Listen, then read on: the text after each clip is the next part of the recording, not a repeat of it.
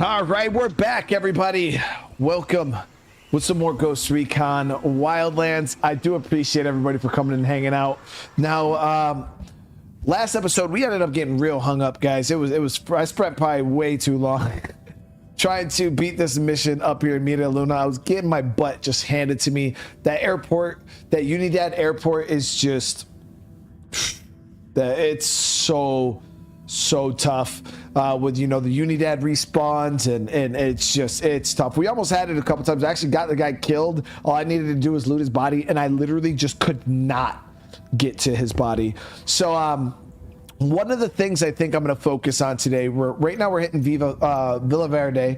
One of the things I do think I'm going to start with, though, is we're going to actually go out and get my hands on the guns for hire, because I don't even have guns for hire unlocked. Somebody was like, dude, how do you not? Because I don't use rebels for the most part. I'll just say it like that. I really don't use rebel support very much. I try to play the game more stealthy.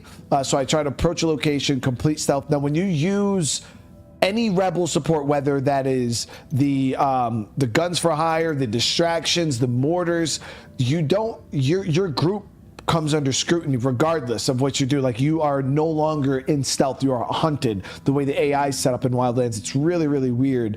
So it's like, I would rather have the enemies standing stagnant on a rooftop or standing in front of a doorway, but the second you send in the guns for hire, the enemies running all over the place, and then they'll fight the people, and then the enemies are kind of still hunting for you. It's a really weird system. If they were to have a separation where you were to use the rebel support and then your group was like immune, you know, and still in stealth, it would be perfect, but it doesn't work that way. So that's why I don't really care all that much for the rebel support. It's just not really something I'm a big fan of. But I think in that one case of there really is no stealth, it might be something we try to take advantage of. So we're gonna go around first thing here. Before even doing this mission, we're gonna head to these different areas and we're gonna get these rebel supports. So I do appreciate everybody again.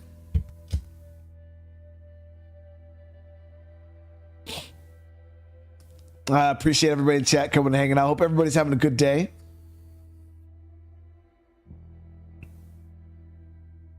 Are we still playing Dragon Age? So, Deb, yeah, I mean, I was enjoying it a decent bit. The problem with it is there's so much controversy, and there's just kind of like the theme of modern day gaming is like, we can't just play games to play games anymore, like to even just review them and see why they're so-called bad. So yeah, we started playing it, and the first episode did phenomenal. Second episode was still decent, you know what I mean? But for an episode 2 on a brand new game, viewership was not there. It was very subpar, which meant episode 3 would have went down, and the game was just catching so much hate. You know, people were coming at me like I was the fucking guy who developed the game. I'm like, bro, I didn't make the game. I'm just playing it, dude. But you can't even play games. Let's go. To review them without people. I'm in. Let's go. Getting at you for, oh, you know, the fact that you're even playing this bullshit, like, you know, that type of stuff. So I kind of put it to the side. It's something that we might go back to at some point, but you know, Dragon Age as a series hasn't performed well on the show. I couldn't even play Inquisition on the channel before having to stop.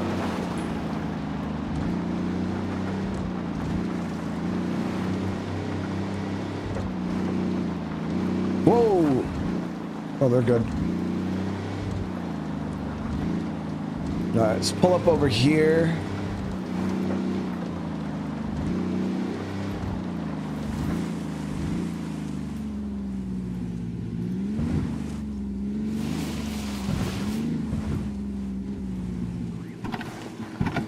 But yeah, YouTube might be having some glitches or something going on right now.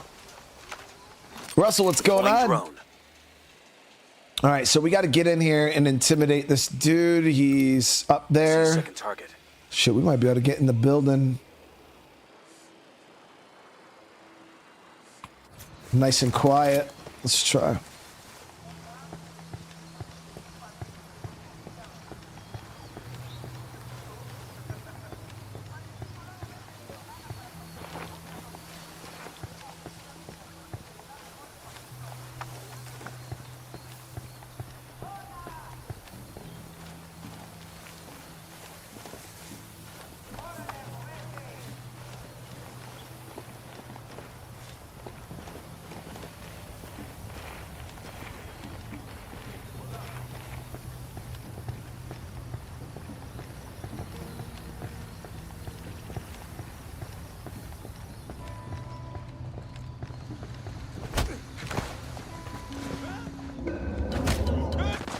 Hey man, he was giving up. Get down! Damn. Fucking should have shot the dude in the face and grabbed the other dude. Or grabbed the other dude and he's gonna run. Yep, give me up, give me up. Thanks. Open fire.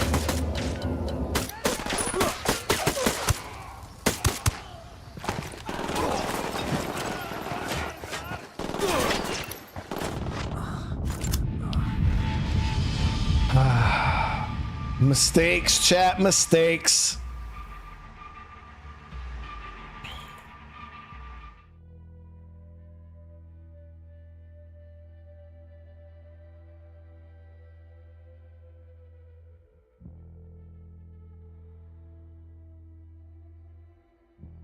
Don't you think there's a lot of people that just hate everything about? Yeah, really, Real G. That's just pretty much the narrative. I don't think there's been any real good games that have released that people have just liked. A lot of the ones that have liked, people like, they're just not really my cup of tea. Like, you know, and then they're games I kind of find, like, I think one of the only games in recent days that has been universally liked on release was like we got hostile activity. Helldivers, but then even that did something to piss everybody off. Baldur's Gate 3, which I still don't understand because that game should have been labeled as not even my terms, chat, and everybody else's terms. In my opinion, I feel like Baldur's Gate should have been considered one of the wokest games of all time, with the things you could do and shit in that game, but nobody said anything. It was just renowned as one of the greatest games of all time. But I'm trying to think, like, in the recent days, like, of games that have just been really, like, people have just been okay with. I feel like everybody's found a reason to complain about almost everything. Not saying there's nothing there to complain about, because I'm pretty, you know, some of these games do deserve some of the bad press, but I don't think games are as overwhelmingly terrible as people are making them out to be. All right, so we're gonna flank around this way. Hang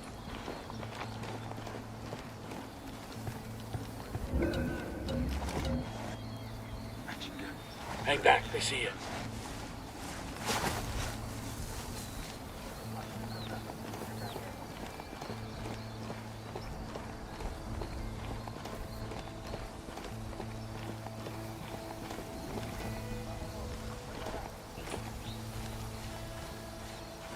Not a whole lot of cover here, but we should be okay.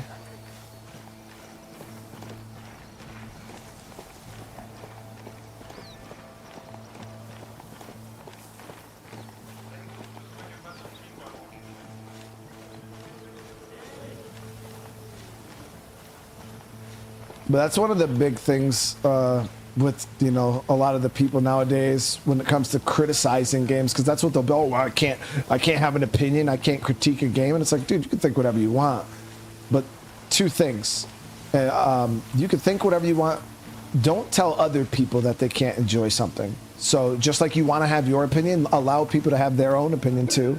So yeah, you don't have to like the game, but don't sit here and drag me through the mud because I do happen to like the game, and because that's how it works. And don't claim you're only criticizing a game when you're crucifying, because there's a difference between giving constructive criticism and crucifying and trying to absolutely demolish a game, and then try to hide behind, oh well, I'm just trying to criticize it, you know, I'm just some constructive criticism. It's like, bro, do you even know what that word means?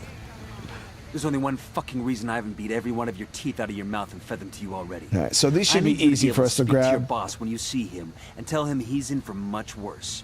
Your legs, though, your arms, you can still talk without those, right? Oh God, no! I talk so much better when I'm not in pain. So much better. Say goodbye to your reputation, tough guy. Guitarist people are going to be laughing about this for a long time. Teammate detected. Engaging What? tangos. That's crazy. Tango down.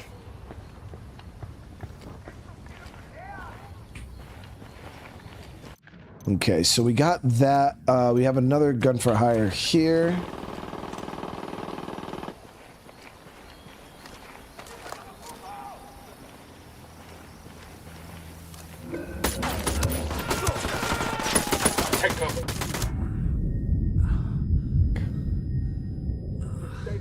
right there.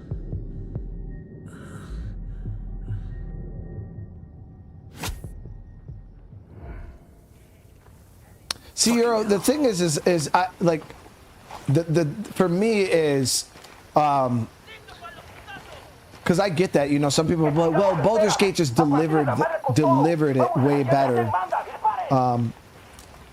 Shit, they're headed this way. What should we do? You know, it wasn't as cringe or it wasn't as blah blah blah, and that very well could be the case. But you guys know me; I'm a very straight shooter. I judge things exactly the same. So I like. That's not what people were saying though. Like, people are mad that this has no place in gaming whatsoever. It doesn't need to be in the game at all. Fair enough. Fair enough.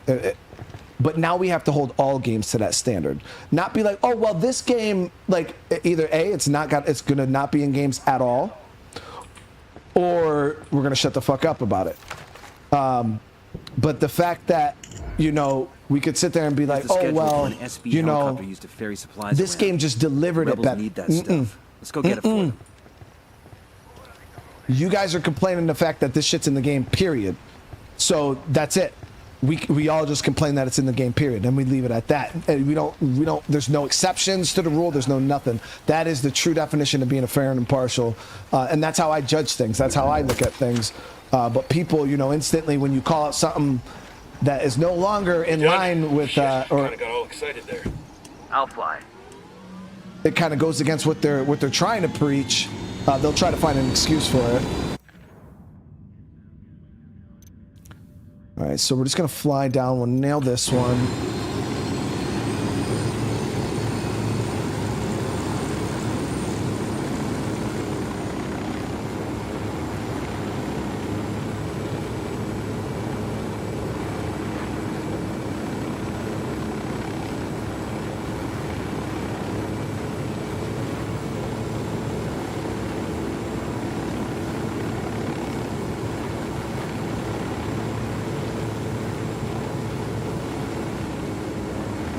No, I did the tier 1 grind on my first playthrough. We're just kind of playing through the story right now.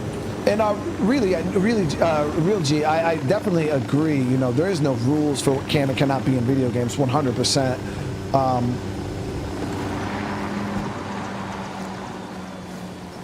But I'll never disregard what makes somebody uncomfortable. You know what I mean? If there's something in the world that makes somebody uncomfortable, I mean, it is what it is. You know what I mean? Drone is up. And if it's something that makes a majority of people uncomfortable, and it's still kind of being, you know, put out, like, I can understand people's reservations or their feelings. But at the end of the day, like you said, if it makes you uncomfortable, just don't play the fucking game. You know what I mean? Now, if that happens to be a game series that you've loved and enjoyed for years, and now all of a sudden you can no longer partake in that game because something is in the game that makes you morally or whateverly uncomfortable, I can kind of, you know, that's like if State of Decay all of a sudden, you know, not that saying it did, had something like child pedophilia or something in the game, and I didn't like that, and it's all throughout the game, and it made me uncomfortable, and I was like, damn, I can't even play this fucking game, dude. This shit makes me like, yeah, I'd probably feel some type of way that my favorite game series of all time is no longer playable for me. But I'm just gonna move on. You know, I'm not gonna buy the game. I'm gonna keep it moving. But I definitely think people are kind of blowing things out of the water, in my opinion. But moving to a good sight line. It's just my opinion. So, chat. The thing is this guy, on the target. when he runs, he'll get in any car, right?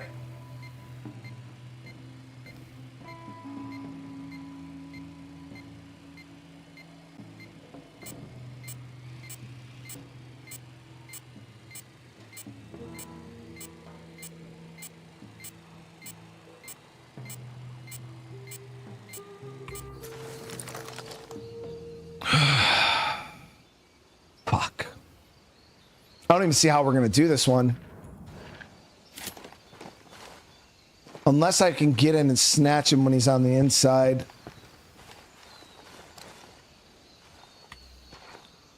I need a better position. We don't want to kill somebody by mistake. I think you could put explosives on the car for sure. but I'd have to make sure I detonated every car No target. before Repeat, he no got in target. it.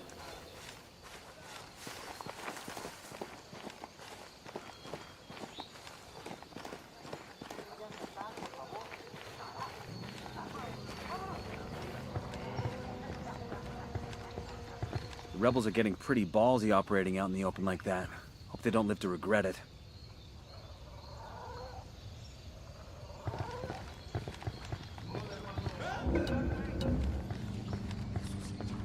Down. They're gonna see you.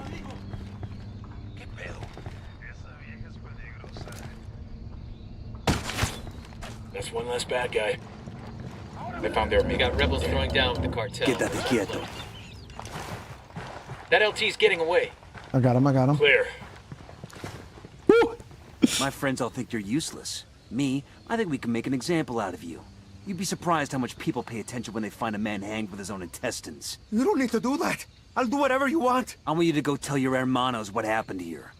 Much as I like fucking with these assholes, part of me thinks we shouldn't have let them walk away. Nah, man. Humiliation's worse than a bullet to a macho dude like that. The rebels are gonna love this.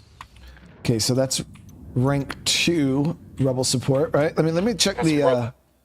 skills here. So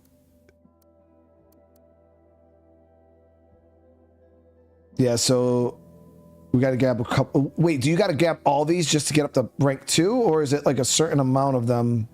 Was trading shots with the car. We'll just keep it going. Okay, so we got 2 so far.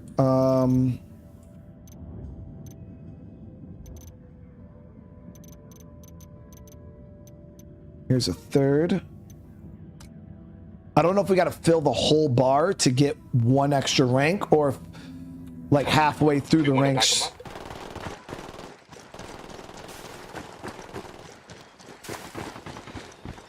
We rattled somebody's cage.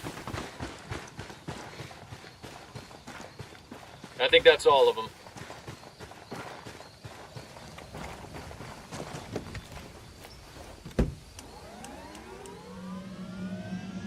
Let's go. Let's go. No, real G. I mean, the way my ultimate view on, you know, the gaming industry, and like I said, I don't get political. I don't care about none of that stuff. But I think honestly, the only way we could probably heal this weirdness that we have going on in the industry right now, this big hate fest that we have going on right now between gamers and each other and devs and stuff like that, is I feel like the game industry needs to stop making games to please certain demographics of people and get back to making games that just please gamers, period. Like why the fuck are we making games to please, like I'm African American, I'm half African American, I couldn't care less if they make video games to please me as, you know, an African American. Like I could give a fuck less. Like I want to just play a goddamn video game that I enjoy. And I think that's kind of what we need to get back to, is like, why are we making games to please demographics of humans? Like just make games for gamers and let's keep it moving. You know what I mean? Like with all that other real world political bullshit doesn't need to be a part of it. And I know, you know, video games are kind of a parrot to society in any given time, but I feel like that's the only way I can really see them trying to fix what's happened.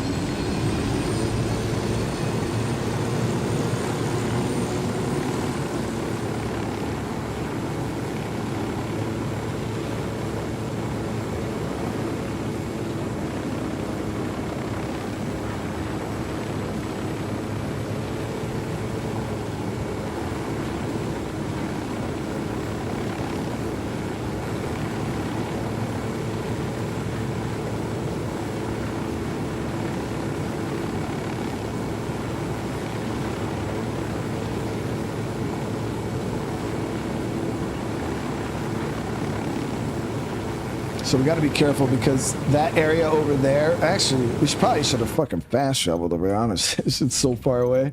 Let me see. Do I have a rebel support? Yeah, we have one here that's a little bit closer. Let's grab this one first.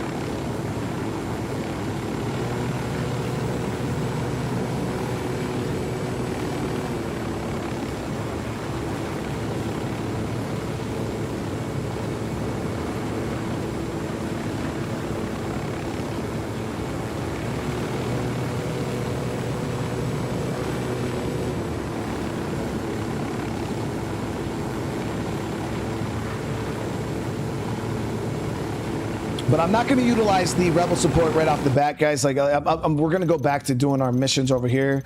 But yeah, I did want to kind of collect this so we could test it out here and there.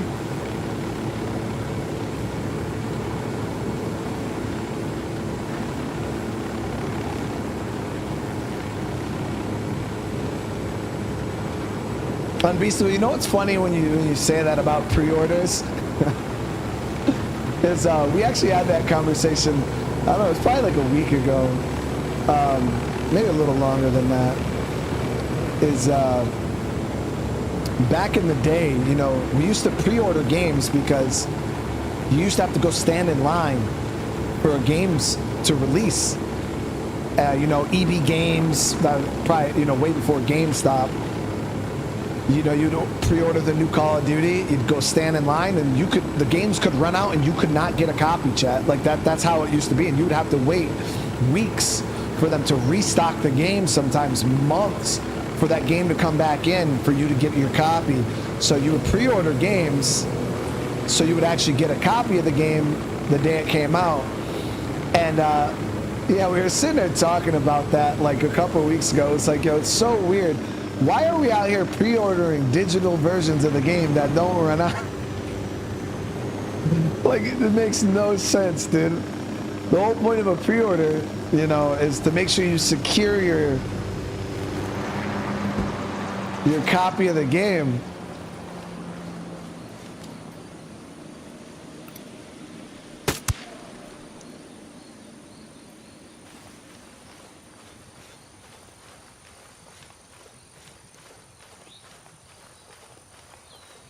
No, it's definitely silly.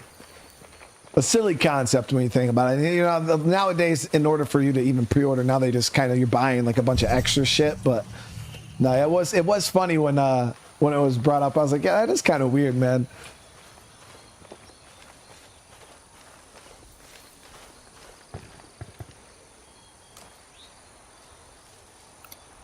I got a target carrying submachine guns. Yo, 2 cartel gunmen. Just spotted one with submachine guns. So it actually doesn't look like there's a whole lot of guards here. We might be able to nail these 3. Moving to position.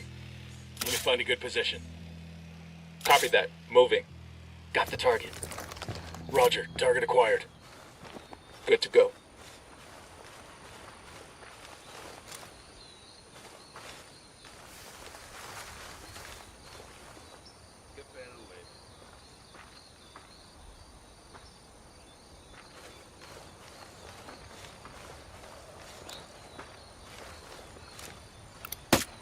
Holding fire on these shitheads. They're on alert. Their lieutenant's running away. Get to cover. Move. Fuck. Engaging.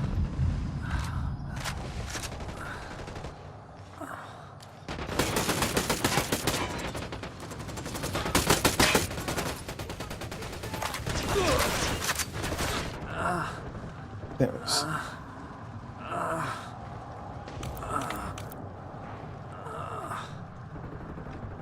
Lobbing a flashbang.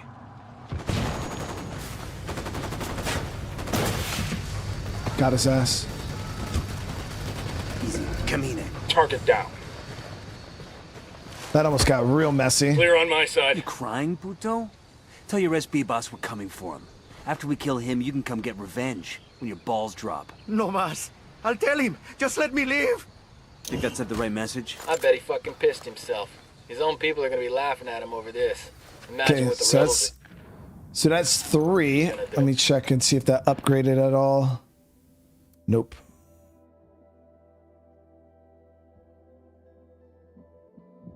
Oh, I see it. Yeah. So there's a separation. So there's 3 level 1, 3 level 2, and 3 for. Got it.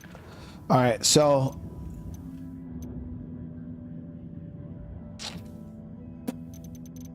These really aren't too hard though. They're just like small little areas you gotta infiltrate. You've been working hard, my friends. This is how you say?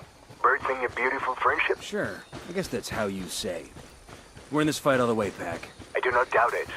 And we shall all reap what we sow. Viva Bolivia. Viva la revolución.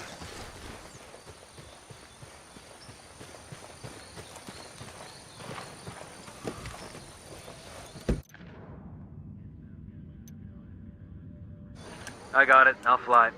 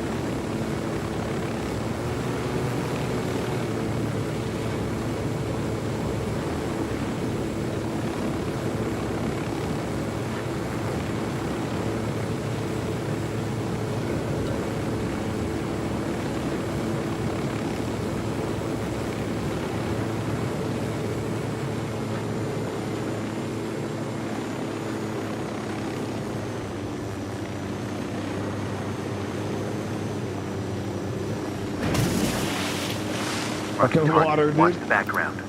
Marking a tango. He's close to that local.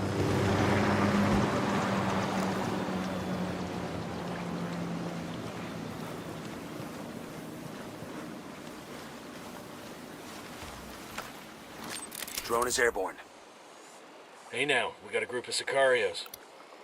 Red, I'd seen earlier you said, I was actually quite curious. I got off on a dumb tangent. I think I seen you say you wish Breakpoint was as good as Wildlands. Because in my opinion, I find Breakpoint to be a far superior game to Wildlands in almost every way, minus like the map. I definitely give the map and the immersion factor of like the city of Bolivia to Wildlands all day. But when it comes to pretty much every other aspect of the game, I feel like Breakpoint absolutely shits all over Wildlands. Into a better position. So I'm kind of just curious, what for you makes Copy. Target marked. Breakpoint the inferior game?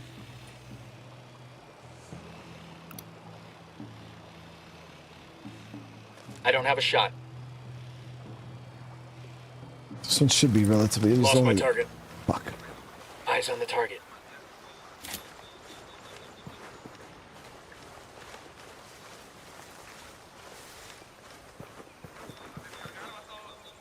I'm getting a position. Roger that. Target marked. Back it up. Back it up. Lost visual on the target. Target marked. Say the word, boss.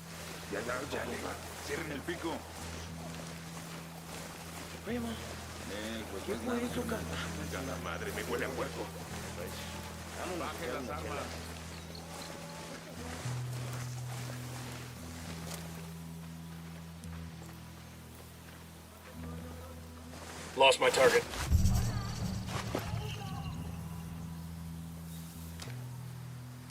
Roger that. Moving. Roger. Target acquired. I'm moving to position. Target acquired. Standing by.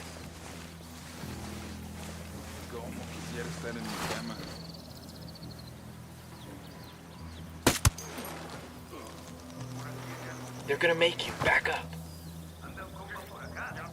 Ay, cabrón. ¿Qué pedo? ¿Qué fue eso? Moving to position. They found the body.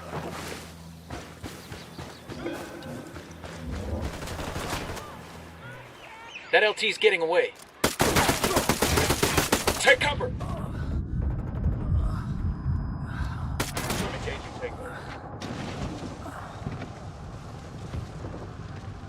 Hey, throwing a flashbang. Quédate quieto.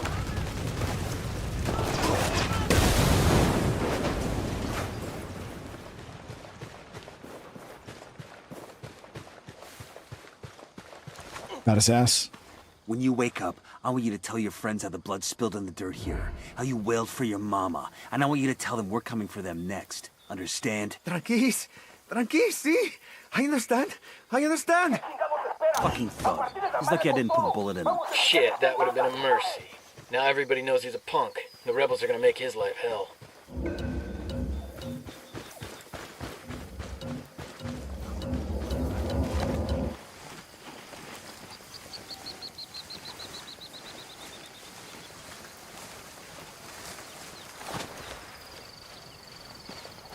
aquí. Esos cabrones estaban aquí y se largaron. Vamos a seguir buscando. ¡Órale! We should be good.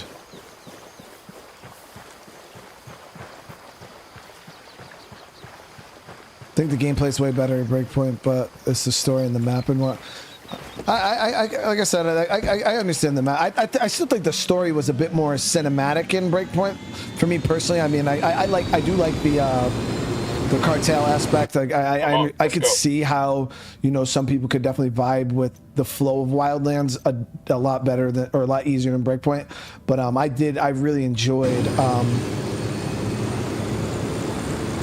how the story was structured in Breakpoint. It was more, because you guys, I love single player story driven games, and you know, they have real characters in Breakpoint, like cutscenes, like some really cool stuff in my opinion. The story just felt more like a story and less like a bunch of missions, because that's, for me personally, I feel like Wildlands feel more like objective based gameplay and not so much story based, where it's just like go here, do this, go here, do this.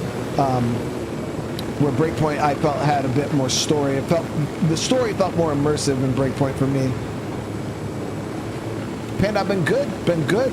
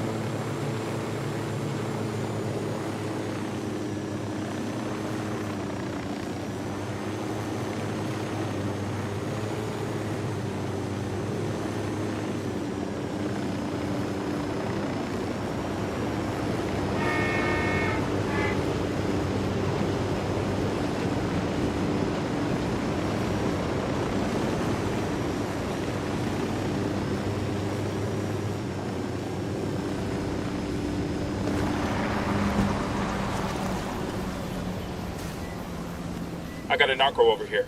Tell me where. Over by the helo.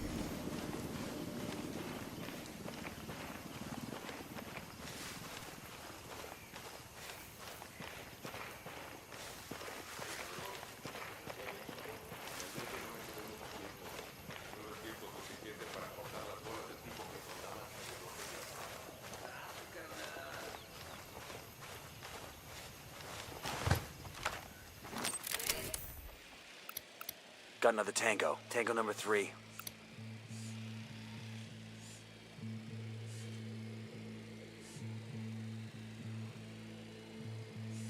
Roger. Let me get into Move into a better position. Target acquired. Copy. Ready to Target fire. marked. Opening fire. I have a shot. Engaging.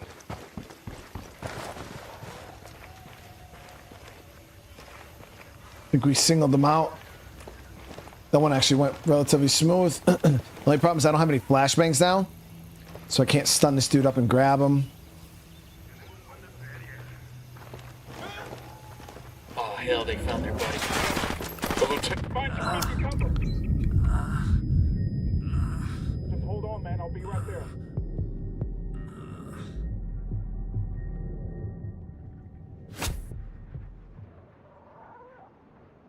God damn, that was close. Easy. Camina.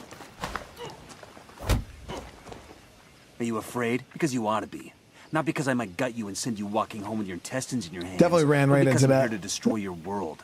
Santa Blanca will fall. Will burn to ash. Will crumble to dust. They Go didn't ahead. give me the Tell your pop-up to compas grab, if they though. survive. There's no place to run. Aguanten, aguanten, don't hurt me. Neta, tranquis. Bad day to be a punk-ass Sicario. Good day for the rebels. They're gonna love this.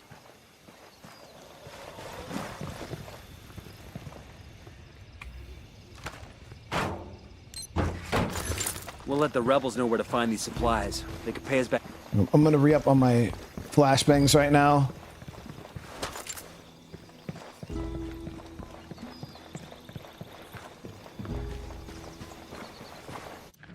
Okay, so then there's another one down.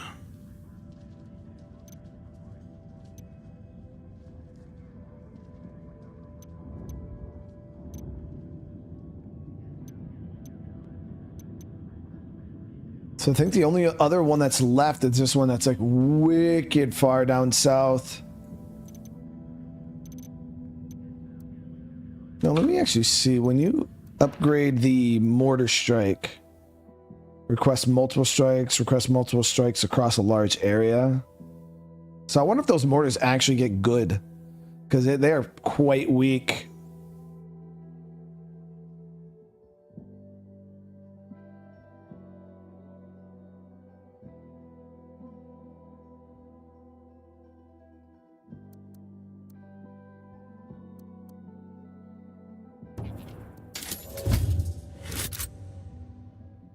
All right, we'll head down south. We'll grab that last one here. It's right next to my on my outpost.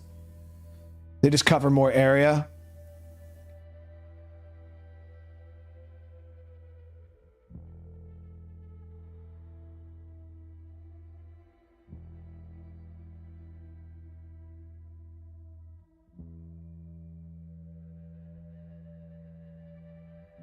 Yeah, there are like little diversions and yeah, that you could like throw and they'll kind of like go to them. You can use your drone to make noise too, lure them into a certain area and walk up behind them. I was just kind of trying to be fast and impatient right there.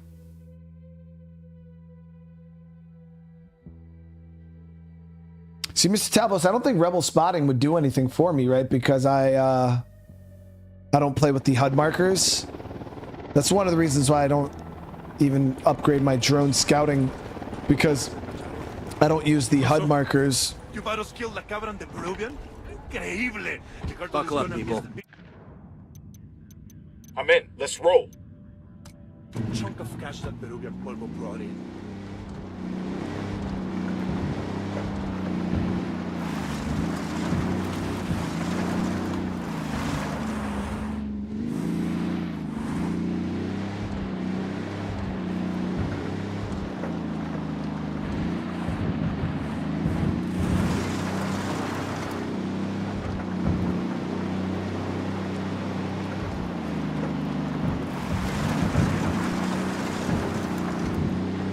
No, we can go down this way.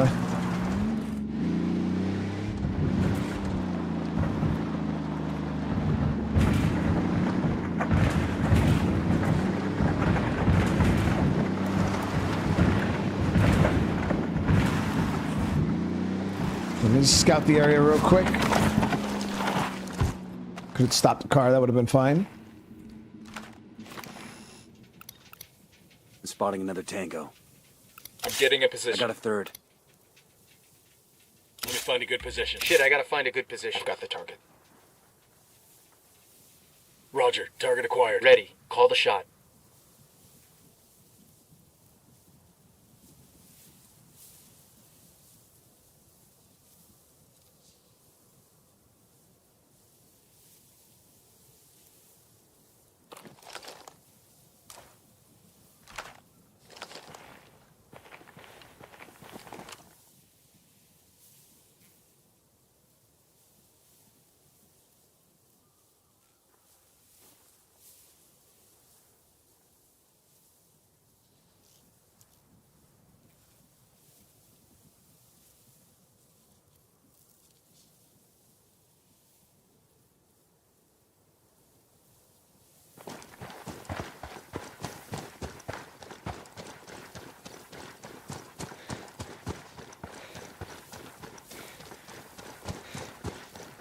Casper, how you doing?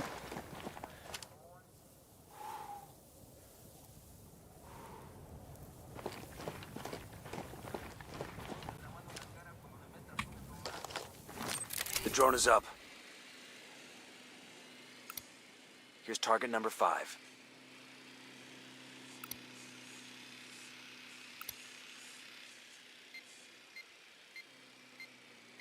Como que parece que va a llover hoy.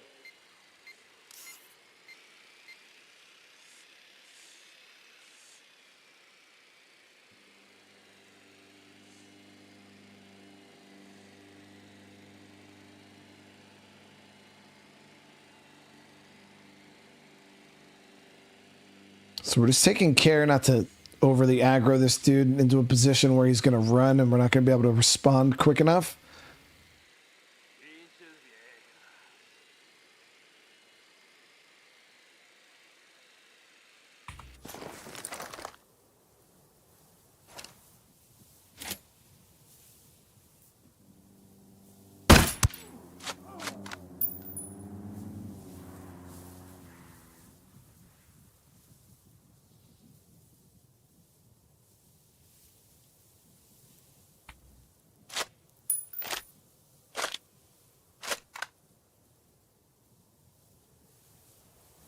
I'm moving to position. I need to get to a better position. I got it. Moving to position. Target acquired. Standing by. Roger that. Target marked. Say the word. Lost the target. Got it. Moving. No problem. I dropped this dude right here. It's going to definitely aggro everybody Ready. inside. Call the shot.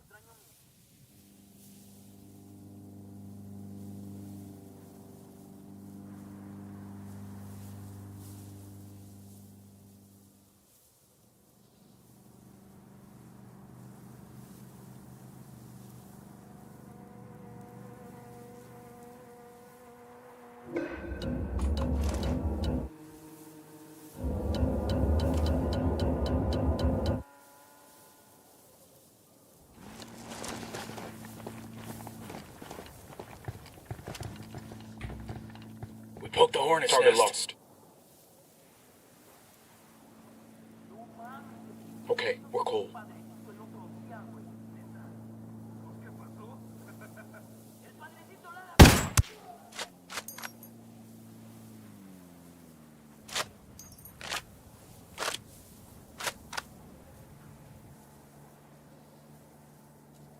Roger that. Moving to a good sight line.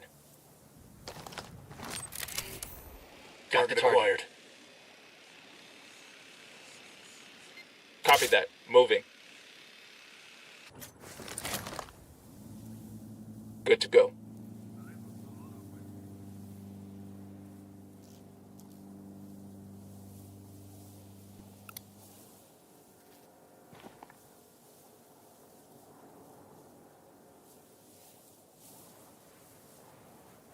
How'd the up armor dude go? Think he went inside.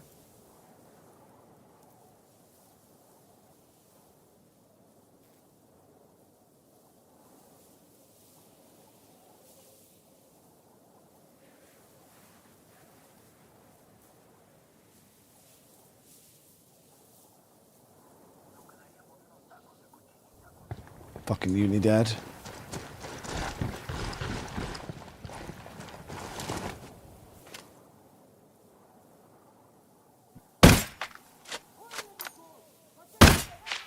Fuck.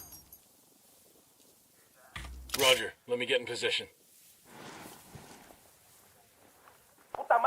Roger that. Target marked. Firing. They're onto us. Watch out. Their LT's escaping. We needed to keep him alive. Fuck. Frighten him and everyone he knows. How'd we fuck that up? God damn it. I went to go disable the vehicle and it fucking killed him.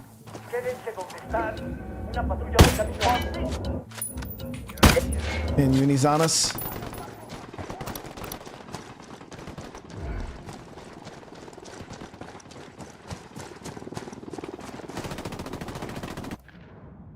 All right, let's see here. We'll just get the hell out of here.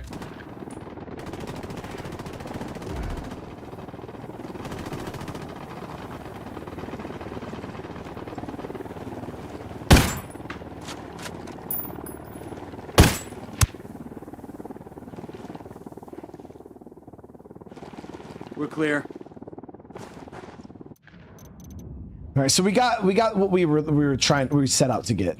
We have enough of it unlocked. We're gonna head over. So our first mission. Talk to the local union leader in Verde and see if you can get him to convince the miners to stop digging pyrolusite for the cartel. Sounds easy enough.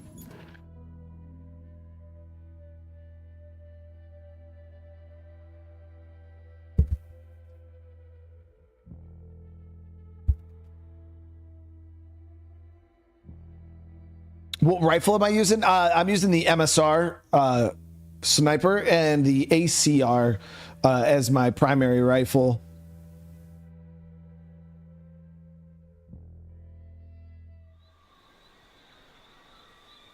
Okay, so we'll head over.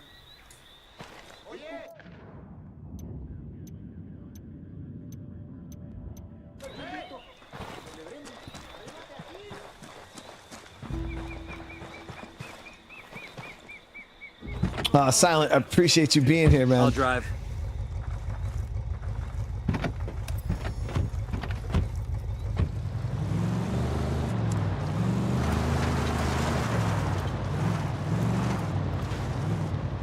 Have I ever had a rage moment in my stream career? No. No, I don't never get mad, dude. Right, chat? I usually stay pretty calm, cool, collected, no matter what.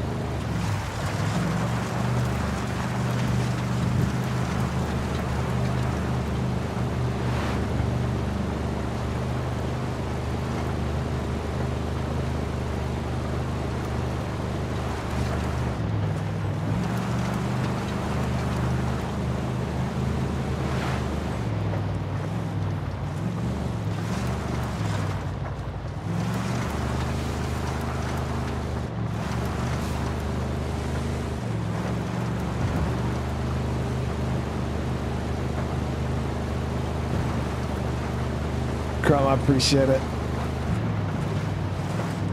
He's fine, chat. He's fine. I was in the military for 13 years, Phil. From 2006 to 2019.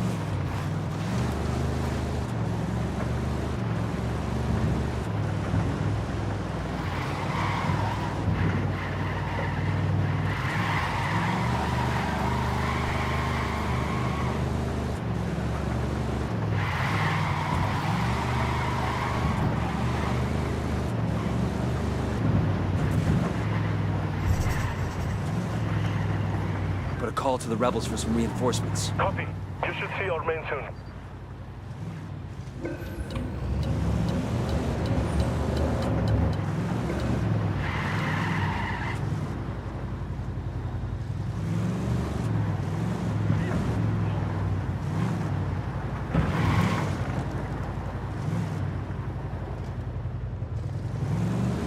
That's the Union leader. Let's go talk to him.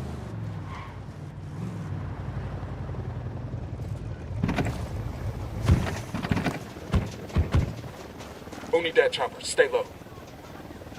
We hear you'd like to get those SB soldiers off your back. Por supuesto.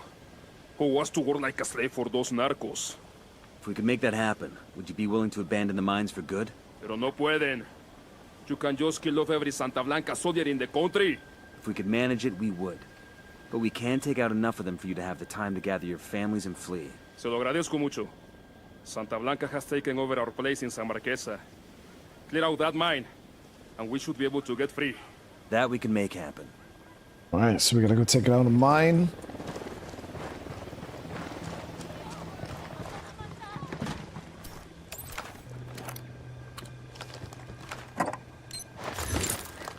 Yeah, we played Sleeping Dogs on the channel.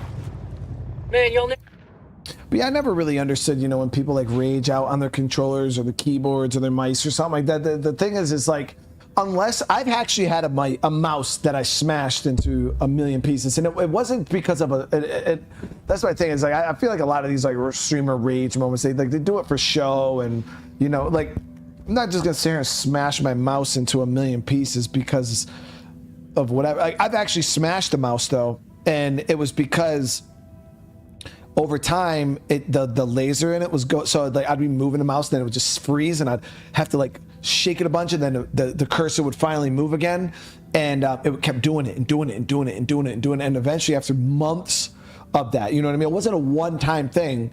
I was playing like a game of Overwatch or something with my brother, and it stuck, and my character's frozen there, and I'm like clicking, and I'm trying, and then I was just like fuck, and I just smashed it, and I was super pissed off. But you know, that was because it was the mouse's fault.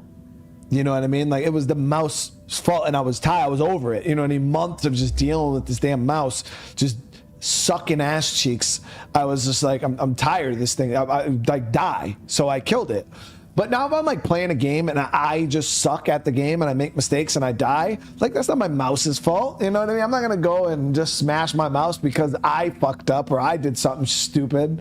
Like, that doesn't even make sense. Don't let me drive anymore. Just because Ready? that one Open time. fire. I copy. Copy.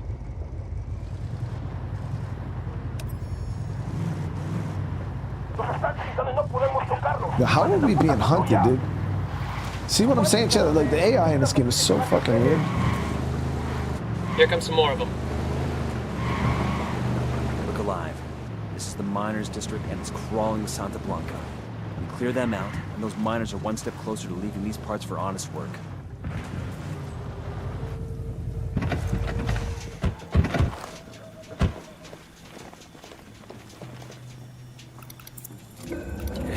I got another. That's 5. It was close. 2 Sicarios, close to the dump.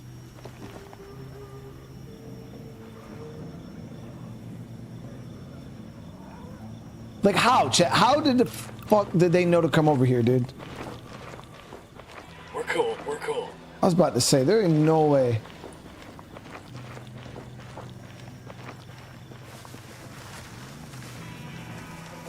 I wasn't even spotted. We got a Sicario, near the turret.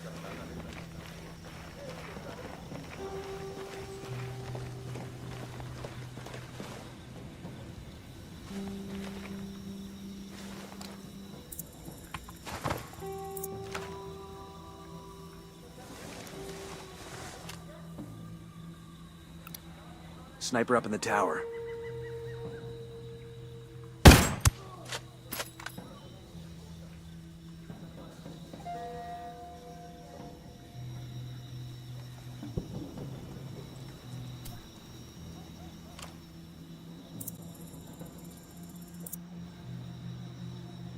One of the things they added in Breakpoint that was super clutch is the they added the white hot thermals. So much nicer. White hot is so much nicer to look at and easier to make out.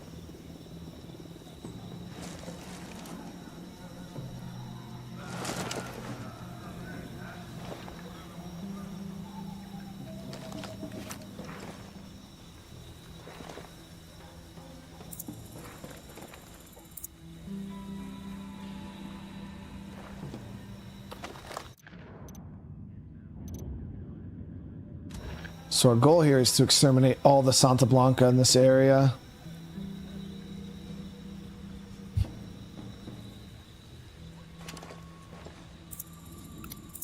Here's target number 5. There goes one of them. They're gonna see you. Hold up.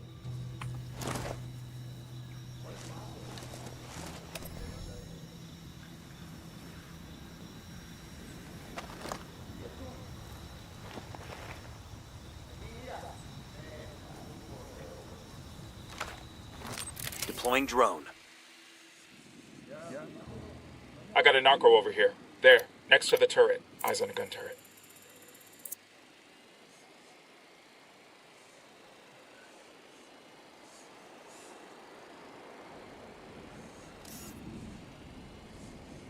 I'm getting a position. Let me find a good position. Target marked. Target acquired.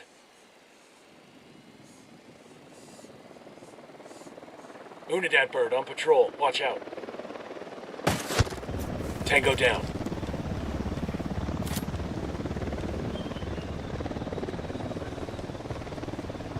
We got a Sicario. Right by that stack of tires.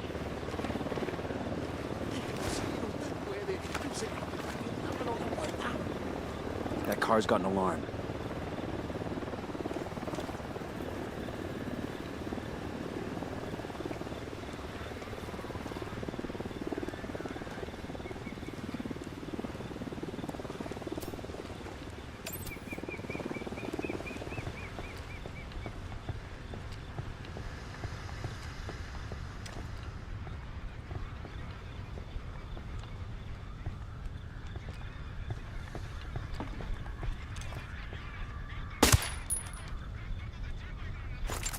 Get down before they see you. Chingado, ¿qué fue eso? Algo está pasando. Anda un compa por acá.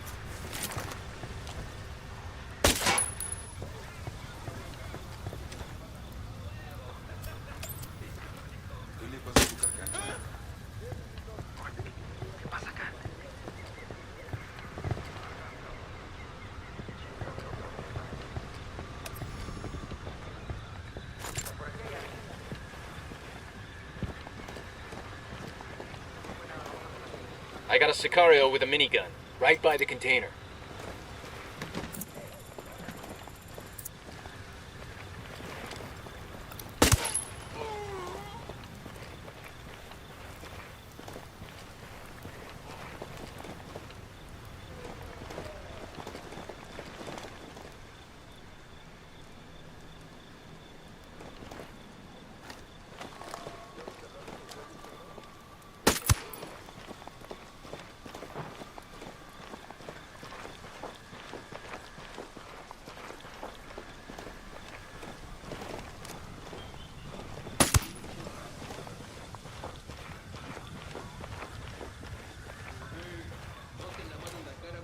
Roger that. Moving.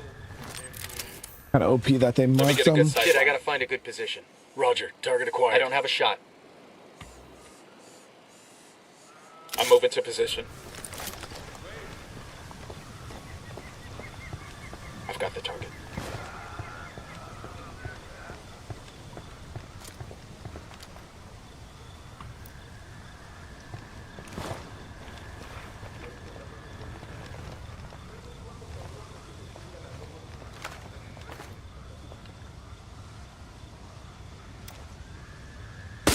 Going on. Target down. They're on alert.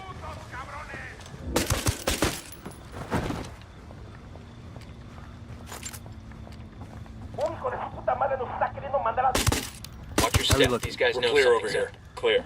I could use some rounds. Clear here.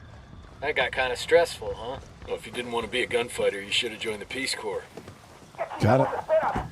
I'll pilot.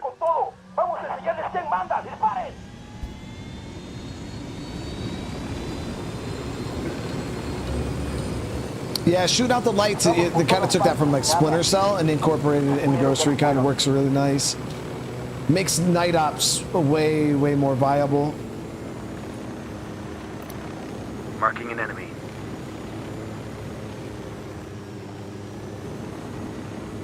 That reinforcements in area, so we're gonna avoid them for a sec.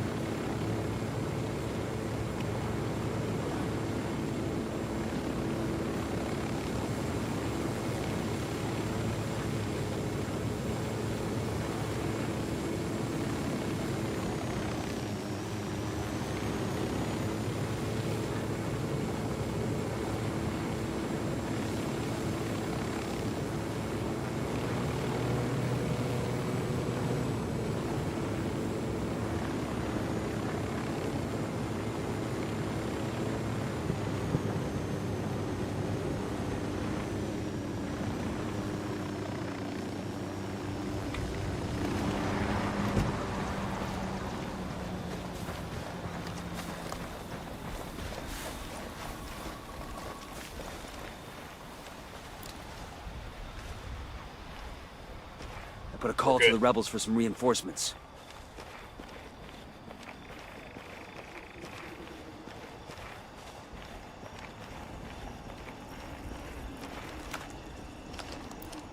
Heads up, we got a turret.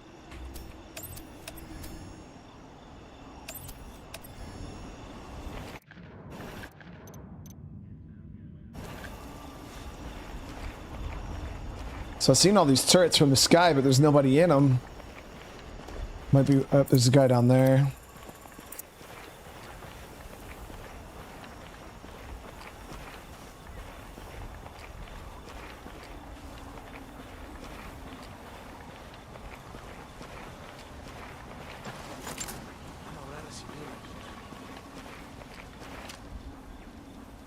We got a mounted weapon.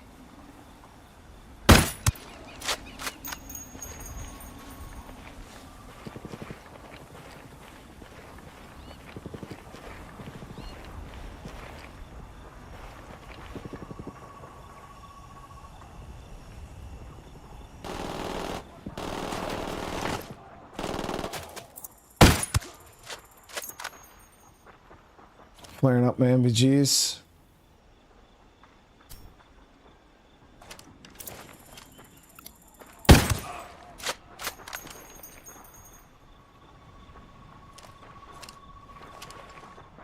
There's a lot of civilians in the area, so we gotta watch our, even through thermal.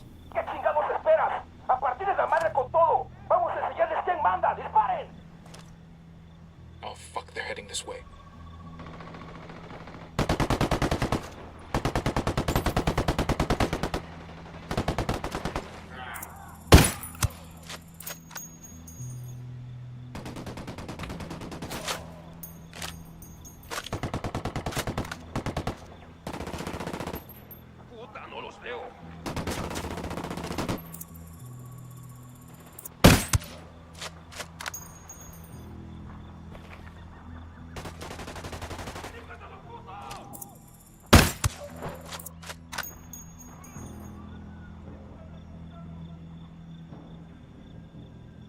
Uni.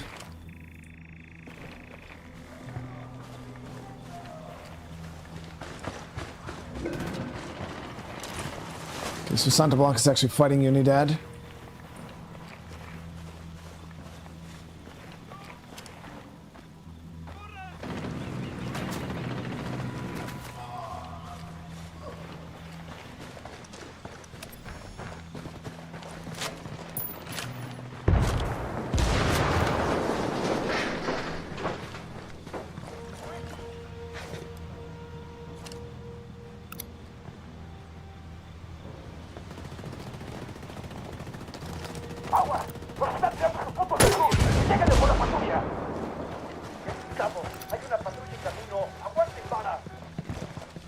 They got backup rolling in.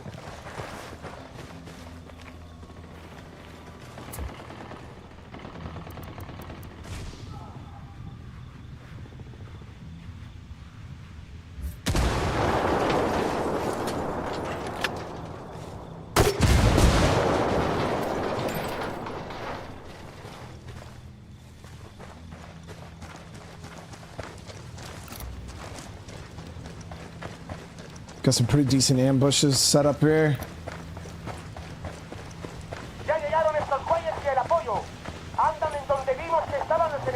Hold up, we got hostile. Looks like we've riled them up. Surprise, dickheads. We're not there anymore. That was fucking close. Hey, I found a Santa Blanca medal. This'll make a nice souvenir.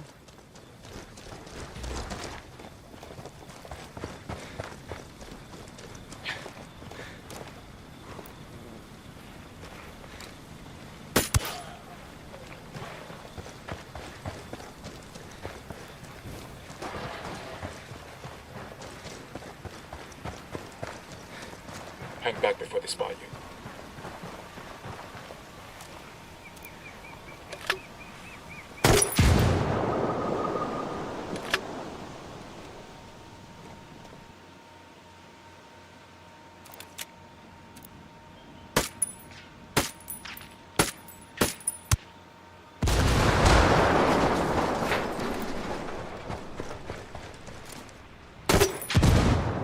Damn, they did not like the sound of that.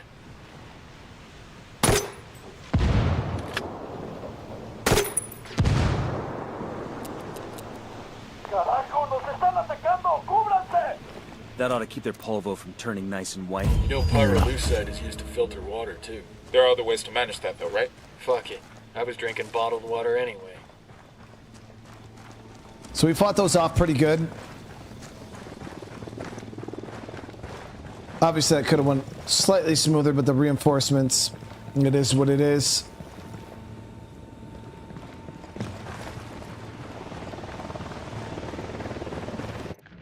Took him down hard. All right, so next we have... We need to find a way to drive a wedge between El Way and Unidad's Lieutenant Bento. See what you can dig up.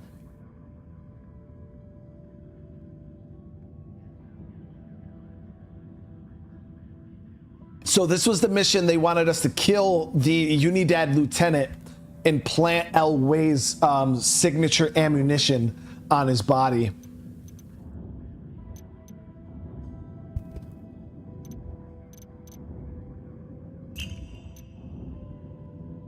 Unidad bird approaching. Stay down.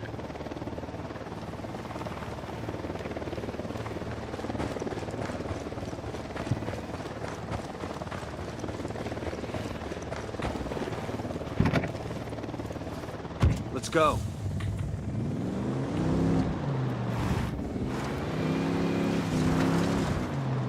El reporte indica que no hay signo del enemigo. Todas las unidades pueden retirarse.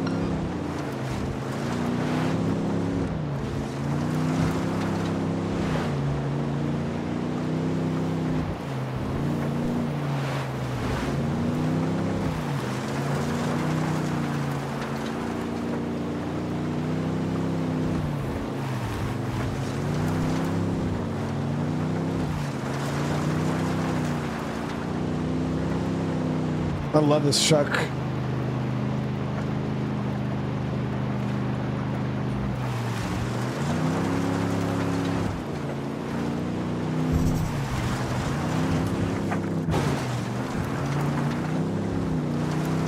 Other smuggler mission side quests? I believe so, yeah.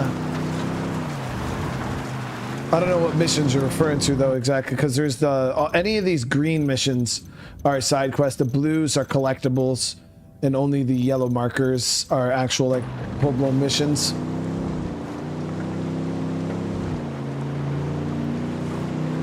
So this area is obviously going to suck because it is a Unidad stronghold. Chip, what's going on? How you doing?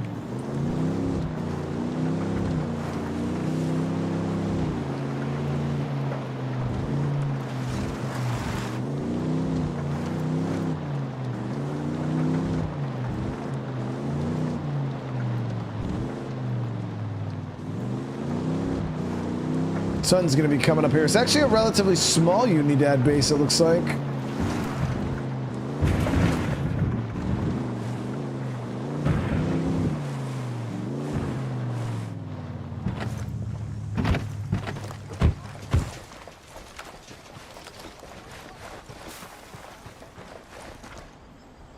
Oh shit.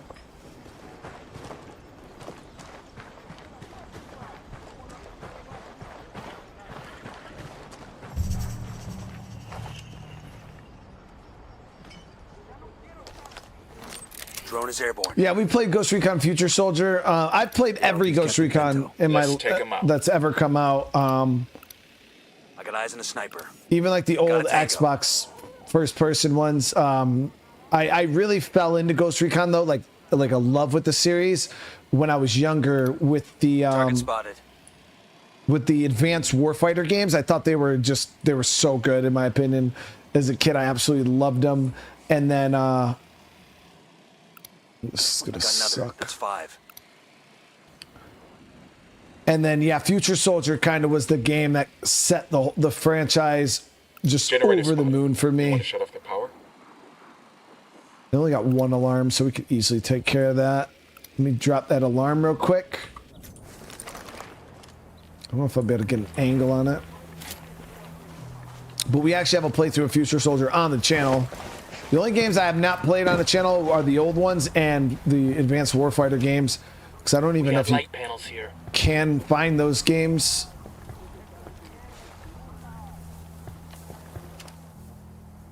On PC or anything like that. So the angles here actually kind of suck, guys. We don't have really good sight lines into the base.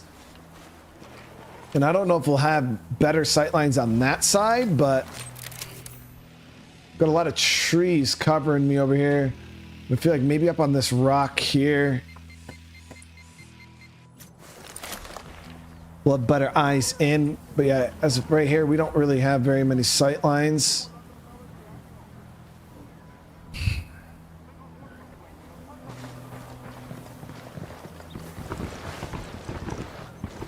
Eyes on an Unidad grunt inside the bunker. ABD, I generally don't replay games unless there's like a true demand for it. And as much as I love Future Soldier and had fun with it, I don't see a reason to, especially because we just played it like last year. It would just dramatically underperform just because so many people have already seen me play it.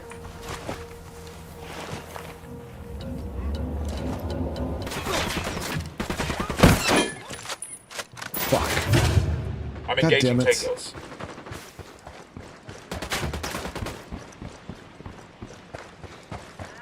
Hemos enviado refuerzos a su posición.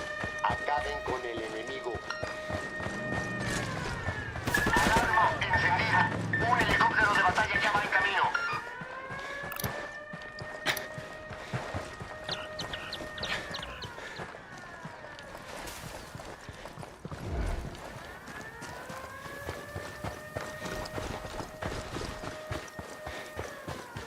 We're gonna try to get some space here. Wait out this patrol.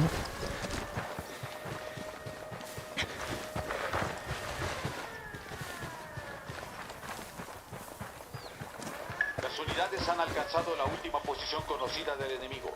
Ningún contacto en el reporte. Comenzando búsqueda en la zona. All right, so we're gonna wait this out. Yeah, we finished the main story of Red Dead Redemption 1. We still got the epilogue that we're going to probably mess around on, and then Undead Nightmare, but why don't you stop and get the different weapon attachments thing? So, David, on my first playthrough of Wildlands, when we were clearing through these regions, I was like 100%ing them. I was going around getting all of the medals, all of the guns, all of the attachments, and it's just a little grindy, obviously, of trying to collect everything. It's not all that interesting to watch. This is just kind of a revisit to the game, so we're kind of just getting the stuff we need. But there's a lot of guns in this game, a lot of guns. And one thing I realized really early on, in my first playthrough, when I was getting all that, is you're not going to use 99% of the guns in this game. Hemos perdido contacto con las tropas enemigas. Todas las unidades manténganse en formación de búsqueda. We done? Shit, kinda got all excited. And even less attachments. You know what I mean? So it's like, why am I going to go around hunting attachments for guns I'm never going to use? You know what I mean? It's just kind of a waste of time. Now, if you're a completionist, like, yeah, do it. If you're first time through, yeah, do it so you can kind of mess around with all the guns, and that's what I did. But on a second playthrough, I have the guns I want. I have the attachments I want, and that's it. You know what I mean? I'm not going to go out of my way to hunt guns and attachments that I'm never, ever going to use.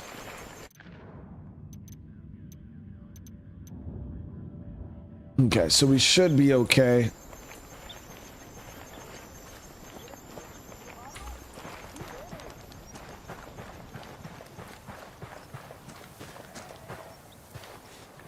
Real G, why wouldn't you be able to change attachments? You could easily change attachments in the field. Being able to change guns out of an... because that's what I liked about the ghost mode is you couldn't change your weapons unless you're at an outpost or an ammo storage box, which was really, really cool. But yeah, you could change... A scope requires just a screwdriver, dude. You pop it off as long as you have... As long as your scope was zeroed in, and you put it in the exact... Usually what we do is we put little pieces of tape on our weapons so we know where to put our scopes, different color tape depending on... So you just take your scope off and you just make sure it goes in the same exact spot and it's zeroed. As long as you pre-zero your optics, yeah, you can easily swap attachments in the field.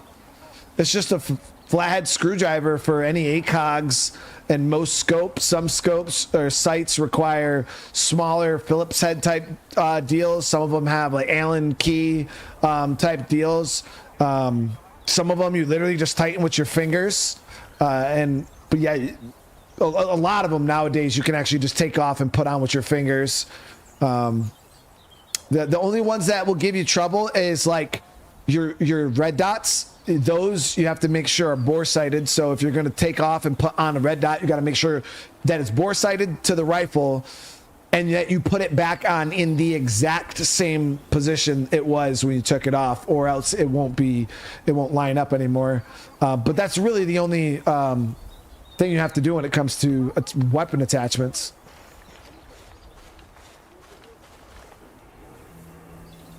Fad, thank you. I really appreciate the super chat. How you doing today?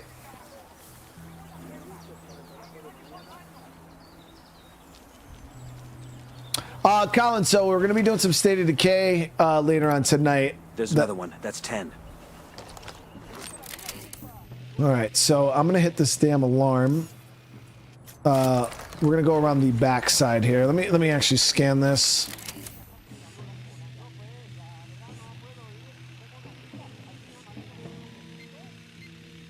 Yeah. We can hit that backside, skirt around the backside of that mountain.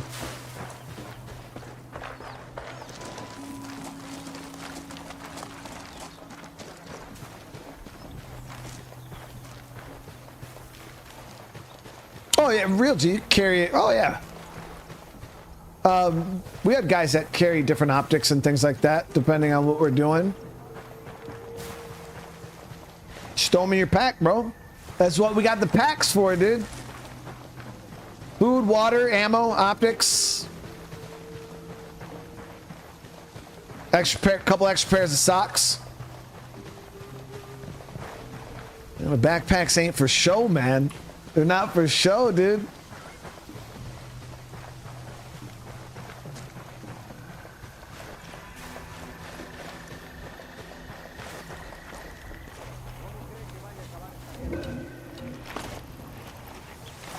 Let's get up higher. I played Anthem. Actually, we played Anthem on a random game stream.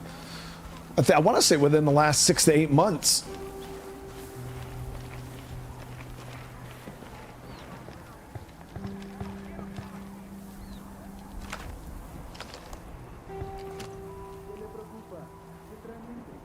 Alarms are all disabled. Reinforcements won't be flying in.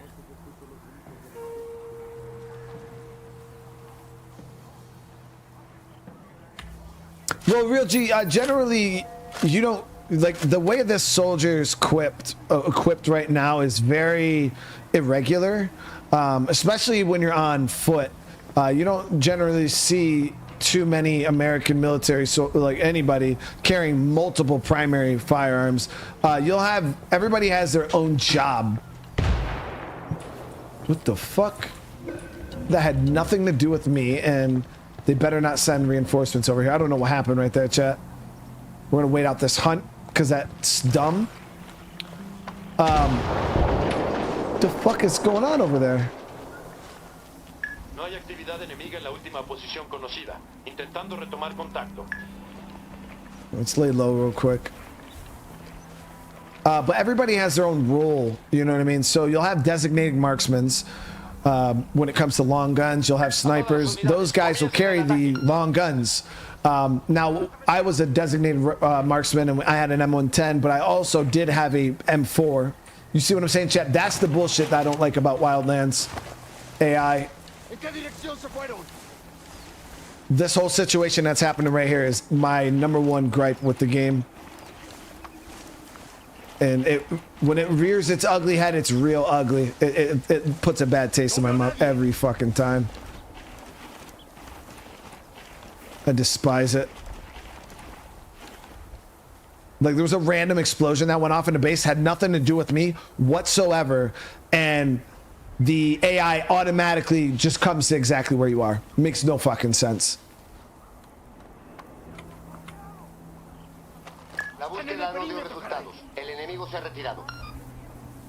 We're good. But yeah, you know, I was a DM, and I did have two. I had an M14 EBR, an M110, and a M4, but I rarely like carried all of them. You know what I mean? I would kind of like pick Unidad, one. Verde approaching. Stay down. And a lot of the times it was just the M4 because it's the lightest and easiest. But yeah, you don't really ever see, and if you do carry multiple weapons, usually you're mounted, and you just have them in the truck. You know what I mean? So if you need your long gun, you just go pull it out the back of the truck. You know what I mean? It's not like we're out there walking around with 50 guns on us, and you know we got to carry magazines for each gun, and if they use different, no, that would be it'd be really, really impractical in a real life situation. So that's why you'll see guys carry, you know, 203s, grenades, pistol, maybe, and most conventional military doesn't even carry primary, secondary.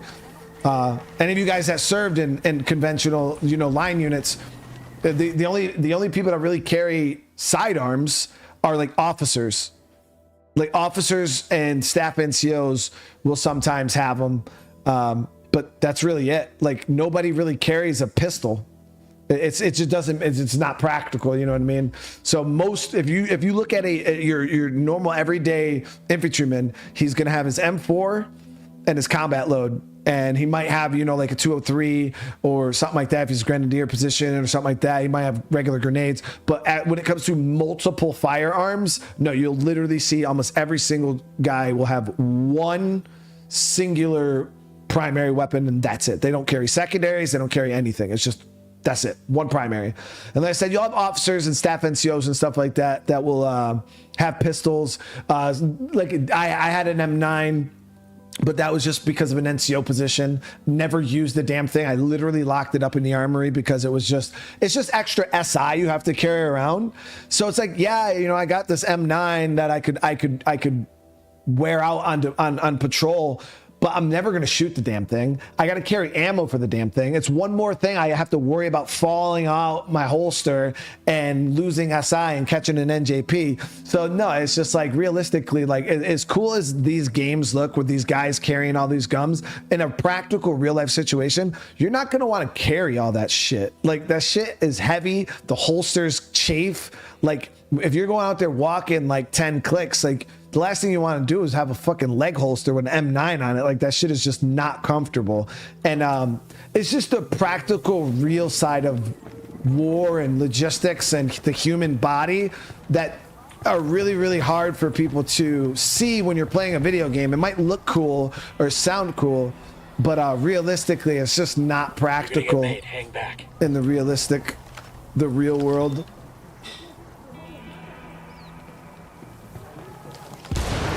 Chat, what the fuck?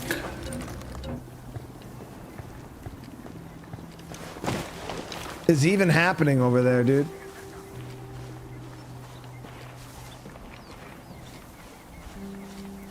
Longest shot with the 110, I can shoot 1,000.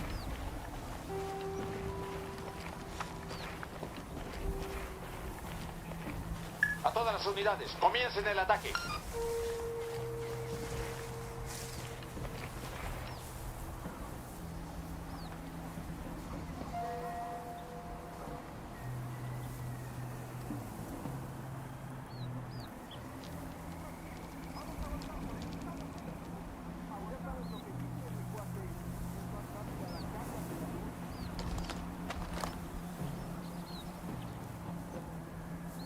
Six to 800's like the optimal comfort zone, but I can hit steel at 1,000 with the.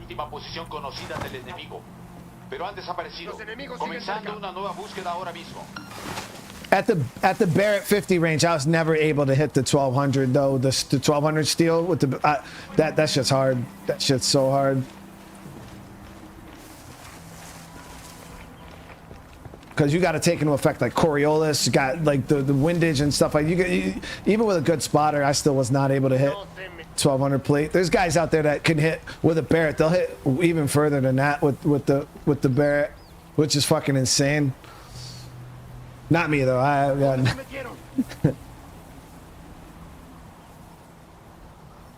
steel at 1,200. That's not my thing.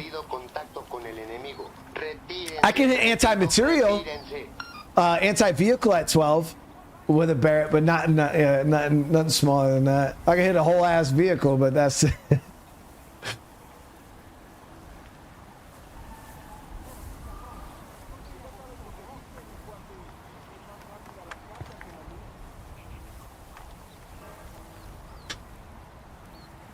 So out past 1,000, if you need me to hit somebody's vehicle, yo, I'm your guy.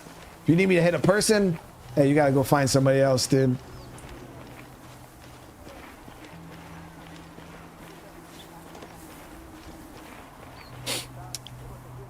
Davey with the super chat, brother. What is going on, man? I'm doing good, brother. Doing good. Right now, we are caught in some weird situation where I'm trying to get eyes on this base and shit keeps exploding. And the dumbass Wildlands AI keeps sending people out to hunt me down, even though I haven't done shit. So I'm getting a position. I need to get to a better position. I got it. Moving to position. Actually, I'll nail this sniper. Roger that. Target marked. I'm getting a position here.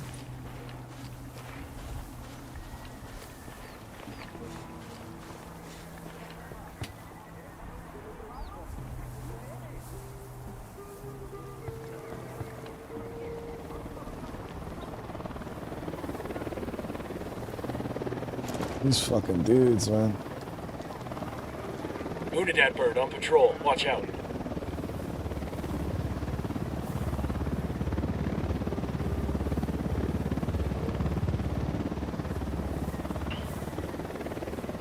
When did I serve? I served from 2006 to about 2019. Okay, so we can hit the targets here. I can't get this damn sniper though in this fucking tree line, man. Whatever. I'll have one of my guys get him. Roger. Let me get in position. I need a better position. Shit, I gotta find a good position. Target acquired. Target marked. Come on, one more.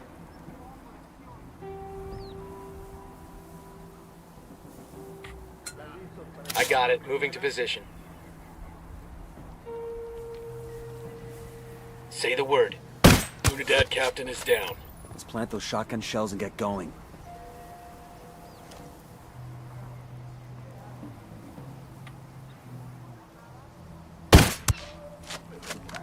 We rattled somebody's cage. They heard that guy fall. On your toes.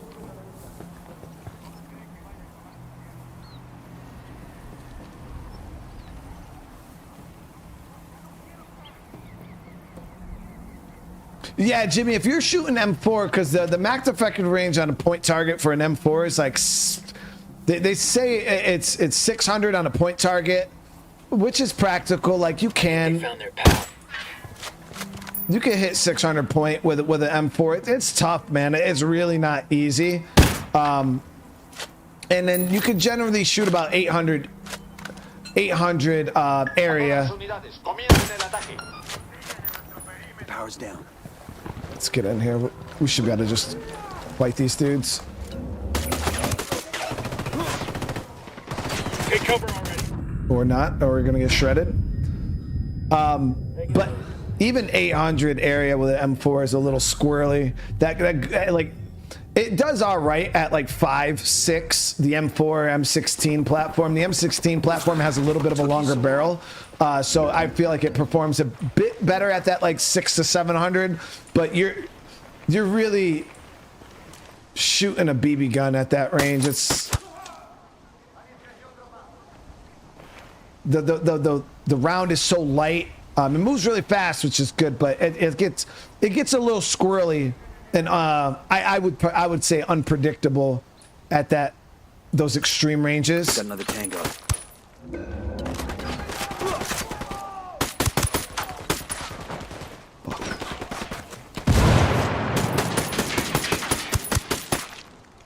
Huh? Huh?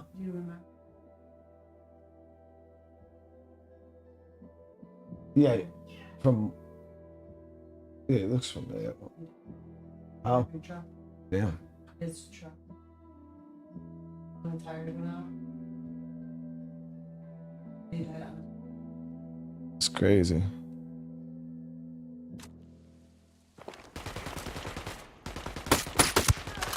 See, this is the only downside to Unidad. We'll actually break contact right now. try to lose this patrol, and then we'll push in and do what we got to do on the body. Because with that Unidad patrol active right now, it's... There we go. Now we're good.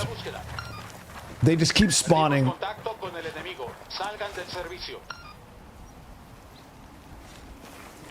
But yeah, I mean, like I said, there's guys out there that can shoot M4's 800, which is absolutely freaking legend status. But yeah, that gun's comfort zones realistically in between 3 to 5. That's like ideal engagement for that. You can hit like 5 to 6. But yeah, I definitely would try to keep that rifle within 3 to 5.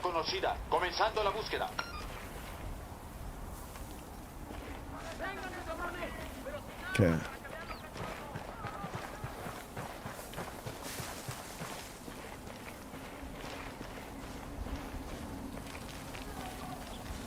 AM with the super chat. Thank you so much. I don't know what happened to your message, but thank you so much. I really do appreciate the love. Yeah, we had some British guys in Afghanistan with us. Never shot British weaponry though. No, the only foreign weapon we had a foreign weapons training class because we were part of an embedded training team with the ANA, Afghan National Army, and our job was to train them, you know, on patrol tactics, things like that, you know, marksmanship, and in order to train them, we had to know how to shoot their weapons. So all people that are part of the ETT have to go and take foreign weapons training. So you learn how to shoot AKs, you learn how to reload them and stuff, because I can't teach them how to shoot an AK if I don't know how to shoot an AK. So they teach us how to use the sights and all their optics and things like that. But that's the only foreign weapons I've ever used was just the stuff they use in Afghanistan and Iraq.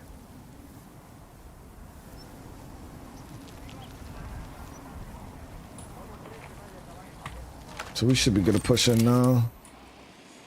So we got the one guy there. I think it's just... Moving to position. Find a good position. Moving to a better position. See if I can knock these 3. Copy. Roger. Target acquired. Ready to fire. Lost visual on the target. Got him. I think we're good. Think we're all clear now. We're gonna look around here for some intel.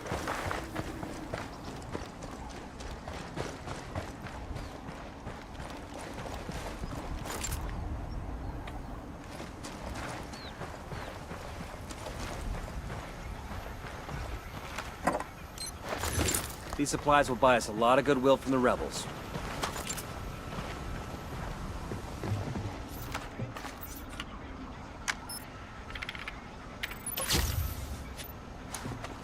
Do you think there's an actual difference between how the UK and the US operate? I've seen a lot of videos that make it seem like we're entire different. Yeah, well, you got to remember the United States military is extremely big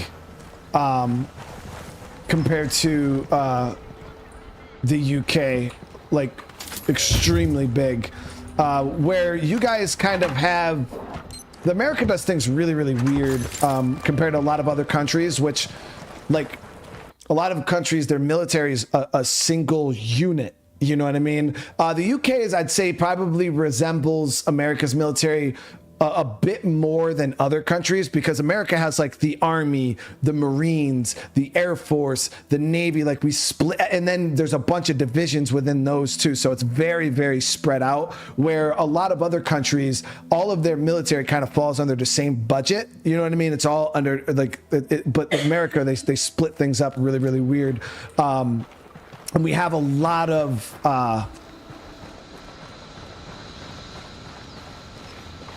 red tape when it comes to that weirdness. But when it comes to like, let's see what other trouble we could stir up.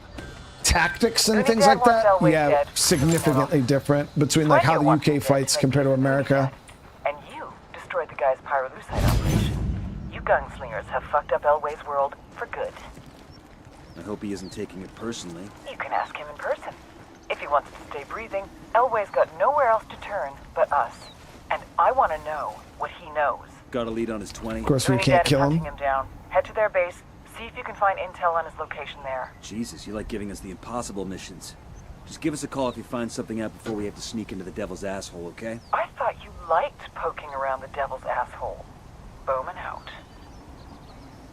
But yeah, it is pretty, like, the Canadians too. Like, we served with some Canadians, and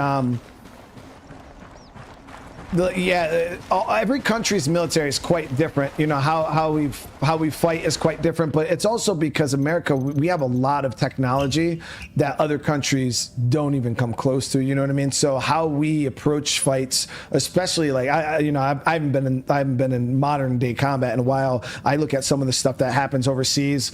You know, in Europe, and there's a lot of like exploding drones and shit like that. Like, you know, I couldn't even imagine having to deal with stuff like that nowadays. Now, I'm pretty sure if America were to come into a fight like that, we would have things that would jam drones legit, because we were jamming signals and things like that when we were in country. We had these big things attached to our vehicles that would jam like IED signals and stuff like that. So we would probably fight with a lot of jamming technology that other countries don't have. That because a lot of people are, you know, how do you counter drones and stuff like that? You know, there's just another guy on the other side of that operating it. And if you do have a lot of jamming technology in the tech, you know, they're not going to be able to use it. But yeah, it's definitely the frame up worked. It's pretty Unidad's crazy to after see the Elway's difference head. between the I need you countries. to get to him first and extract him. We'll find him a place to lay low as long as he gives us everything he knows about the cartel.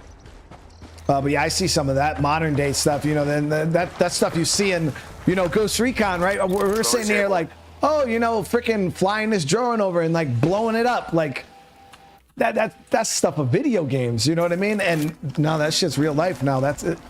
So it just shows like how fast military technology can like progress, even in my era. You know, back when I was in Iraq and Afghanistan, I wish we had drones. We could freaking sit there and fly around, and we had like small Ravens and things like that. Like drone tech started to become a thing toward like the end of my time in service, but it was like very few and far between. But drones are like used so much nowadays. It's absolutely ridiculous.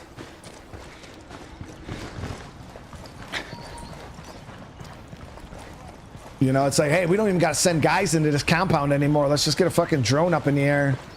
It's like, dude, that shit would have saved a lot of lives, man. Yeah, we had the small surveillance drones too, Jimmy. Yeah, that's about all we had. And then if we had any other drones, it was like the big stuff that like was flying up in the sky. But yeah, there was no like hand operated, like the ones we did, they were just recon drones that were shit.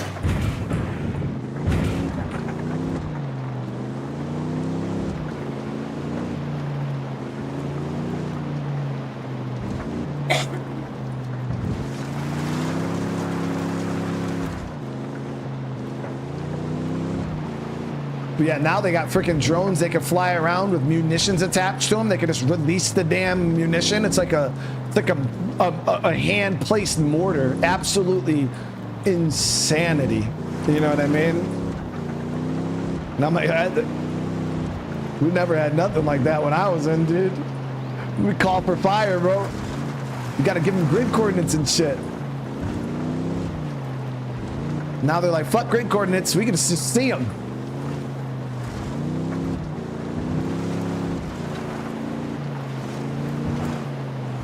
Yeah, you can customize your cruise appearance.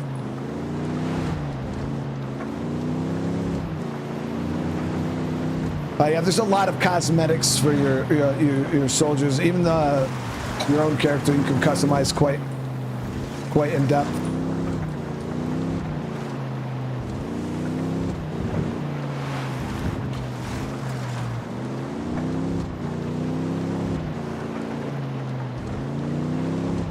Call Pacatari for some reinforcements.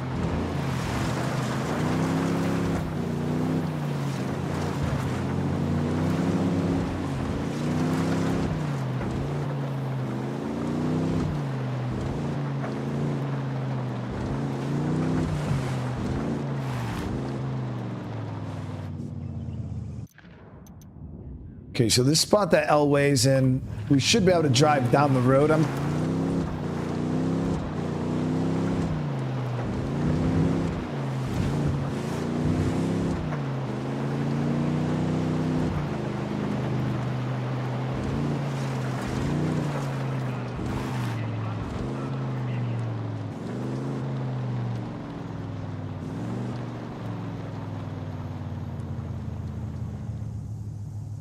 Where do you go to customize?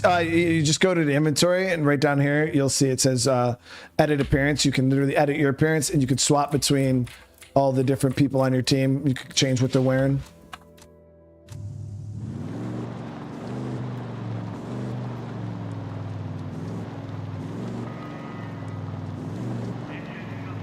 So I think we might hit this top area up over here. We could do some scouting from there. The only thing is they got a jammer in the location. I don't know. Oh, really?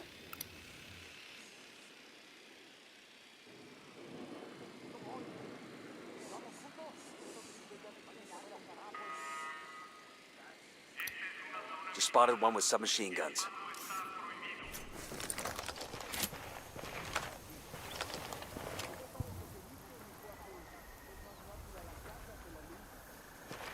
These Unidad bases suck, dude.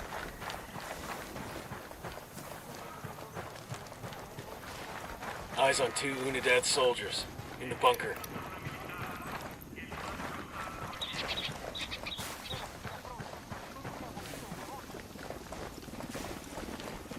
There's the Unidad base. What crazy sneaking into there? We don't get paid enough. You don't get crazy pay? I hear it's like 3 times combat pay, but they charge you extra for the therapy. Yeah, you wanna know what the sad part is, chat? All of you guys in the chat who've been deployed to Iraq and Afghanistan, combat pay sounds like a big deal, right, chat? Sounds like a big deal. And I swear, as an 18, 19-year-old, it was life-changing. But do you guys know how much combat pay is? Like, if you were to put a number on combat pay, dude, what would you think it would be? And we're talking the guys out there getting, we're trading bullets. We're doing all the craziness, chat.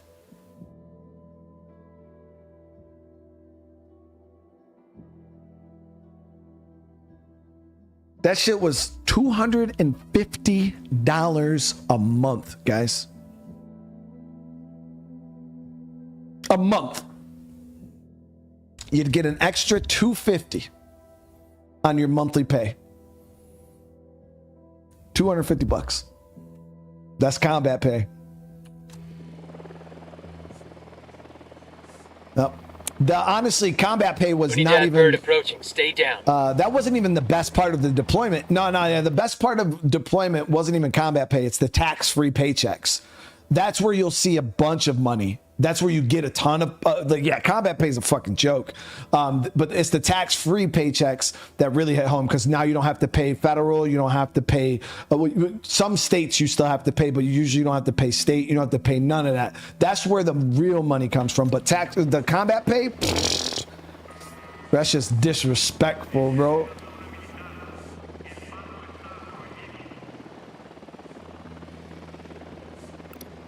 But yeah, that's where most of us made our money, was in tax-free paychecks.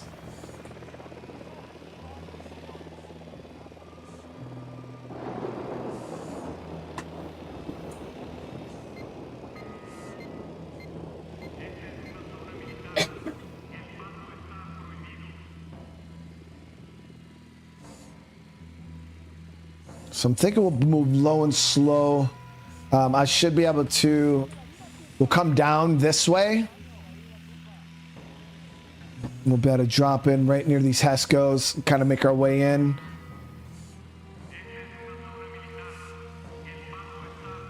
I was thinking about doing this at night. I felt like it would probably be a little bit easier.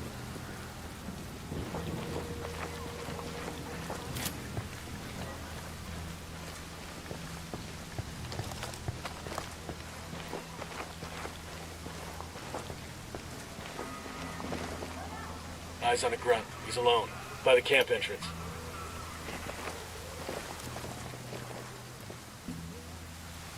But yeah, the year I went to Iraq, my first ever deployment, guys, brand new Marine. I was E2.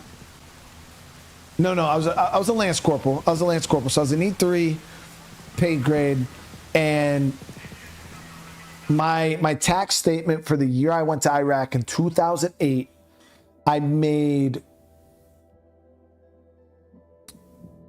I want you guys to guess. How much do you think I made that year?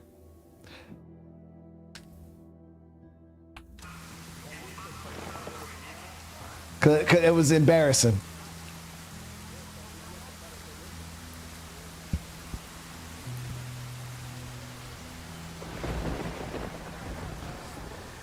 Some fair number. 40K, 15, 20. Yeah, some of you guys are pretty damn close to spot on, dude. I made, so for the year, I made about $24,000. Yeah. Made about $24,000, guys.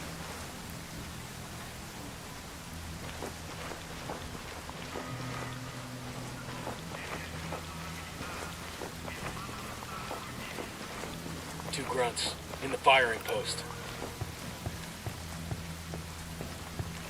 And I thought I was rich. That was because I wasn't able to spend it. So I came back with like 20,000+ in the bank, and wasn't able to. You know, I thought I was rich. It was crazy how mentally, like, it just, you know, I went from being just a kid in high school to, you know, $20,000 in my bank account. It was.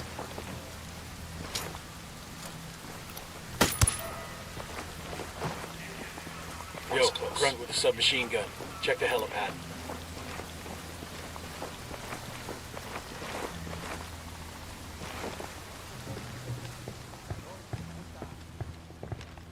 Okay, that was a pretty smooth entry. As I got rank though, and you know, my deployments later on, like you know, when I was at like my highest rank, E5 sergeant, my Afghanistan deployment, I made probably about, according to this, Unidad has a tracker on Elway's car. 53,000. Before they find him. Okay, that was not bad. I was actually thinking about snagging up that chopper, but I think we'll stick to my vehicle. We were able to get into this fire base without any issue, so let's try to get out without any issue.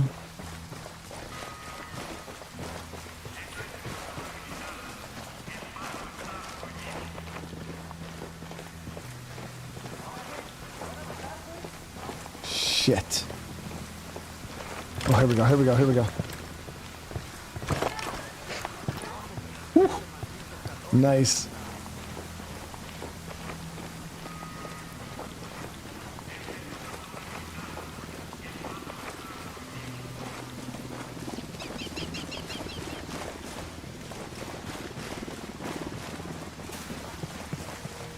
Yeah, I mean, I used to, like I said, I don't know. I used to be in my feelings pretty big, and I still feel for our troops. You know what I mean? Serving like I did, and seeing a lot of guys and our mindsets when we come back and stuff like that. I do feel like there's a little bit of, and I feel it's with any first responders, firefighters, EMTs, police officers, military. You know, you got these guys out there putting their lives on the line, fighting hard every day to stay alive, and, you know, making $22,000 a year. Like, that shit should be criminal, dude. You know what I mean?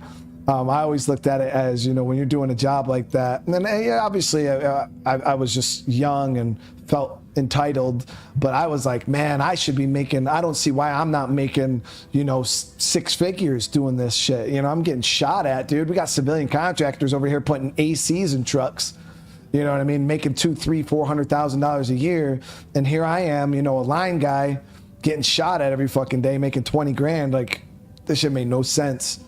And I always felt like there were, you know, there was a real problem with the military pay scale, and I felt like first responders and people who out there putting their lives on the line should be getting paid a little more than peanuts. But it's just the way things work. It is what it is. Shit's probably never going to change.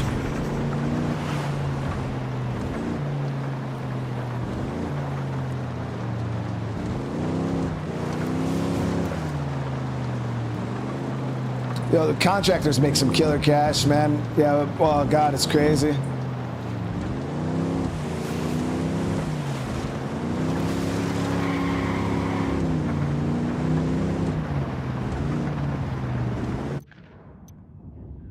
that's the thing. I didn't join the military to become rich. You know what I mean? Like, so the money didn't matter at the time. I didn't care. Obviously, the money helps. You know, but yeah, it's not why I did it.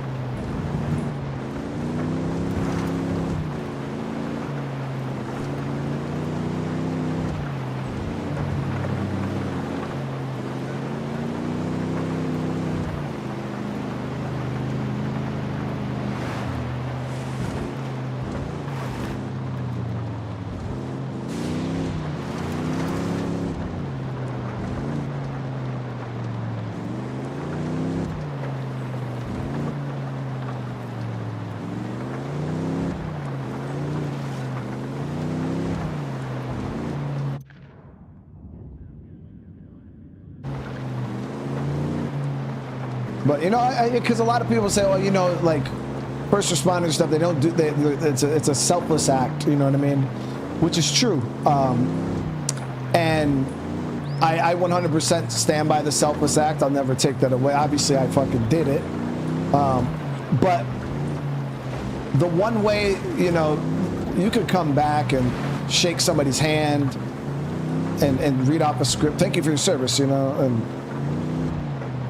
we'll say thank you, you know, I appreciate you, you know, and all that stuff, but realistically, the way the world is set up, like the only true way to show somebody that you appreciate what they're doing is, you know, pay them well for what they do. That's just how the world is set up. If somebody does something really, really well that you enjoy, and it goes with any walk of life, any aspect of life, you pay them well for what they did. And I kind of just got into that outlook of it, you know what I mean? Even though it is a selfless act and they're not doing it for the money, how do you show appreciation, like true appreciation? Pay them well. You know, help them out a little bit. Make sure they're taken care of when they come back, you know, and they're getting the mental health and the health care and stuff like that they need. So I know some of you old military guys in the chat. I heard horror stories about when you guys came home and shit you guys had to deal with the VA. Checkpoint up ahead. Looks like they're checking for IDs. That's crazy. Down the locals for bribes, most likely.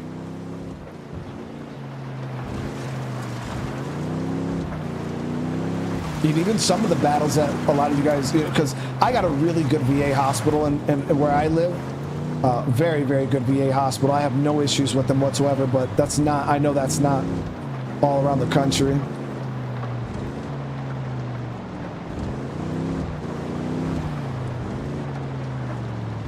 Gordon, yeah, and you know, I'm not knocking anybody. It's not like I walk around, you know, we got to figure out where we're going to cut this dude off.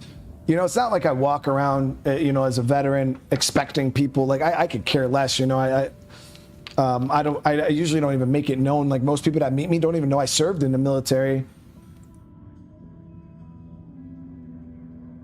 And you know, I don't walk around beating my chest like, oh, where's my fucking thanks? You know what I mean?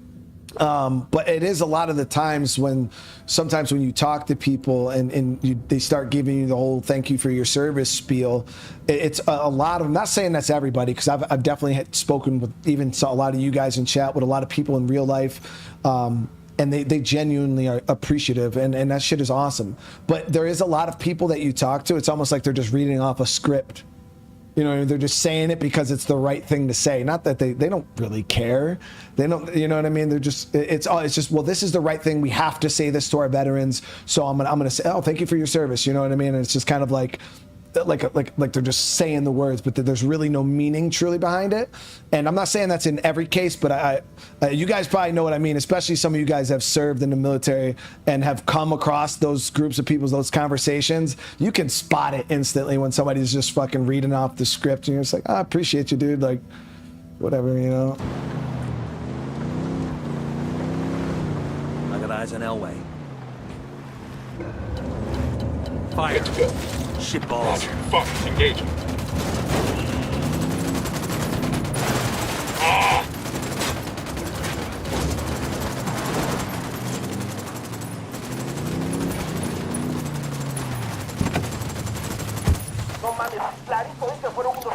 At least the head Coopere descendants todo professionals saldrá to bien. snag me. Respect, gringos. Actually did not go bad. Ooh, shit. It's about to go You're bad. in bad shape. Take cover. Are you fucking kidding me right now, dude?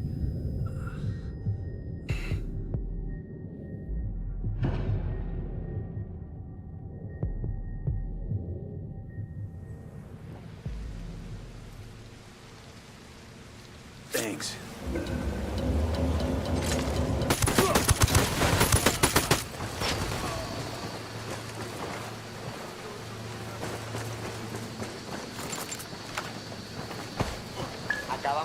We gotta go, chat. Fucking Unidad.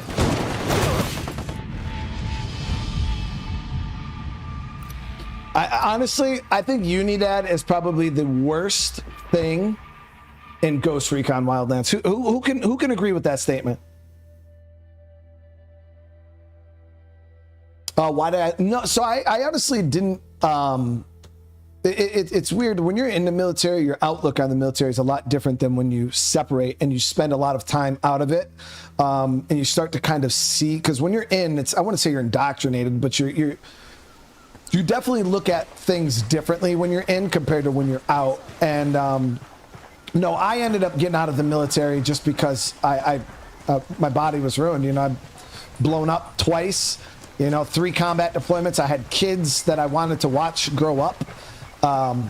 And they were trying to send me on my 4th deployment. I was suffering from a TBI, terrible post-traumatic stress disorder. I had a lot of things going on in my life. And my last deployment, literally, I almost died the day I was leaving Afghanistan. Like, literally, I was leaving the country to come home. And I literally almost died on my last day. So I was just like, hang on, I'll drive. I'm done. Incoming you know, Unidad patrol. I've lived the life. I've done my part. You know, 3 deployments in. I'm good. You know, I don't need to do any more. And I just wanted to be there for my kids.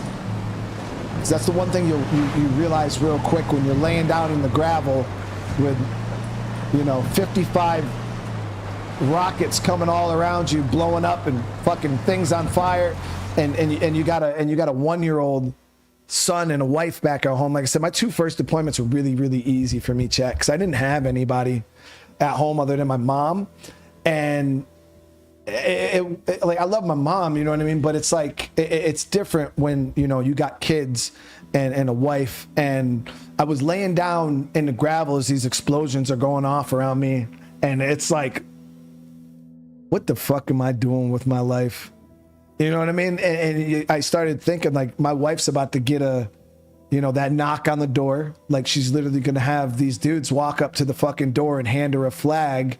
And now my son's going to grow up without a father. He's never going to have known me because he was 1 year old. So he's going to be one of those kids that I've met plenty of whose fathers died in war. I never knew my dad. And like, all this stuff, chat, is literally going through my head as I'm laying there. It's so crazy. Like, how it was like the world almost slowed down.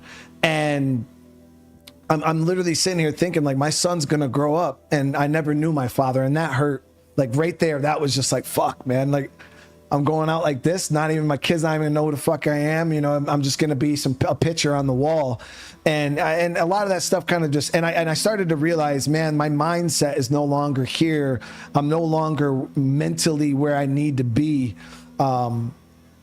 you know, in order to perform my job. And I started to feel like, you know, I'm gonna become a liability for my guys around me because I'm getting to the point where, yo, I'm actually kind of scared to die in these situations. Like, I don't want to die like this, you know. And it's, I don't know. It just started to hit me in a different way than it ever did. And the main thing that changed that for me was my family, my wife, and my son and stuff. My son's 12 years old now, but yeah, that's where I started to realize, like, I'm done. You know, like I've done my part. You know, when do I call it quits? You know, you only get lucky so many times, and you know, I was like, I'm done. You know what I mean?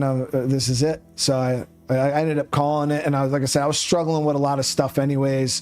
And but yeah, I'd say my kids, you know, my son was the main my wife and son were the main thing at the time that were like the driving force that was kind of like pushing me out the door.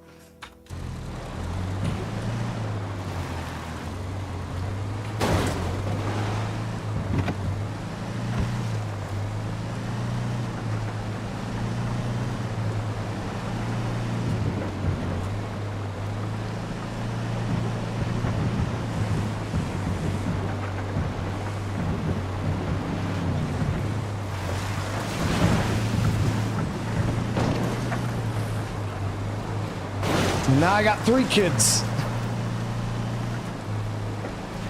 And, you know, my wife was pregnant. We were having our 2nd son. And, Ready? Fire, fire, fire. Copy that. I got eyes on Elway. When they were going to make me go on my 4th Opening fire on deployment. these copies.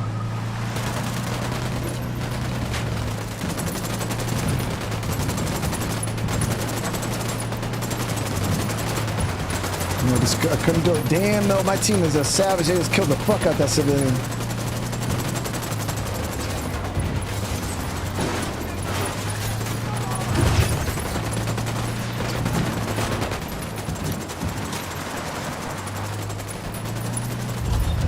What? Okay, this is... Alright, so we gotta find a good ambush point to hit this guy, because... we got to do it away from these these Unidad dudes.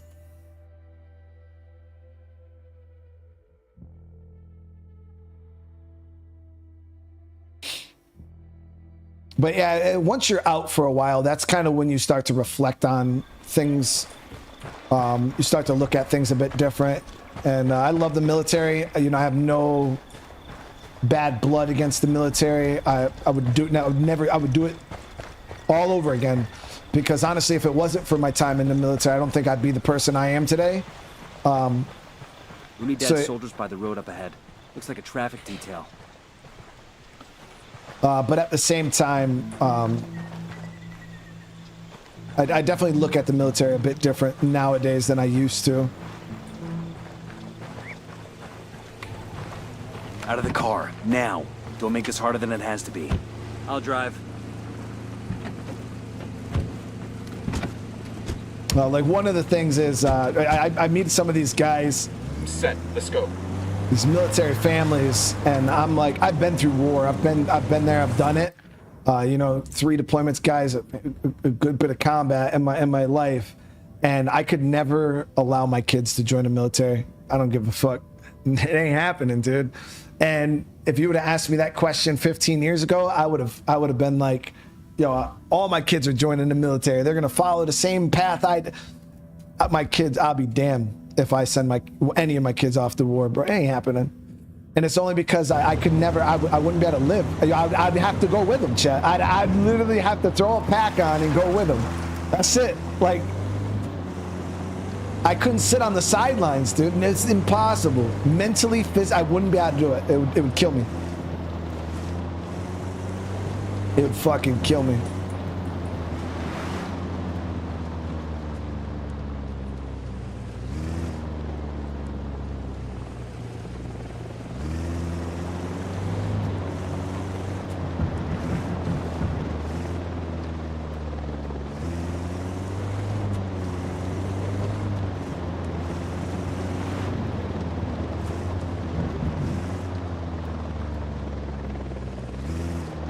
Now, obviously, I'd never be able to truly stop them from doing something they want to do. Like, if they want to do it, it is what it is. You know what I mean? But I could definitely lay out the facts, and I guarantee I could convince almost anybody not to join the fucking military if I really wanted to, and just by being honest. So, when you spend as much time in the military as I have, any of you guys know, you could easily unrecruit almost anybody. It's a very easy task.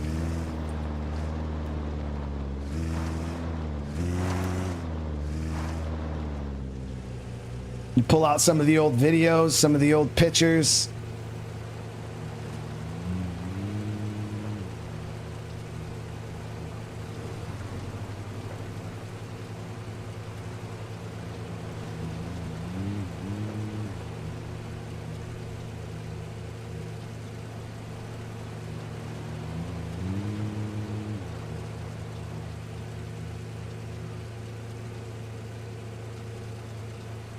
You know, Holland, it's crazy because, you know, I see a couple of you guys that are like, yeah, you know, my dad served in the military. He would, hell no, he didn't let me join in.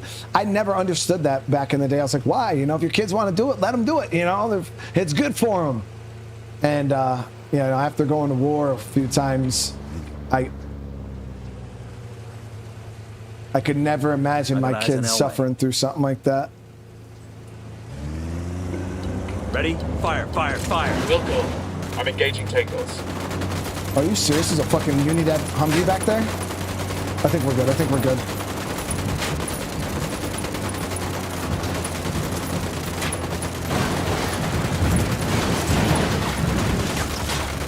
Stop fucking shooting, guys. Jesus Christ. That's it, we're clear. Silencio. Marche.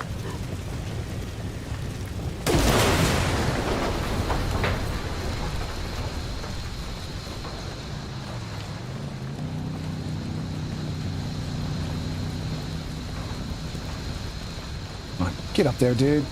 Poke the hornet's nest. Kidding me right now, guys.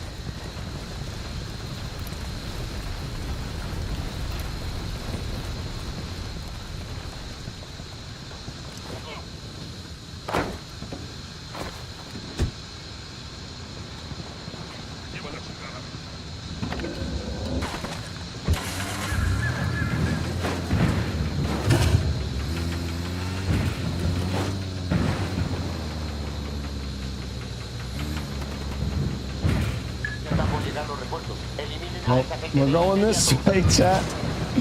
Wherever it may lead.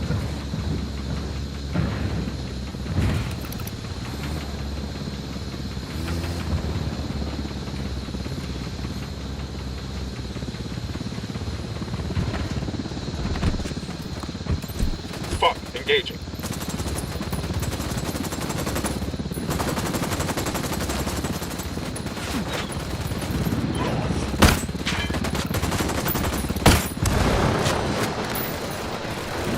Grenade!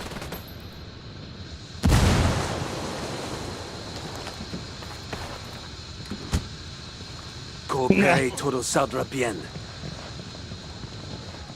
See, the problem is you can't go down or up when you have someone in your custody. But no, yeah, guys, my thing is what I'm getting at here is military service. Like I said, I would do it 100 times. Let's roll. Over and over and over and over again. Cargala. I was doing good here, you know. I'm a good fucking miner, way. I grew up watching the diggers coming home all covered in dirt and shit. I'm one of these cabrones, right? But these brutos... I think military service is phenomenal for a lot of people. Organizing the workers and shit. But it's all unorganized. What is a collective anyways? They gotta vote on every little fucking thing like, what color hard hats are we gonna order? So yeah, my goal is to not say because you're joining the military, you're making a bad choice. No, like, trust me, there's some people that, it's a life-changing choice that will set you up for the rest of your life. All get together, talk some shit out, and then vote on it? Vete a la verga. Can you imagine if Santa Blanca was a collect? And realistically, even if one of my kids did come to me and say, Dad, listen, like, I really want to join the military. I really want to do it. I would say, hey, I mean, that's your choice. But if you are going to do it, and I tell this to anybody, pick a good job. That's all I'm saying is if you're going to join the military, pick a good job. Don't be like me. Don't try to fucking go and play Call of Duty in real life. Get a good job that when you're done with your military service, you can lean on and use it in the civilian sector to be extremely successful in life. So get things like, you know, get into aviation, get into, you know, IT, get into, you know, intelligence, all that type of stuff. Pick a good job, guys. Get into nuke, get into some of that type of stuff. That, like, don't go out there and you know, fling bullets. Like, it's just, obviously we need people to fling bullets, and there's some people that are just built for it. And if you're one of those people that were just born for it, I know guys that they don't want to do anything else. They want to fight. That's it. Do it. go for it. You know what I mean? If that's your calling in life, do your thing. But if you're joining the military for college, or you're joining the military for some on-the-job training or stuff like that, pick a good MOS. And that's all I gotta say I'm on a that. businessman. I'm all about production and getting shit done. Getting results. I mean, sure, technically we took away their ownership of the mines. And though they didn't share in any of these profits, that mine earned more revenue in the last 6 months than it did for any of the years under their collective bullshit. I stole that mine and made it successful. This van is the greatest vehicle of all time. Pinches culeros de mierda. But I don't blame you. Like, es como, I know this was all business. Thanks, Elway. We don't hate you either. I mean, Los Polvos is a fucked up business. My cousin Chiro up in Culiacan, he does so much blow, I don't think he can recognize himself in the mirror. His nose is running all the time. He used to sing. So we gotta take a left here. Yeah, these. Since that Polvo fucked up his nose, he don't sing so good. You can read a performer or something. No, neta, no. We was in the church choir, but that was when we was kids. I was a good soprano, actually. Then my balls dropped. You lucky I don't have my street sweeper, or you putos de mierda be looking in the dirt for pieces of your brain band. You mean the one you like to load with coins? I hear someone killed an Unidad captain like that. Left some extra shells at the scene. What?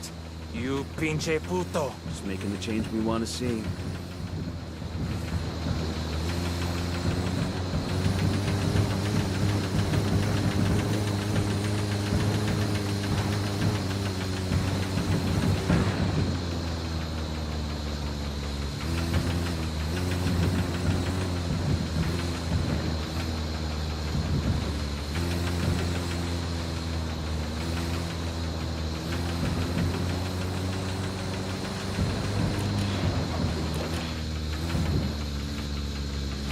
We're good.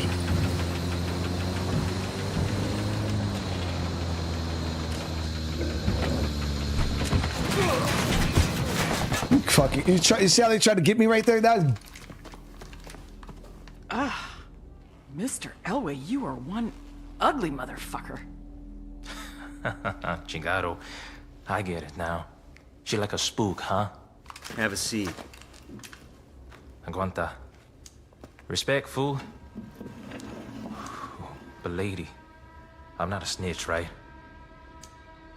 I know you have to be macho and mouth off, but I'm gonna make you talk. Even if I have to burn off what's left of your face. We don't need to get rid of your body if we just cremate you. Hey, chill, okay?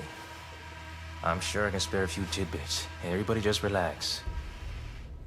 I ain't no snitch.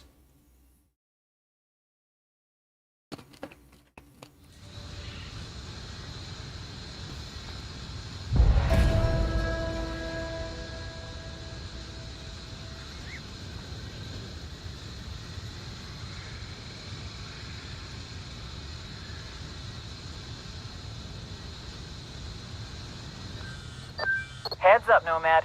Looks like La Gringa just hit her expiration date with the cartel. What do we know? The damage you've done to cartel production forced La Gringa to start cutting the purity of her coat to keep up with demand.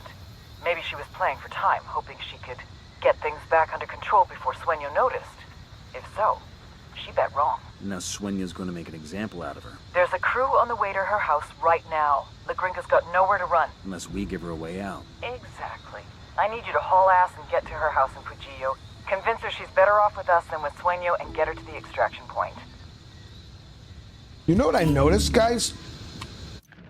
There's a couple female bad guys in this one.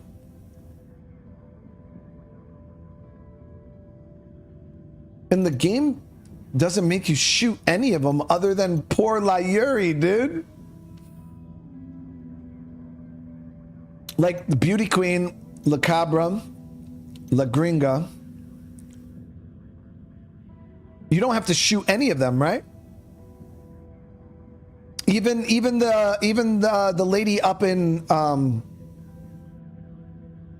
the crazy church lady.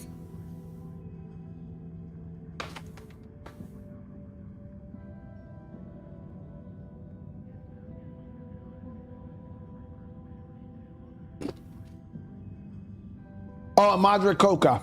Yeah, we did have to.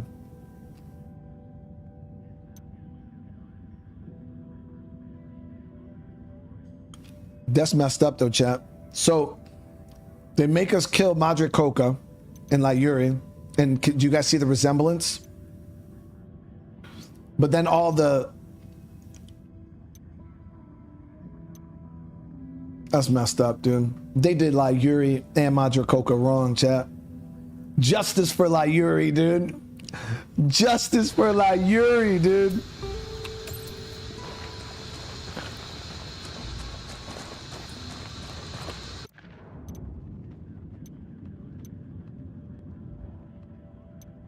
That's fucked up, man. That's so wrong. All right, let's see here.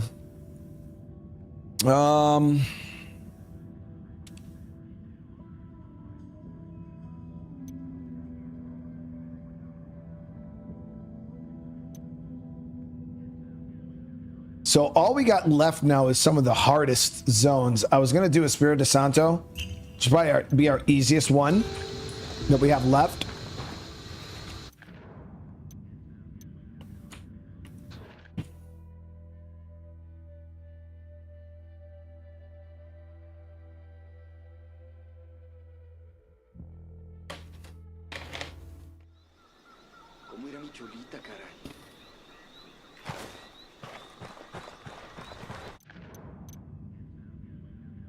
Okay, so we'll get up in this new region. That intel from Elway is a fucking roadmap for replacing the cartel's processing operation with our own. Let's go. My boy Fernando was a chemistry student, and I'm he in. says Let's go. Elway knew his shit.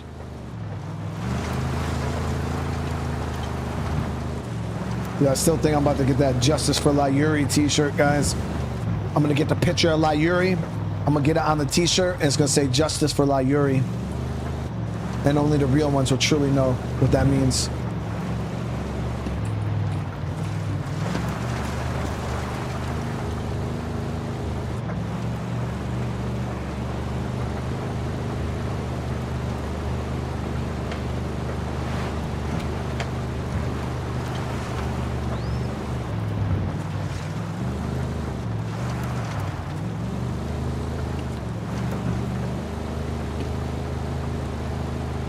Nah, Madre Coca, we can't do nothing for her.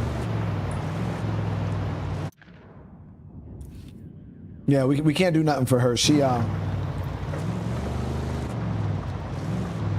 name is Madre Coca. We can't, it's gonna be hard to justify, you know? Like, her savageness is in her name. Layuri, though, does that mean anything savage in Spanish before I... What does Layuri mean, chap?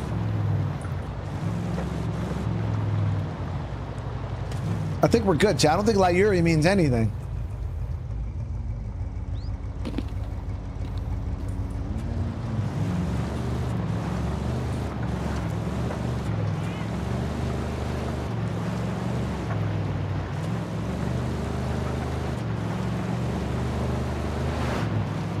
This is one of those legal coca farms. So, like, can we get some legal coca here? For the altitude? For the altitude, yeah. You're not having any coca. You know, first thing headquarters is gonna do when we get back home is make us piss in a cup. But the altitude, it's getting hard to breathe. Shut up. Bowman, we're entering a province called Espiritu. All right, we should get our briefing here. Santo is the base for Sueño's religious propaganda. Key to that is a woman named La Santera, a self-proclaimed Santa Muerta priestess with thousands of loyal followers. That witch has an uncanny ability to turn men with guns into fanatics. That's the shit that keeps me up at night. Narcos have been into Santa Muerta for decades, but most worshippers aren't cartel. That's a small mercy. You got an angle on changing the mind of a fanatic? You're gonna need to dig for intel. Find out how to take down La Santera in a way that will demoralize the Sicarios and turn the regular folk away from the cartel. When she loses her congregation, bring that witch to me. Bowman out. All right, here we go.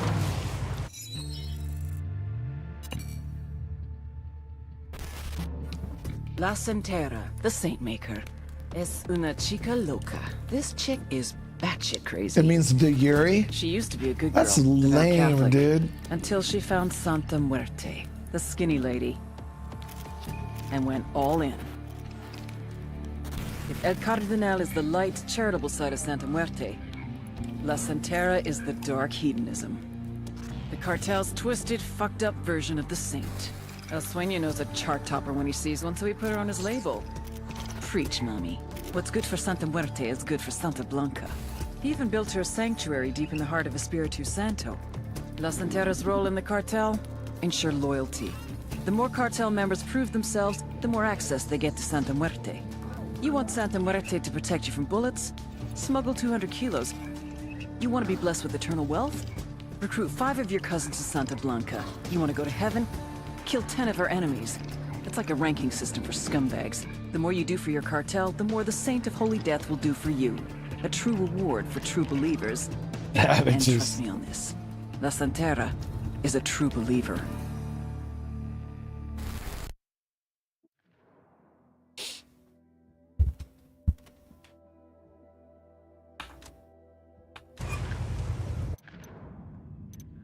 All right, so we got our first location we can hit here for intel, and that's on a pretty steep mountainside there, so we're gonna have to follow the road, and then we'll be able to grab that chopper and grab the rest of the intel throughout the region, and then we'll knock down the missions out.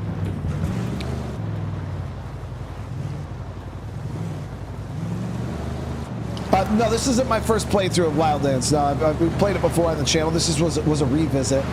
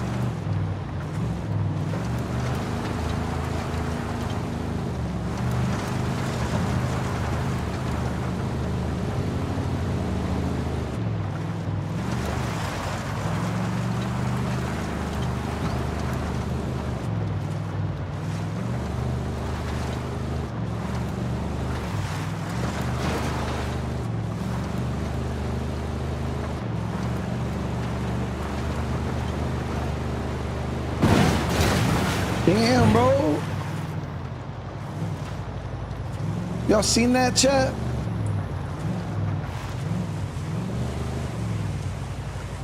La Cabra. Oh, we did shoot La Cabra. Alex, you're right. Yeah, we sniped her. Actually, her and the dealer. Yeah, we did kill her. Never mind. No more justice for La Yuri, chat.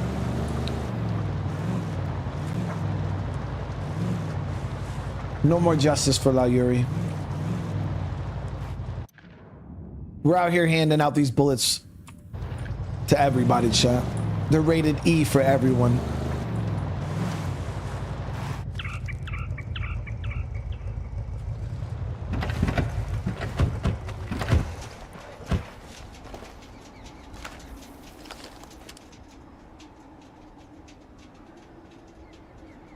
I can't get an angle on him.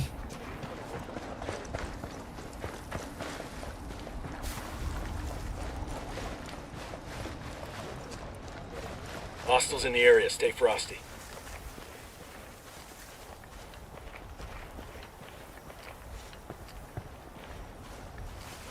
Shitty angle, dude. Hey, an Unidad soldier. Just At took the a little entrance off. to the camp. Just took a little off the. Oh, is this Unidad? Should have known with the military towers.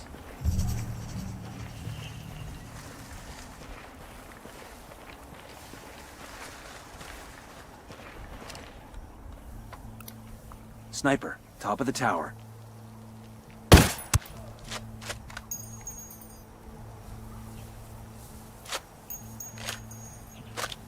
Panda Girl, you have a great rest of your night. The drone is up. I got a target carrying submachine guns. Damn. So we gotta drop this alarm. at least help us out with reinforcements. Well, you know what? We'll get in this sniper tower. We'll get in this tower here. We should be able to get some good recon done from this point. I should be able to... Hey, I spot 2 riflemen. Point him out. Near the container.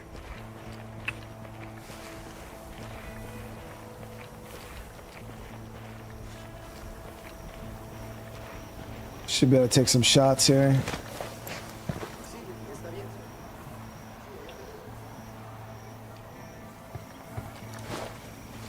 Nope, I remember this location. We could actually just go around.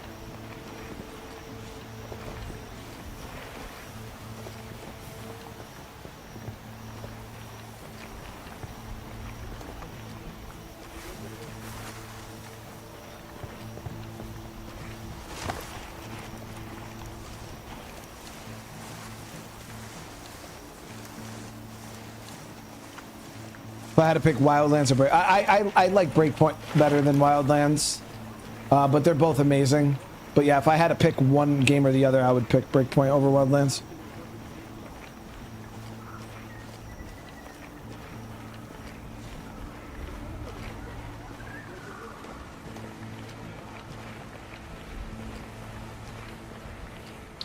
Just the gameplay and the tools at your disposal in Breakpoint are just...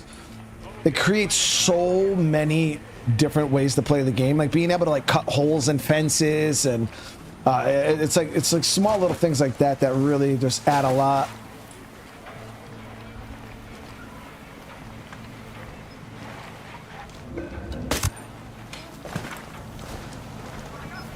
Looks like they're feeling front. Fuck. Found a location of Santa Blanca's gold caches in Espiritu, Santo. This looks like their main source of revenue. Maybe the sapper daddy needs to pay them a visit. Get the hell out of there. I forgot to disable the fucking alarm. Hang on, I'm coming. Might be possible for us to shoot our way out and get that chopper. Oh, he's Took you dead. so long. Oh, it's a big chopper. This one's gonna suck. Grenade, move, move, move. Get away from there, move. Are you fucking kidding me? Are you...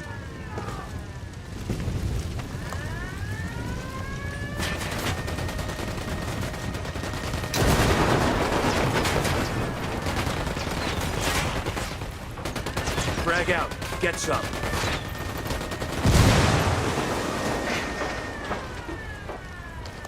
Acabamos de enviar tropas adicionales justo ahora. Ataquen y destruyan al enemigo. A todas las unidades, comiencen el ataque.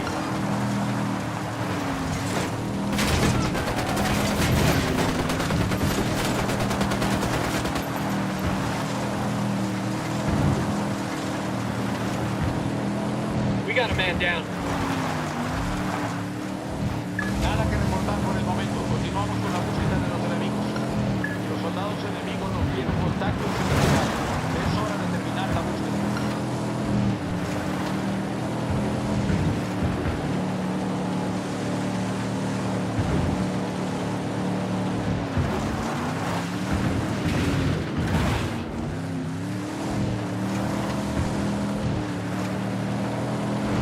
It's locked down damn good for a barn. Back home, all we ever needed for a barn was a padlock.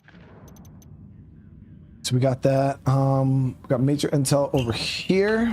Barns back home must not have anything worth stealing. Not worth as much as a couple tons of coca, anyway.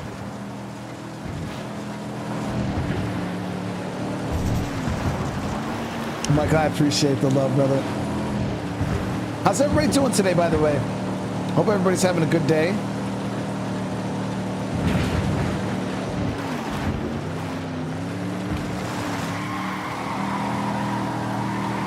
I wouldn't mind owning one of these. This thing seems fun as shit.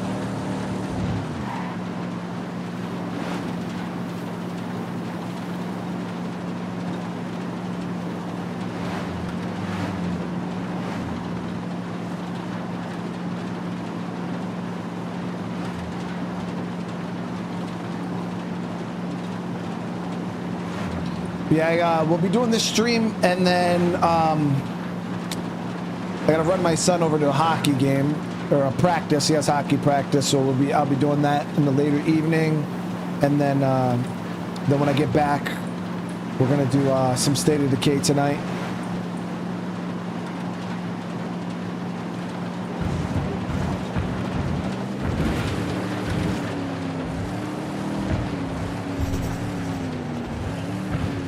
I see there's a chopper in the area.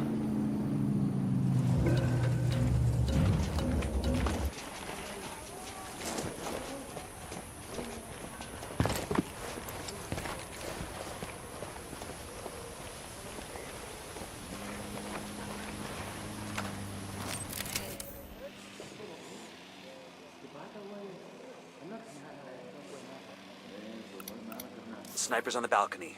I got a Sicario over here, near the building. Spotting another tango, and baby makes 3. He makes 5.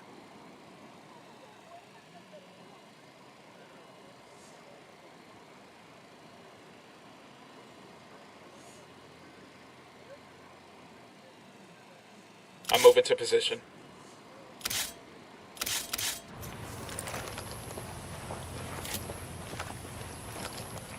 I'm getting it inside. We get in position. Good to go.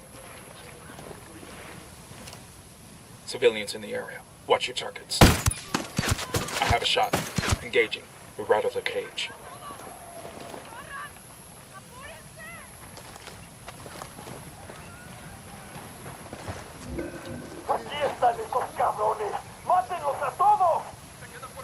Fuck. We're made.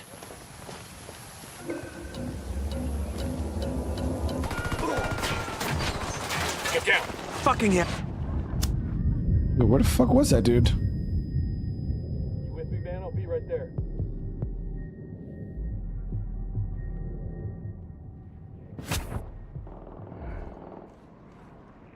Fucking hell.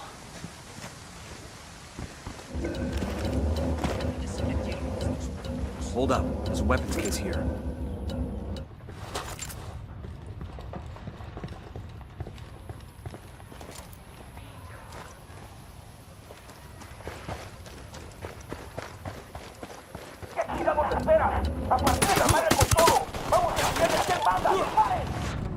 God damn it.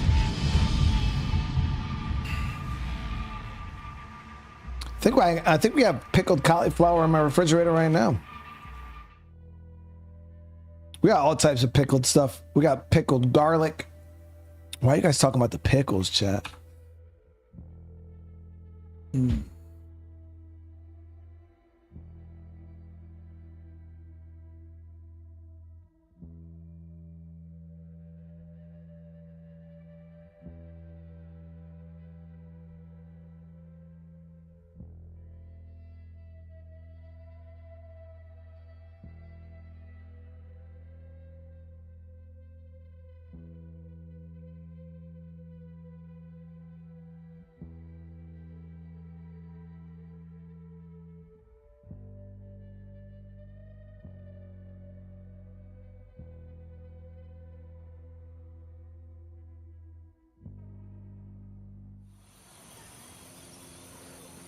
Hello, get out.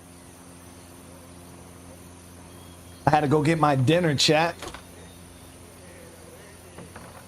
Yeah, my wife's mother actually makes, like, she does all of our pickles for us. She like makes them herself. So she puts them in like mason jars and has like the dill and garlic and all the types of shit in there.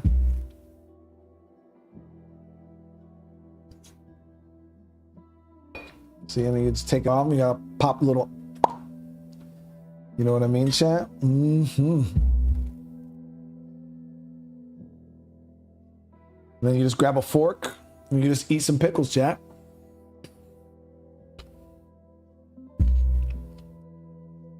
And they're nice and crispy.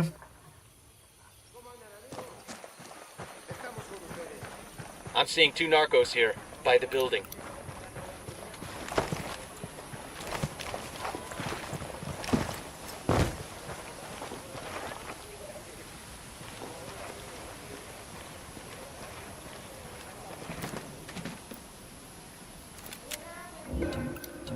Snipers on the balcony.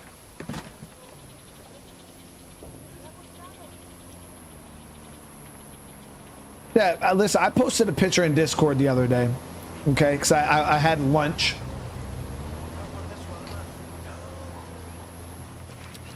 And for lunch, out of this jar of pickles, the same jar, I took out about 12 slices, 12 of those slices of pickle, and I put them on a plate. And people were clowning me because that's what I was eating for lunch.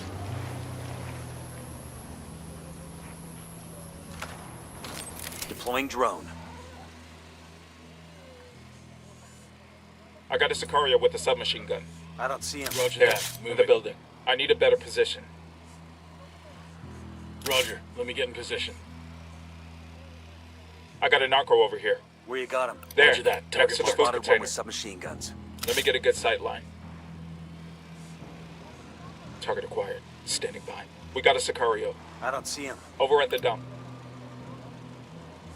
Shit, I gotta find a good position. Ready. Call the shot. Got it. Moving. Roger that. Moving. Got the target. Ready to engage. He's down. We're good.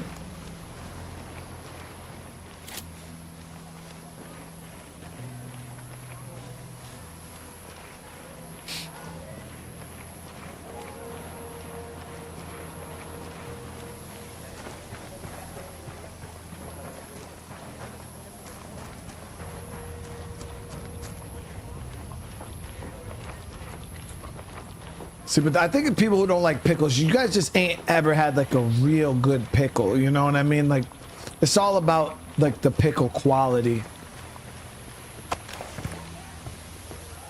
Like, not all pickles are the same, chat. You know what I mean?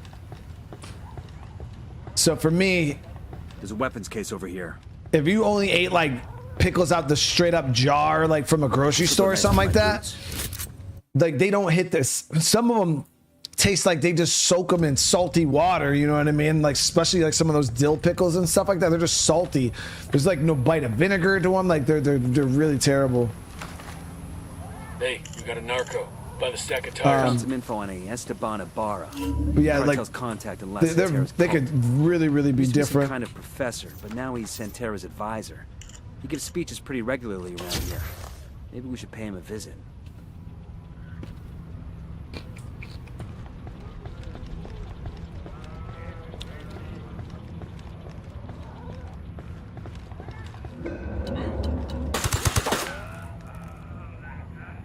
Okay, we're still all Where right. the fuck did he come from, chat? Watch your fire. We don't want to hit any civilians.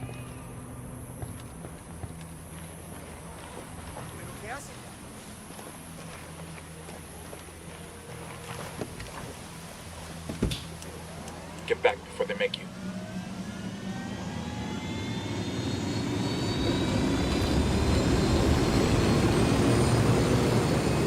Looks like they're feeling broken.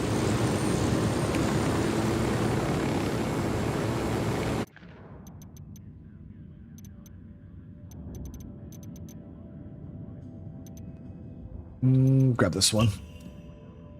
Yo, chat, I don't understand cauliflower. Like, I know I might just be a hater, and I'm all right with that, but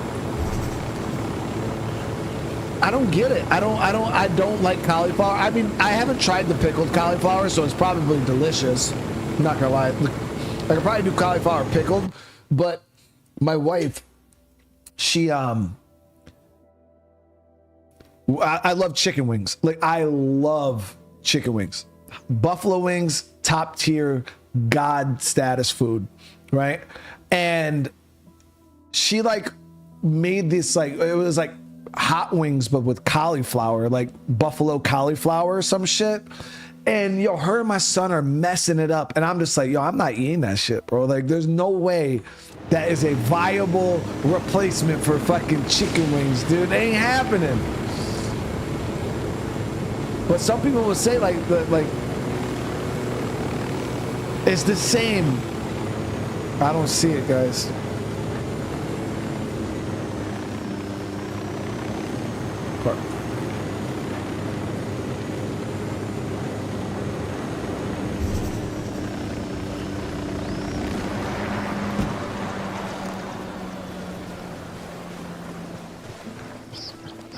We got tangos, danger close.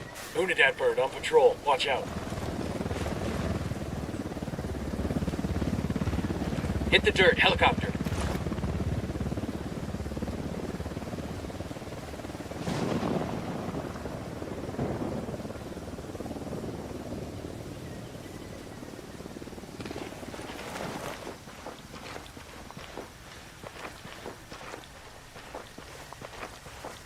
Get that honey bun from the corner store and the spicy pickle with some cheese.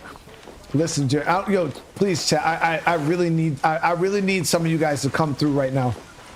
All right. For any of you guys that know about the corner stores, please, chat. Please come through for me right now. But I can't eat them because my stomach is really, really bad, chat. And if I eat one, they make you poop painfully hot. But do you guys remember those like spicy ass pickled sausages? They're called like Mamba or something like that. And there's the regular like one, and then there's like the extra hot one. But they're like these little like pickled sausage things from like the corner store. They are delicious, chat. Oh my God. And then they had another one that I think they were called like firecrackers or something like that, and they were another brand of pickled sausages, but they were not as good as the thicker ones. Like the Mamba ones were real thick. Yo, so delicious, chat. So delicious. Or the Tio, what was the brand? We gotta hold on. I gotta find. Oh. The hell?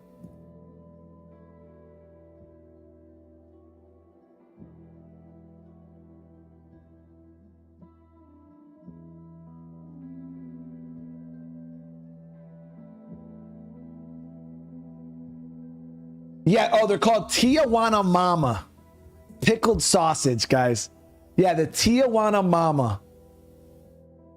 And then they have like the extra hot version. And I swear, Chad, I used to eat that shit as a kid. No, probably the reason why I have such terrible stomach issues. And it would be just as hot coming out as it was going in. Like that shit was brutal, Chad. But yeah, they're called Tijuana Mamas. So good.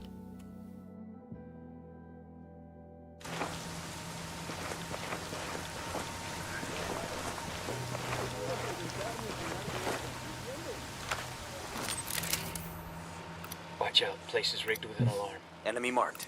Okay, so we can actually nail that real quick. That's the alarms. Reinforcements won't be flying in.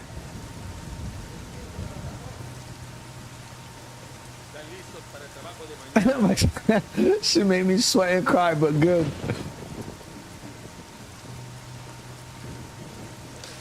Yeah, I haven't had one of them in years though, because like I said, they messed my stomach up pretty good. I'm looking at 2 Unidad riflemen.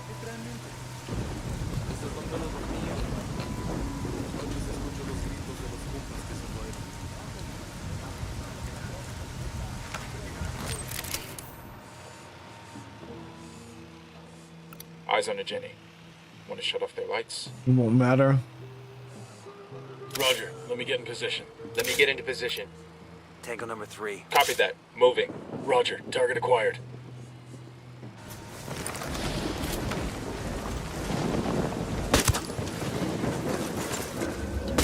We're good, we're good.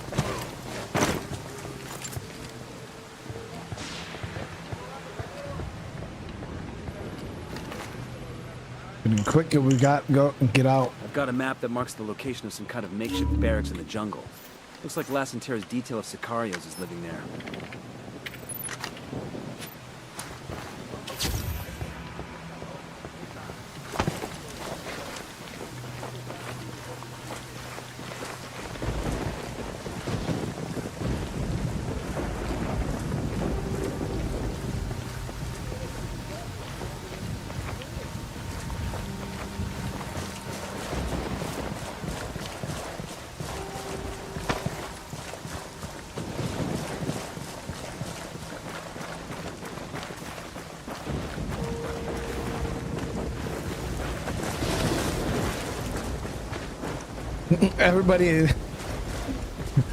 I guarantee somebody is watching the streams and like, Tijuana Mama.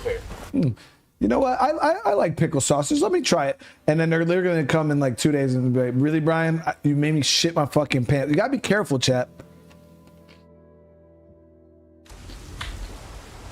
Because if you're having problems with some bowel movements, eating one of those will get everything flowing again. Okay? But what is going to be hot, like make sure you got baby wipes. Because it's hot.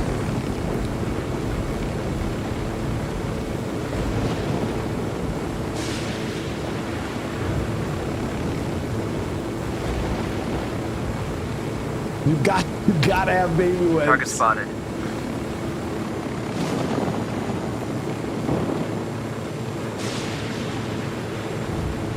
Either that, you're gonna have to wet the toilet paper or something. You gotta do something, chat. That shit'll have your ass in the emergency room if you try to put some dry paper on that. Oh my god, dude. Man. The dry paper ain't good. That shit'll have you. You ain't doing it. I got a target carrying submachine guns. Okay, we're cool. All right, Takis? Yo, I barely eat Takis. Those shits are vile, man. They're delicious, but I definitely feel like I'm poisoning myself every time I eat Takis.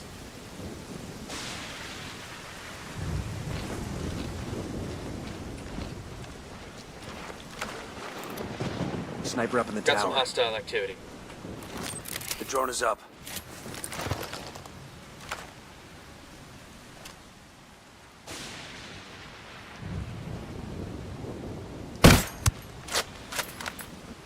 Good.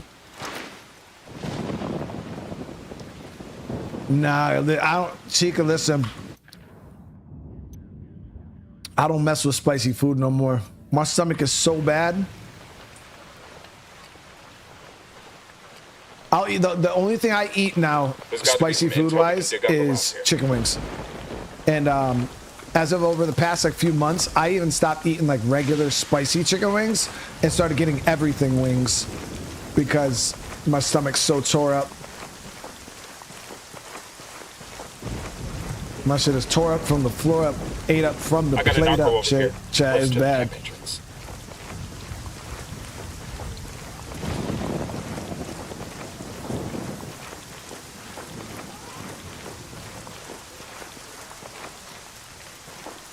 Oh, I eat a Slim Jim, especially the Tabasco flavored Slim Jims. Those are, I don't care what anybody says, Joe. Tabasco flavored Slim Jims are actual god tier.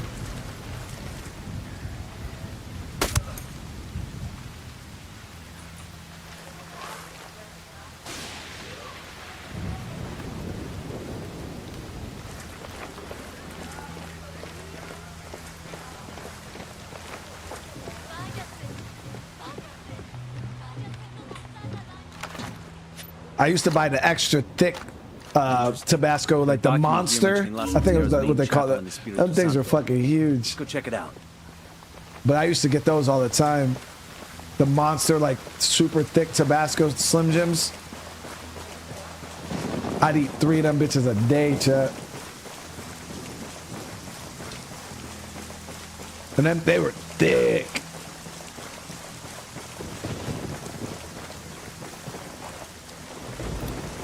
Got a tango.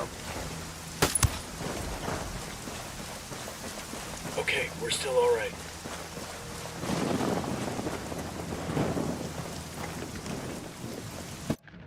Okay, so we got all the missions. I believe this is... I think this is a gold mine here.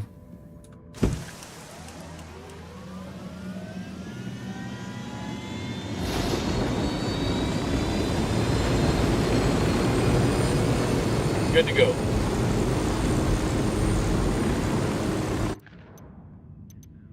Destroy the gold caches given by the cartel to run the cult in Espiritu Santo. No doubt El Sueño's faith in La Santera will be challenged.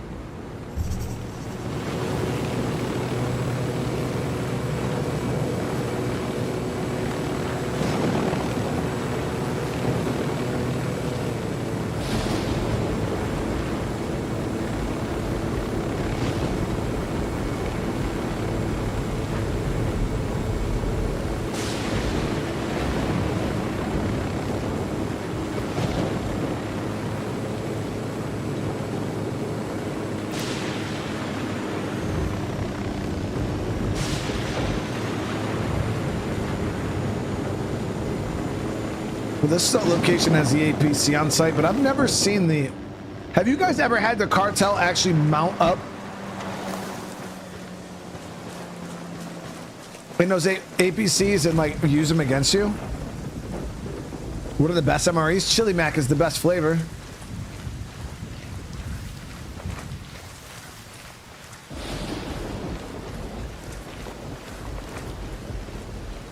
Chili Mac's pretty good, actually. I liked a lot of the weird MREs though, especially like veggie omelet. If you eat veggie omelet cold, it goes hard, guys. It's pretty decent.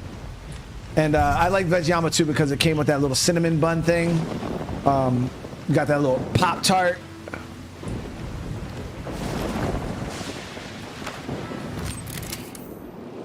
You got the crispy Skittles. All the vegetarian MREs have the best snacks.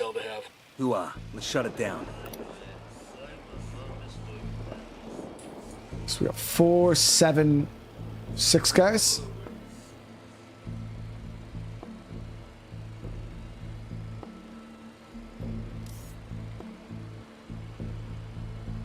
Moving to position. Get to a better position.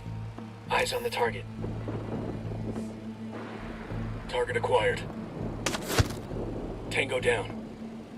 Chocolate peanut butter went so hard too. You put that on the wheat snack bread or the crackers. I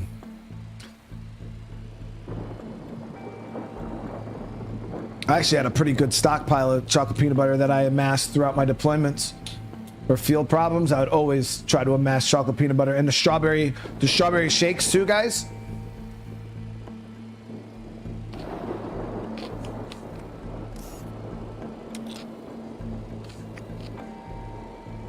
Don't sleep on the strawberry milkshake. Roger that. I need a better position. I got it. Moving to position. Target marked. Roger. Target acquired. Say the word. Engaging hostiles. Got one. They're on alert. Who?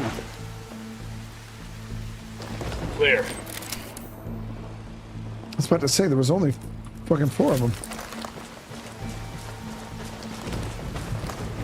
Noun-laters are delicious. Hell yeah, noun-laters are one of the greatest candies of all time. We've got enemy activity nearby.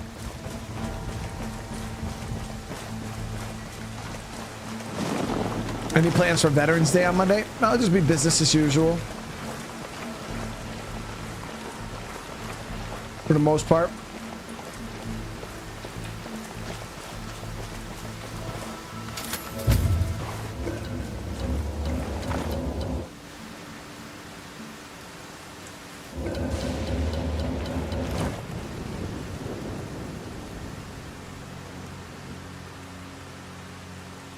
Hell yeah, they still make Airheads. Airheads are delicious too.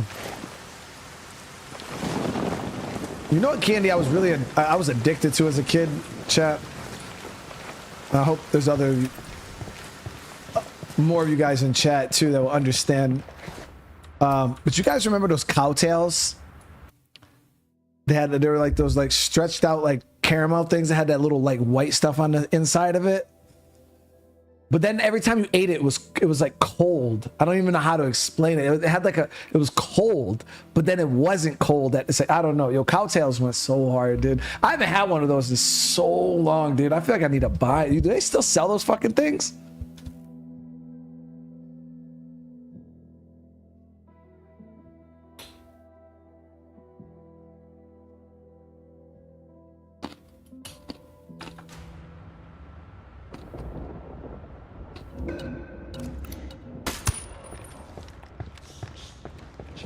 Reason with the membership, the re-up, brother. They found everything. Damn. I appreciate it, dude. Clear over here. They have a honey bun flavor and a caramel apple flavor.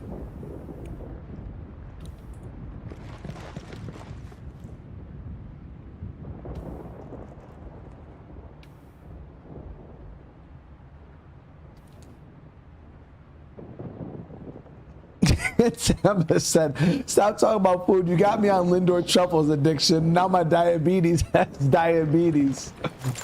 Yeah, Chad, you got to make sure. It's always good to talk about this stuff, but we got to make sure that we eat it within in moderation, okay? So But you gotta be like me. When I eat my Lindor chocolate, I make sure I keep it to 1 bag to 2 bags a day. All right? Don't exceed the 1 to 2 bags a day limit. I got the C4 primed.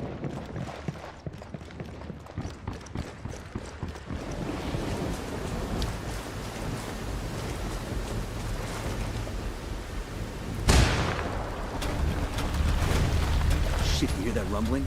Let's take off before we get buried alive. Go. All right, so we can grab this APC, kill, let no one escape. I was thinking about driving the APC up here and hitting it, but the lieutenants run, and it gets really annoying.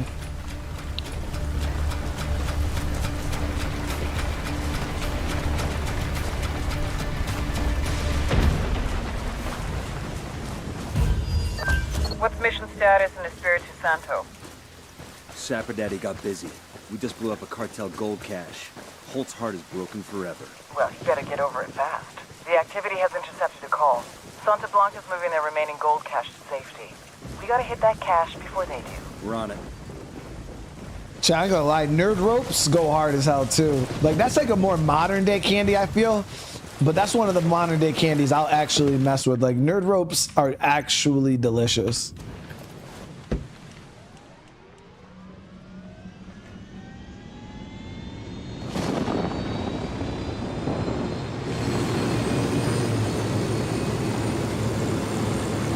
The nerd clusters, they're all right. I feel like the nerd rope hits different though.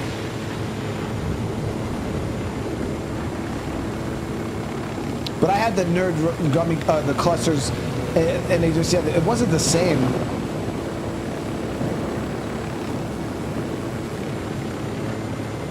Oh, no, this is a different one. This is the different one, okay.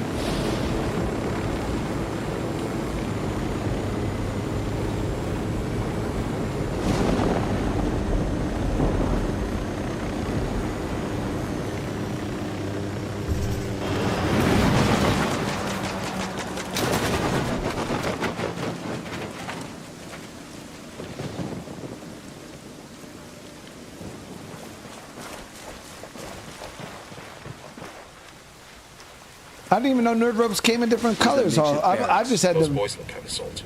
I expect Los Santeras' personal sicarios are some of Santa Blanca's best. There's a whole lot of them. Who's feeling froggy? There were like all different colored nerds on the rope I had.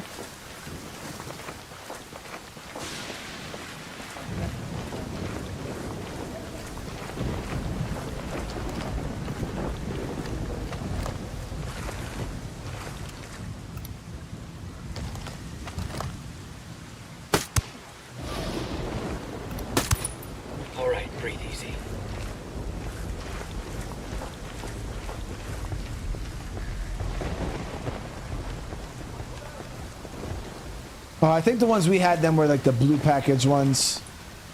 Because I think the package that I had was blue. Check your targets. We got civilians all over the place.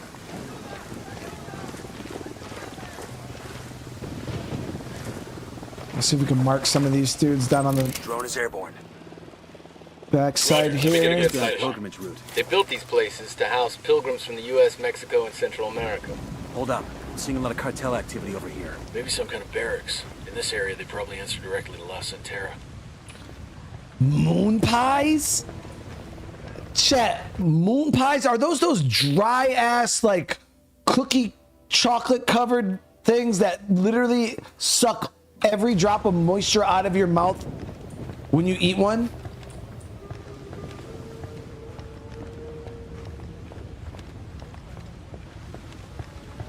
Like, you need milk.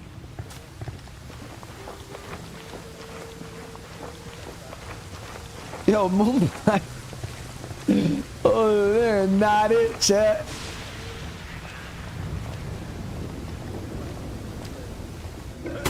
Opening fire. That's one down. What the fuck? Somebody's got a beat on him. Their lieutenant's running away. Took care of him.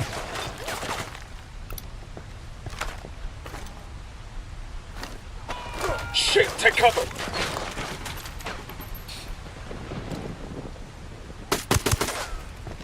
Don't talk bad on eggnog is good, chat. Oh damn, the one dude ran. Fuck. Tango down. We done? Shit, kinda got all excited there.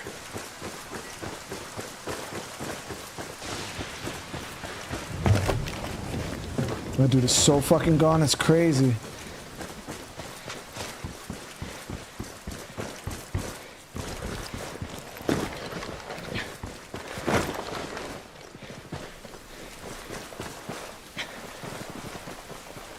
We ought to be able to find some intel around here. Sorry about this, brother, but I gotta have the car. Out. Buckle up, people. Yo, nog is god tier, guys. And my wife hates eggnog. I absolutely love it. I love eggnog. Listen, I always tell people this. If you don't like eggnog, you just haven't had good eggnog. That's the only explanation I can even think of, is if you don't like eggnog, you just haven't had good eggnog. Like, you can't go to the grocery store and buy some freaking like shitty ass brand of eggnog and then claim you don't like eggnog. Like, you gotta get good eggnog, okay?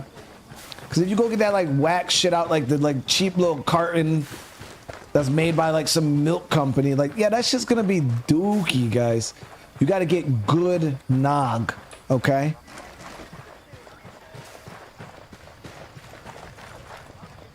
Okay, we're cool. You get some real good ones, man, they're just There's a Sicario over here. like little, Near the building. Yeah, have they started selling nog yet? I need to go check. Tango marked, but he's got a civilian nearby. Got it. Moving. Let me find a good position. Got the target. Roger that. Target marked. Tango is fucking down. Get back before they make you.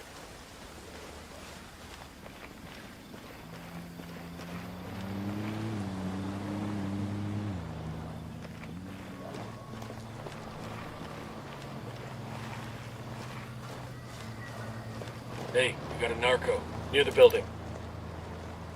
Watch for civilians in here. We don't want to kill somebody by Got a third mistake. target.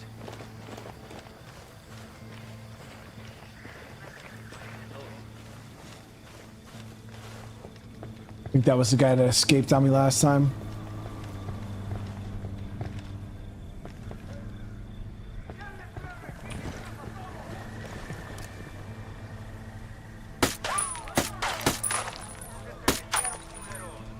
The lieutenant's escaping.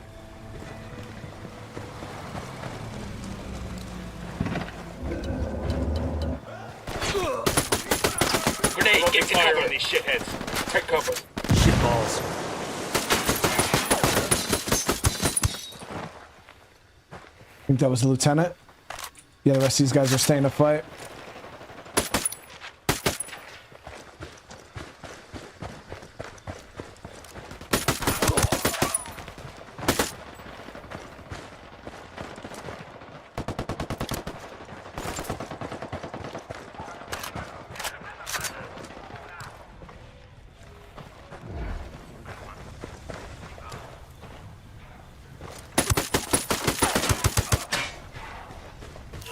Got it. Clear on this side. Bowman, we just traded gunshots with a bunch of thick-skinned Sicarios here in Espiritu Santo. Don't let your weapons cool down. I'm uploading coordinates for another Santa Blanca camp nearby. Esteban Ibarra is La Santera's advisor and the Let's cartel's point of contact with the cult in Espiritu Santo. It's time Ibarra met Santa Muerte face to face. I'll let you arrange the introductions. Got it. All right, let's roll.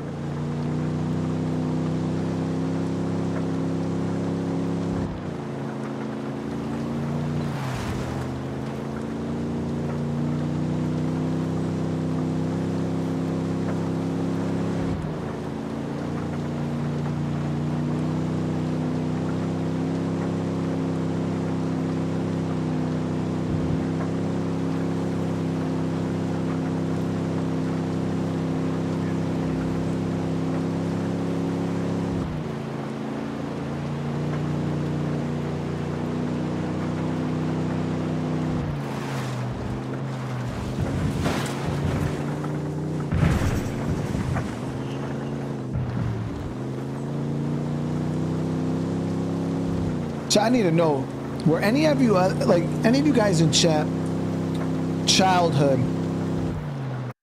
revolve around 50-cent corner store sodas?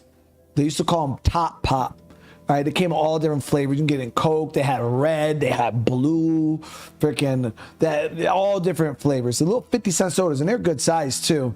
And those big ass ices, like they were thick. They were like freaking this long, like super big ices that you would get from the corner store. And they came in a little plastic thing. You'd rip the top off, and then what are those called? We just call them ices.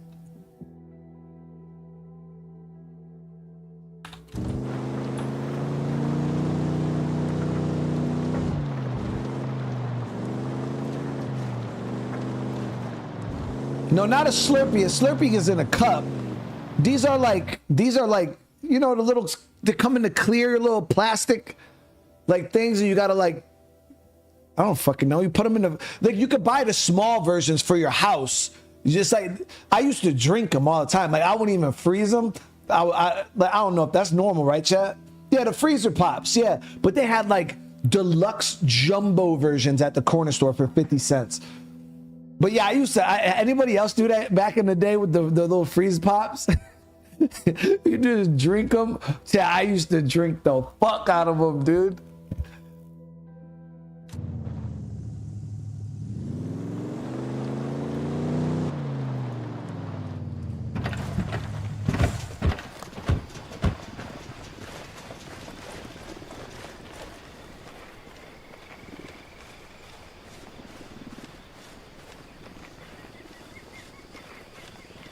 No, not drink the juice at the bottom, because yeah, everybody knows you eat the icy pop and then you would sit there and you kind of like grab the bottom of the thing and you kind of just like, you know, pull all the juice into your mouth from the little plastic thing, and then you'd blow it up with air and then like kind of like drip the rest of the remaining juice in your mouth. That's how I used to do it though. I used to like squeegee all of the juice out, then you blow into the little plastic thing, and then you kind of just pour out the rest of the juice. That's how I would eat them, at least. But no, I'm not talking about that. You won't even freeze them, guys. Like, you just drink it before you even freeze it. It's just the juice, period. Heads up, hostiles in the area. Eyes on a narco with a submachine gun. Point him out. Over by the parking area.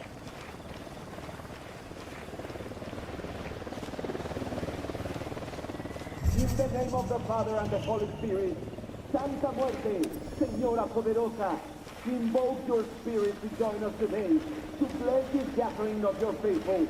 Hermanos, I stand before you a man humbled, for I was once a proud man, a vain man.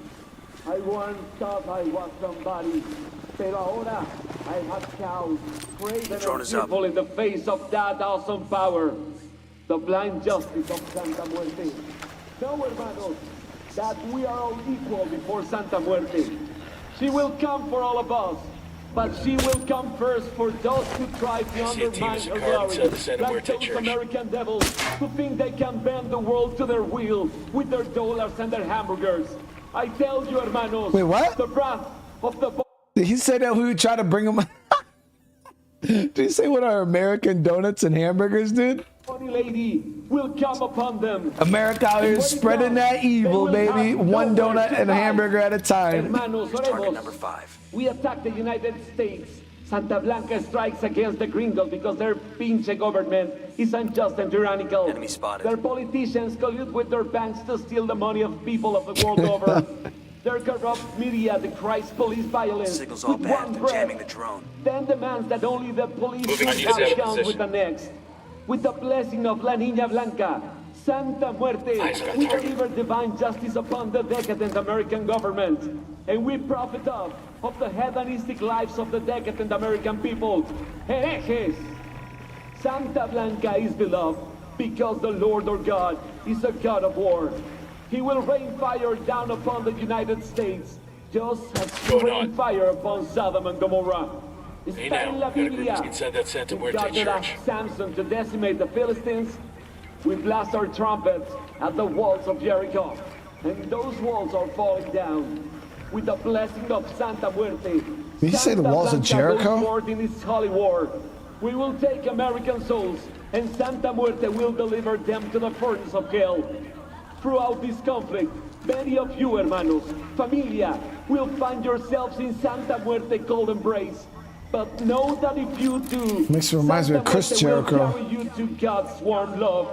Got eyes on our target. Probably the man running the place on behalf of the cartel. Is he saying something deep or something crazy? When in doubt, bet on crazy. Amen to that.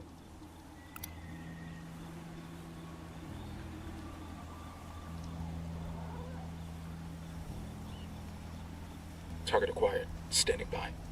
No target. Repeat, no target. Roger that. Moving. I'm moving to position.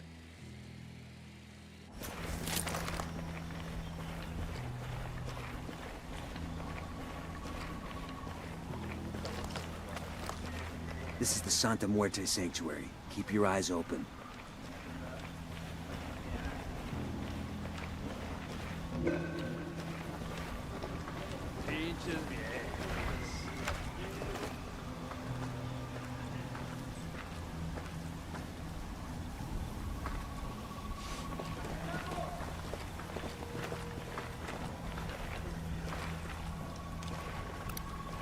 Got it. Moving. Need to get to a Brings us better to 10. position.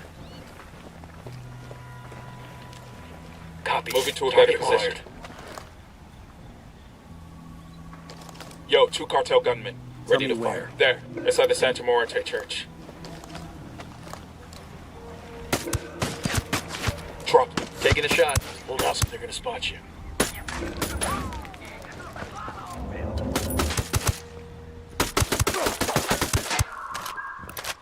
That LT's getting away. Take cover. Opening fire. They know we're here.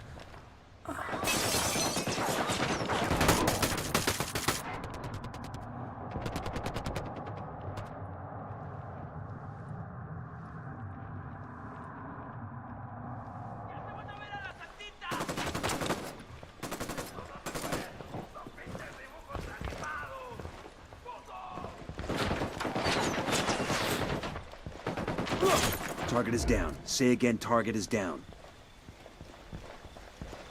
Clear.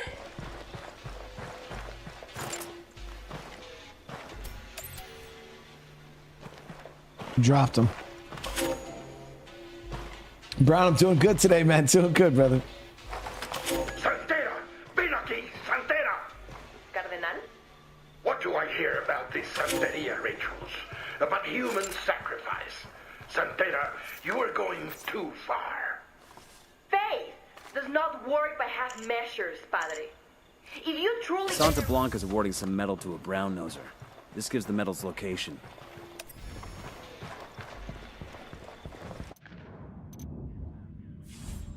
Man, we gotta go after,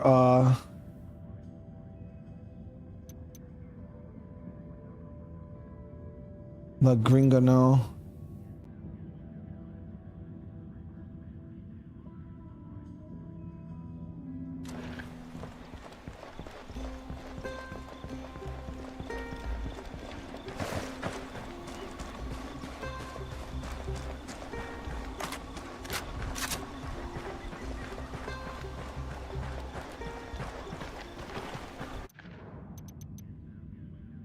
La Santera keeps her people in line with a personal force of Sicario bodyguards. Hang on, Take I'll them drive. out, and we make her look weak in front of El Sueño and her followers. Yeah, so these ones will be easy. We just gotta make sure we take out the lieutenants, and then the rest of the guys stay and fight, so...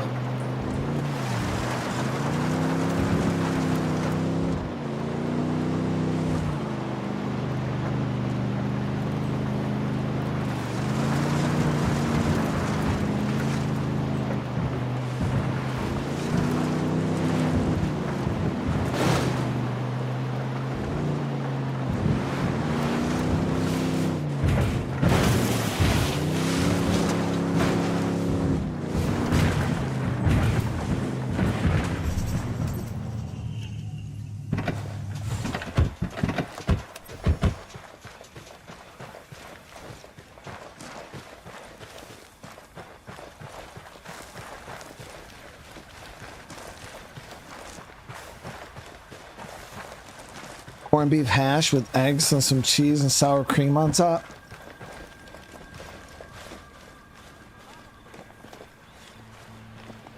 One of my favorite meals growing up, Chad, and I used to make it myself. So don't say I can't cook, guys, because like I guarantee if I made this for some of you guys, I feel like Tim's got my back on this. One of you guys got to have my back on this.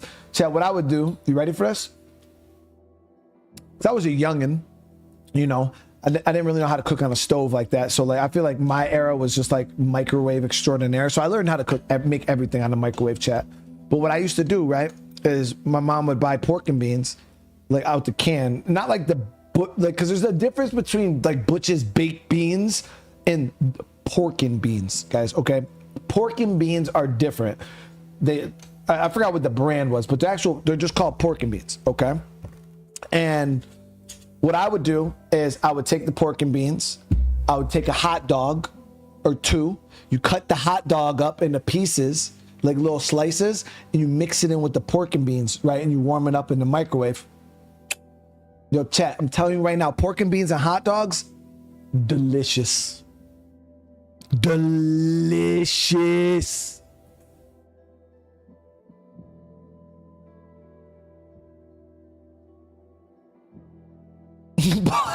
Please say, bro, I still do that, dude. Chat, it goes so hard.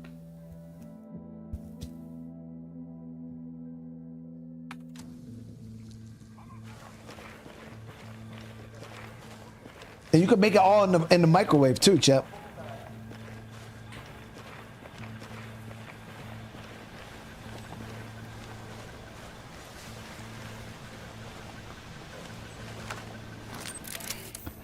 Add 3 hot dogs? Asha, that's doing the cap, dude. 3 hot dogs is too much, dude. Got eyes on a tango. He's got a lot of background.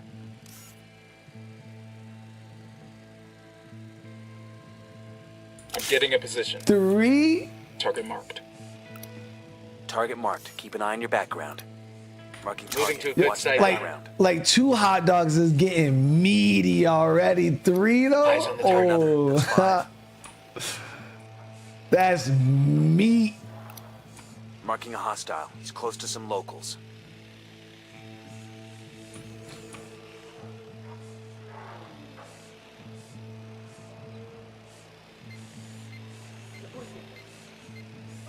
Hold up. Let me get Marking a good a sight tango. line. He's close to that local.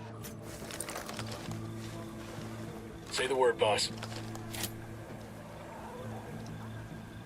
Gotta have at least 3 pieces per bite. That's Watch your fire. savage. We don't want to hit any civilians. Oh, gotta wait for that convoy to pass.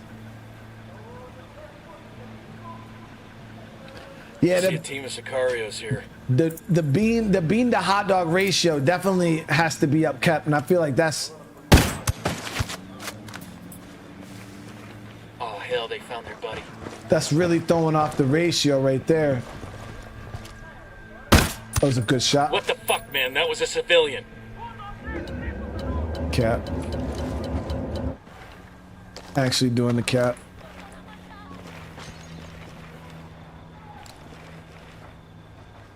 Chat, come on, there was no fucking civilian, dude.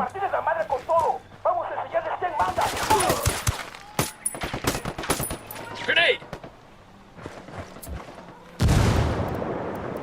I called the rebels for reinforcements. Engage targets.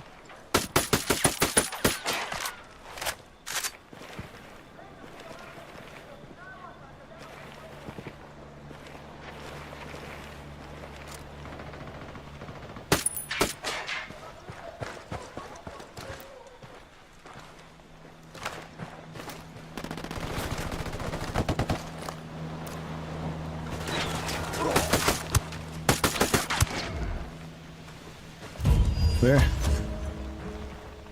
Clear on my side. See, Chad, that's what I'm talking about. At least That's it. Fought to the last man. I knew guess you guys were the surrender real isn't in ones. their vocabulary. So many of you guys in chat eating the same gourmet tier food. Yo, I feel like I should. You know what? I feel like I should open a restaurant, chat. I feel like I should open a restaurant and just sell all of this god tier food. You know what I mean? La Santera's cult is financed with gold provided by El Sueño. Locate and destroy these gold caches, and let's see if we can shake El Sueño's faith in the cult.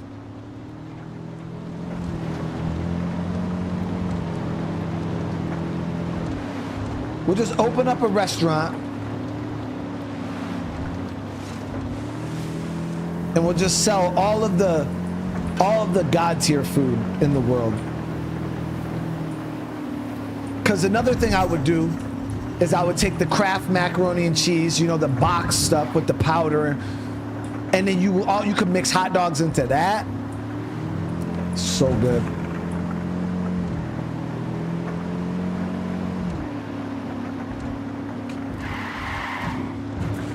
You do the same thing.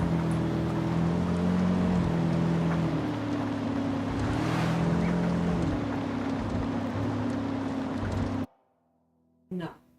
Hmm? No. What? No. No what? No. What? No. You know what I'm saying no to. I don't know what you're talking about. That's disgusting. What? You know. My restaurant? Yeah, please don't. Save everyone their stomachs and their bodies. Yeah, we got a hater. We got a hater. See, she can't hate on the hot dogs and pork and beans because she ain't never had it before. Yeah. When? When I was 30 years ago? Yeah, you wanna know it was He's up for stealing a helicopter. disgusting. That one's packed full of supplies the rebels could use. Let's grab it. You never had mine. You just didn't make it right. You probably didn't even make it in the microwave. It made extra flavor. You're disgusting. Huh? You're disgusting. No, I'm just a chef.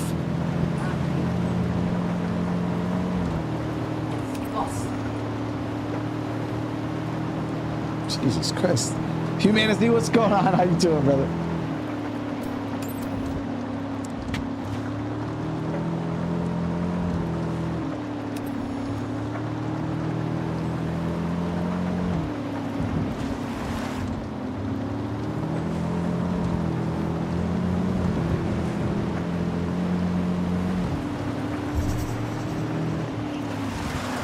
See, anytime anybody claims that, you know, my food is nasty, I just say that, you know, they just don't make it right then.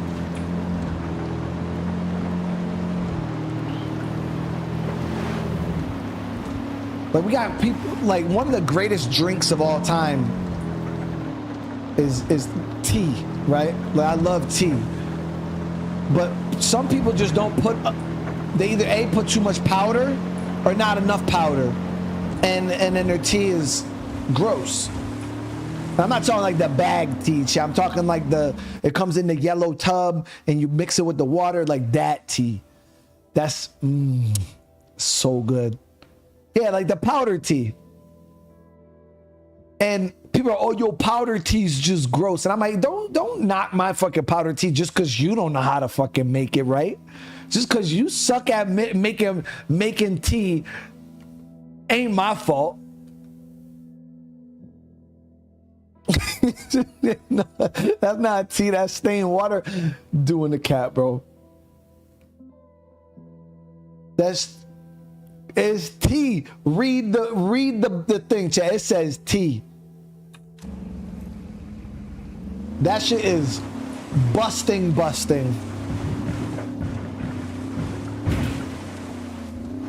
Let's swing around to the top here.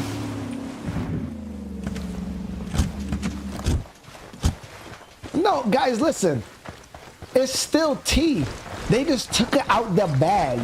That's all it is. Like, you guys are just haters.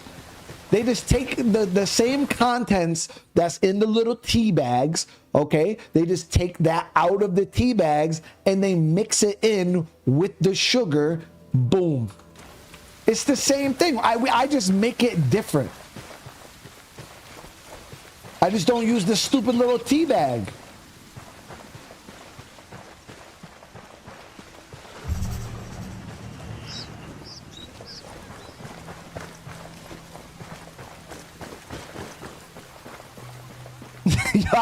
Yo, Kane, I used to eat that shit too, bro. When I would be making it, chat, when you're little and you're making it, right? One scoop went in the pitcher, the next scoop went in my mouth. Just sitting there chewing granulated tea.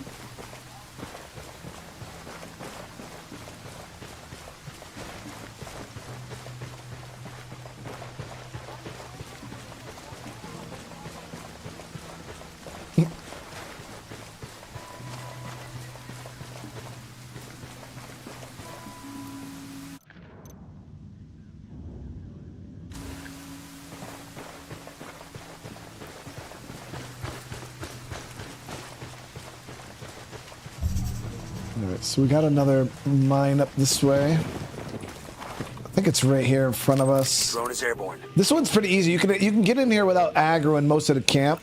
Yeah, it's right here. One with submachine guns. Enemy marked. I got a third.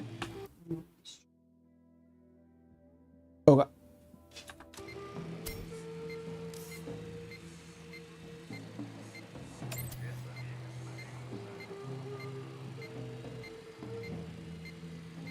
Yo, Tang is listen, chat. Listen. I'm sorry, but Tang some kind of mine. Cartel run. A gold mine's never a good thing for a cartel to have. Let's shut it down. Tang is nasty, guys. This shit is. It's like worse Sunny Delight, and Sunny D ain't even all that great.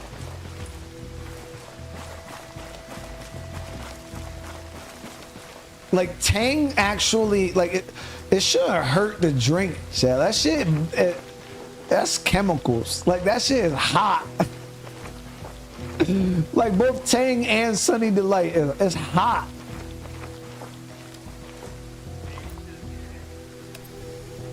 It shouldn't be hot, dude.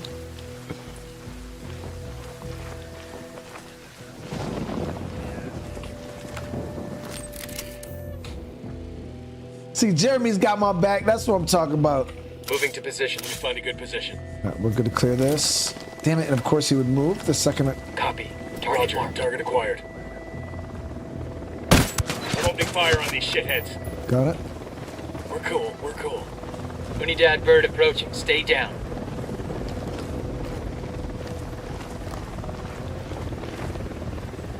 Hell yeah, Sunny D will make your throat hurt. That shit is poison, bro. It's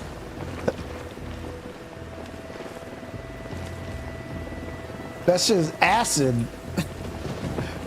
It's orange flavored acid. Yeah, I used to mess up some Sunny D though as a kid, but marking an enemy.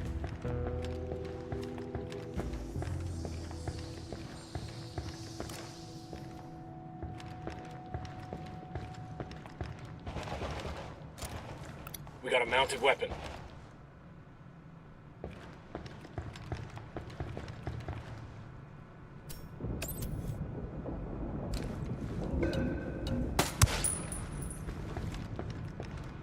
Okay, we're still good.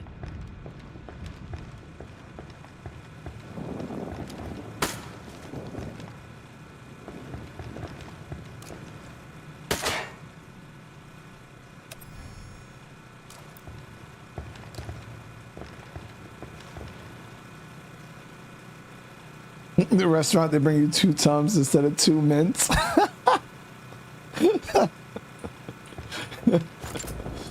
No, listen, they'll be all right. As long as you come to the restaurant in moderation. Okay?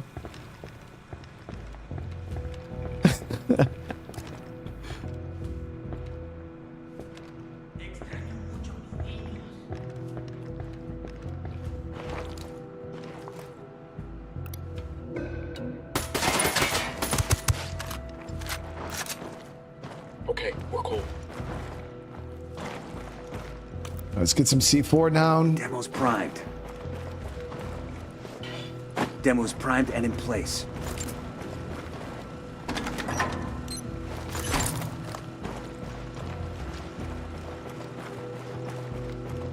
That should be a good explosion.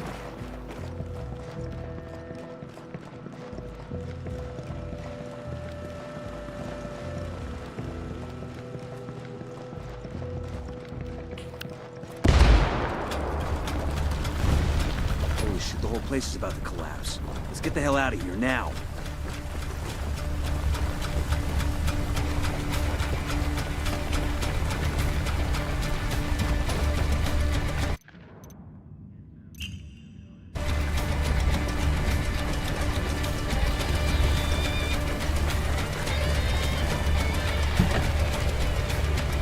I'll drive.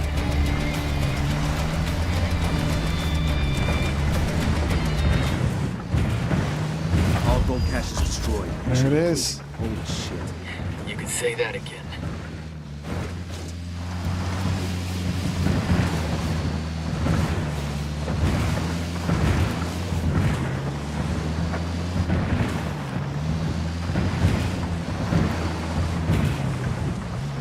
Microwave tortillas with butter and sugar and cinnamon inside? No, dude.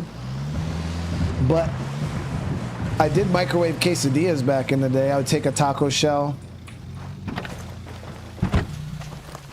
And then you take like shredded cheese and you just put it in the middle and then you fold it and then you put it in the microwave. Ops in the area. And then boom, quesadilla.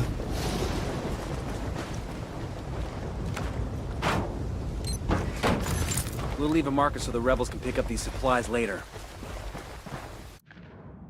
Quesadilla.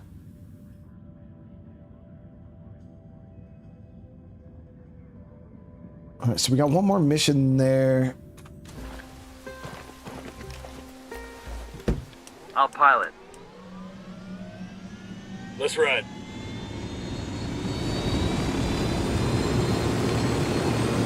Yeah, you just grab like a soft taco, like a soft taco shell, and then yeah, you just put it in you just put some shredded like Mexican blend or whatever the hell blend of cheese you got, and you just put that shit in the microwave, and you make, and boom, you got quesadilla.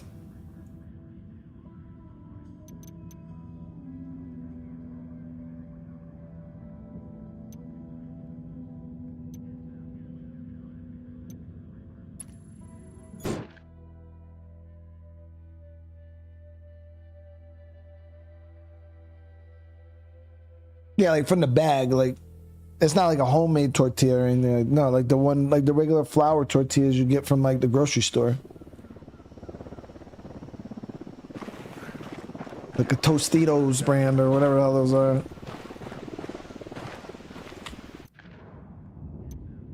All right, guys, so we're not gonna have enough time to do the next mission because I gotta leave with my son here in a few minutes.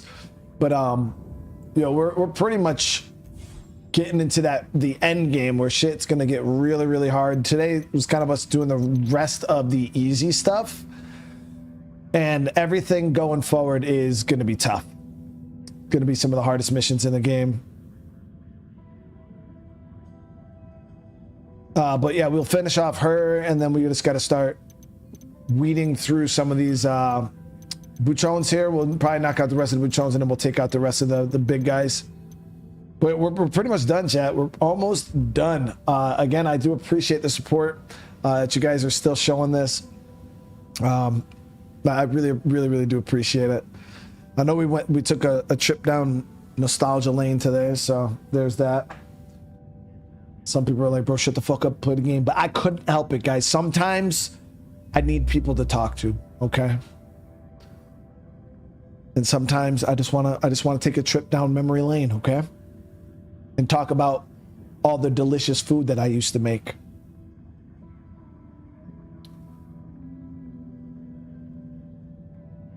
Remind you guys of some of the delicious food that you missed me making.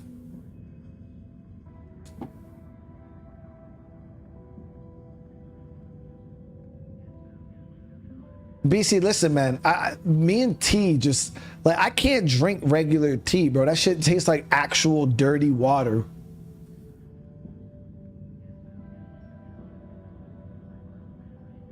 Like, you're talking about the stuff where you make the warm cup and then you put the bag and it takes 30 minutes of the bag soaking in the water, just making it dirty. That's gross, man. I'd rather just drink the water, bro. I'd rather just drink the fucking water, dude. It literally is dirty water, dude.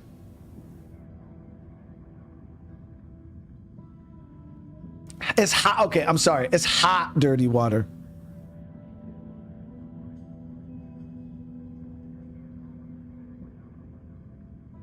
I ain't gonna lie though, Crystal got because I've only had like American tea bags, like you know, like the Lipton tea bag, because like you could buy the Lipton tea powdered version, but they actually have Lipton tea bags, guys. And I put that shit in the water before, and I tried to drink it, and it tasted like ass, like actual cheeks.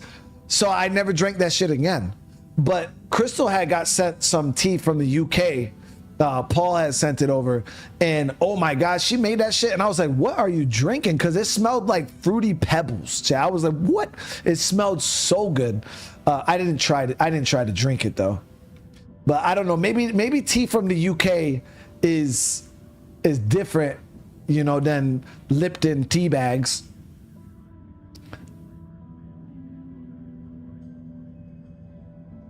But when she was drinking, it looked almost like a coffee, not like a tea. Like I you know, I look at tea and I just think of like, you know, that like weird tinged brown water. Her shit looked like coffee, almost like with creamer and stuff. She was like putting cream in it. I'm like, that's fancy as hell. But the tea I had just looked like actually dirty water, and it tastes like it.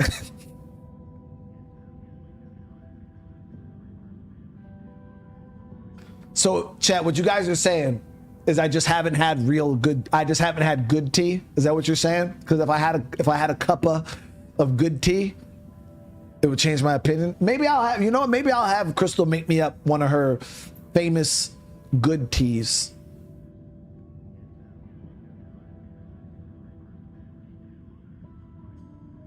And I'll try it. Because I guess you're right, guys. I can't knock it because I've never tried it. I'm just speaking from the tea I've drank in my life. Tastes like shit. Okay?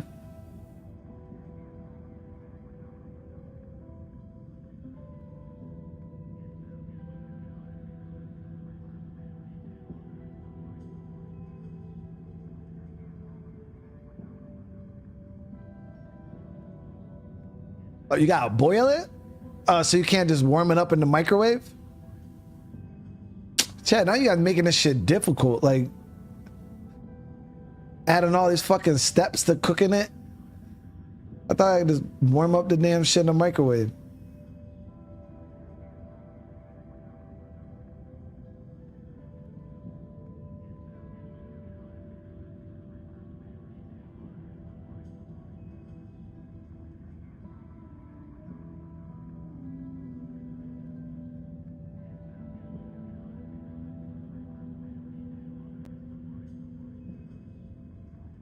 What is it?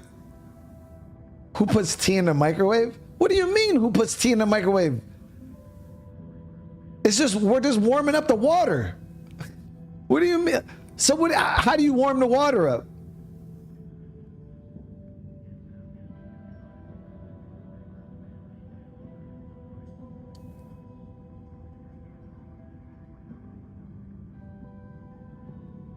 In a kettle on a stove? That shit will take ages, dude.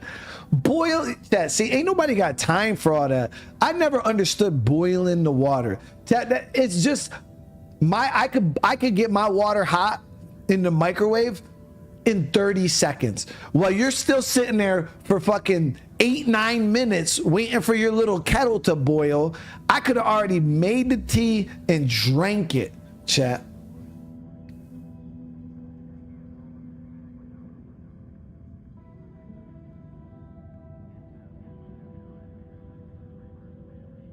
$30 seconds versus 8 minutes.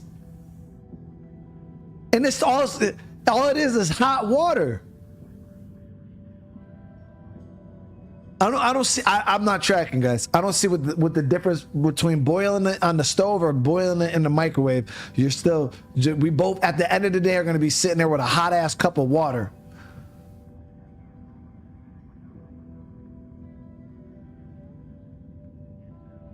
You know what I mean, guys? What's the difference?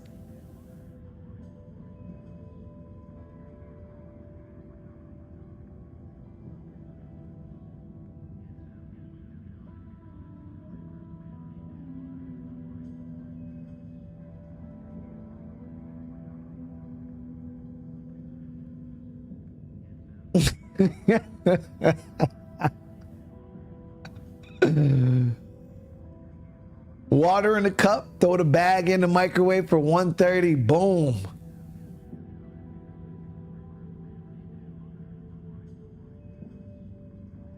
You boil the oxygen out, it tastes different. Yo, chat, why do I feel like y'all doing the cap?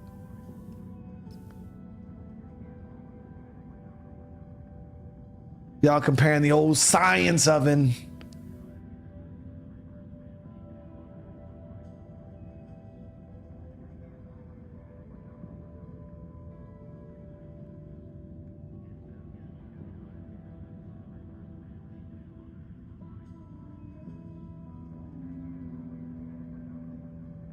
Nah, Crystal boils all the.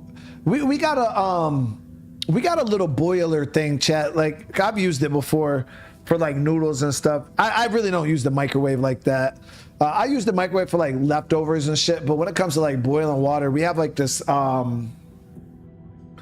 don't fucking know what it is. Hold on a sec.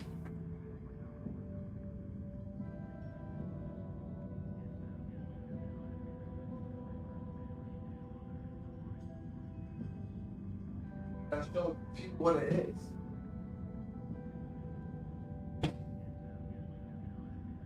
We got this thing, chat. It's like this, like, and then you like it just sits on a little base, and then you like it has like a little button on the back, and you just like push it down, and then it just heats up the water. Is this? That's what we have, and that thing's pretty fast.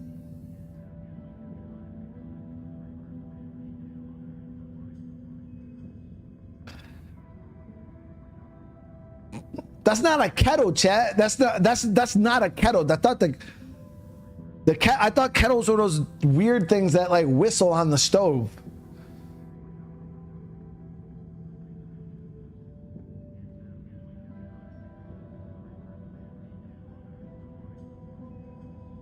Like if it doesn't whistle, I thought it's not a kettle.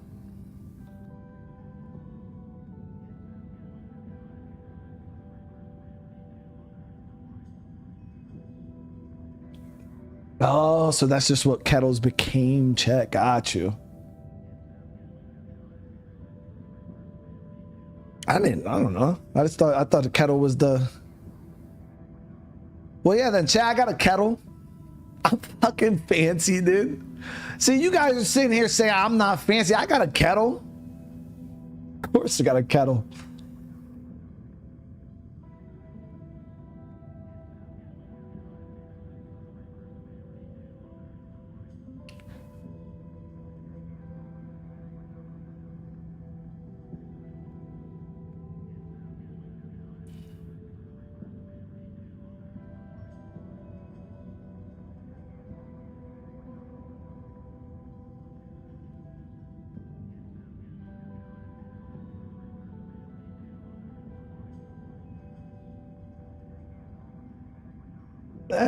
You got.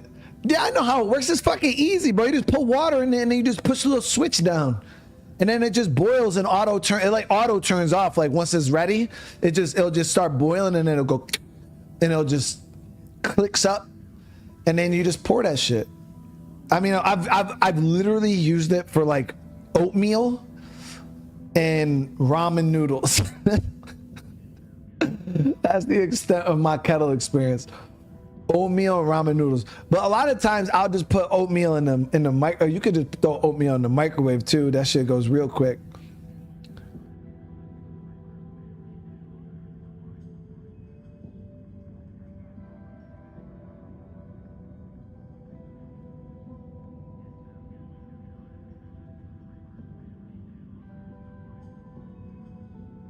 What do you mean I don't know how a kettle looks? I got a kettle right here, chat.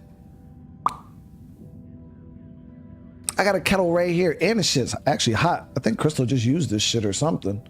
That shit was hot as fuck.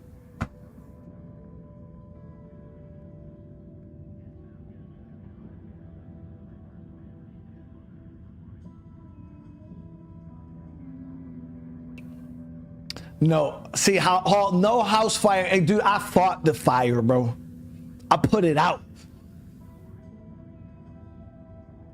Yo, who puts cream in the tea? Yo, I don't know, Kane. I thought she was drinking coffee one day because she was putting the creamer in there, and she said it was tea. So I guess like you could put creamer in tea. I don't know what kind of tea that is, but yeah, maybe it doesn't. Maybe it, I don't know. Does it probably taste better than coffee? Because coffee tastes like actual, like, dirty water, but...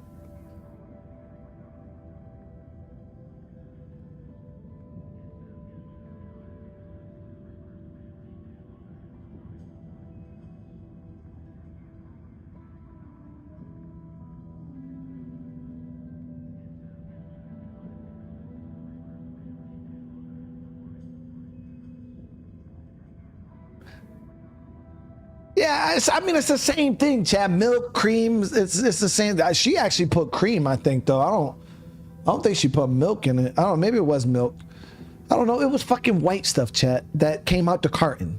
Okay, it's all the same. We don't gotta get all specific. It was the shit that she put in there. I don't fucking know. Do I look like a damn scientist?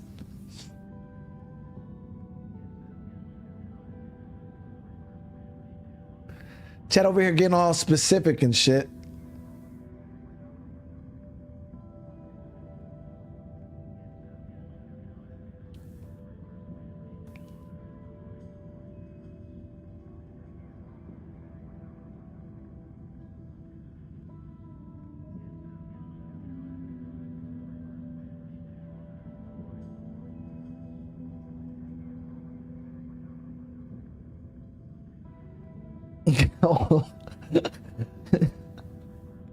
No, dude. It's all the same, chat. I mean, you're talking to the guy. Please tell me somebody else did this back. All right, this is the last thing I'm gonna ask you guys before, because I don't want you guys judging me. But I used to take. I love milk. I love milk. Absolutely love milk. But what I would do, chat, is I'd take a glass of milk and I'll mix half and half in it, and then I'll drink it. So good. Yo, sometimes I'll just, and you know the little half and half creamer things? Yo, I used to just peel them off, and I'd drink like 10 of them little things out the little plastic cups. Oh, I used to slam those things.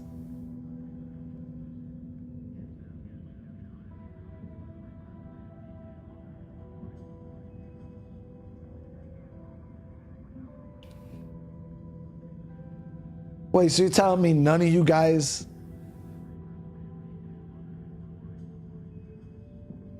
drank the little milk cups?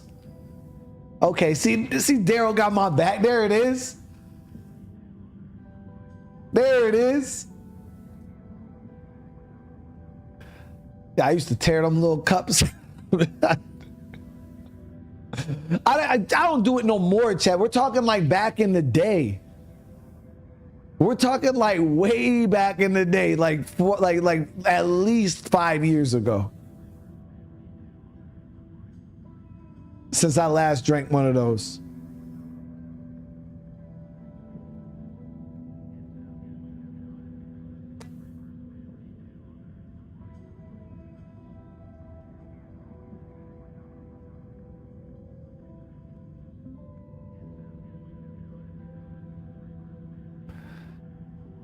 Dang, I can't believe how many of you guys. I know why my stomach's messed up. I didn't take care of it growing up. You know. But chat, listen. When you grow up, okay, when you grow up drinking fucking powdered milk, because my mom, oh my god, like that shit still scarred. I could remember the taste, guys.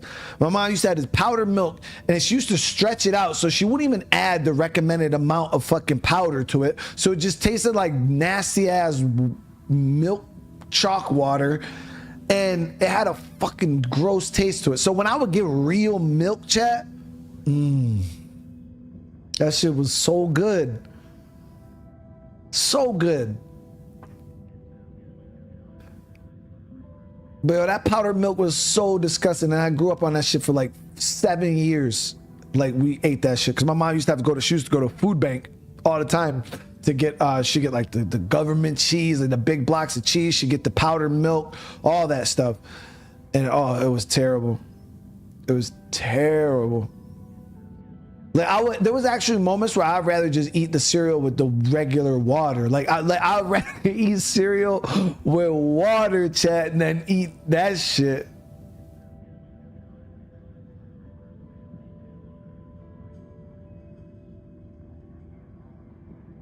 Now, hey guys, listen. Like I know some people like look at me and then like what I do now. I was poor, chat. Like I grew up in an urban city, very, very poor. And you know, we've been through it. We've been fucking through it. And I joined the military to kind of like get out of that life. But no, I roughed it out as a youngin'. I roughed it out real bad. I mean, a lot of you guys know like the Syracuse area. It's pretty rough. And we struggled, but hey, it builds character, right? It builds characters. I'm one of them people. I try to not forget where I came from. You know what I mean? I always try to remember where I came from, and I appreciate some of the stuff I've been through in life because I do feel like I understand the world a little bit better. You know, I understand people. You know, I understand everybody. You know, I sympathize, empathize with people because I've been there. I know the struggle. You know, I know what it takes to get out of that struggle. And that's why, you know, I tell you guys all the time, like, I appreciate everything you guys do for me, you know, with your time, freaking those you guys that go out and donate, do the member, like that stuff means so much to me. And just the time in general that you guys invest into me, you know, as a content creator. When I tell you guys I appreciate it, it's like because I really know what it's like to be down and out and have nothing. And, you know, these, like, you know, something like my streams being able to kind of, you know, put a smile on your face or bring a little bit of light into your fucking day.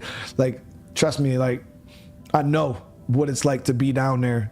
And yeah, I try to never, and I tell the wife all the time, I'll never forget where I came from. You know what I mean? So that's how I do it.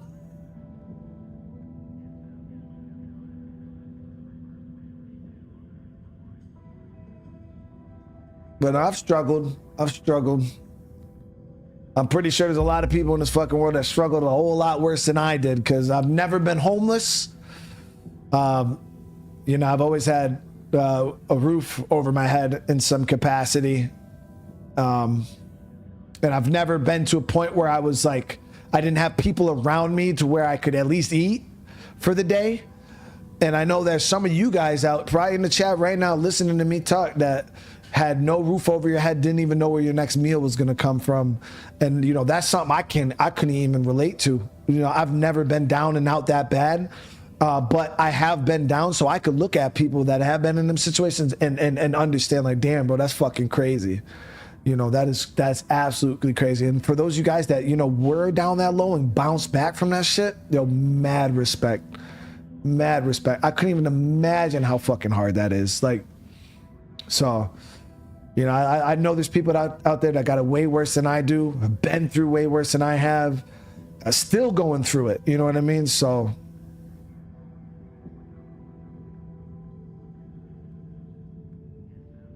this crazy. But all right, guys, I'm about to get my son ready. We got to go to practice. And like I said, again, I'll be back here in a little bit tonight. We'll be doing some State of Decay, but the wife is live right now. So I'm actually going to raid over to her.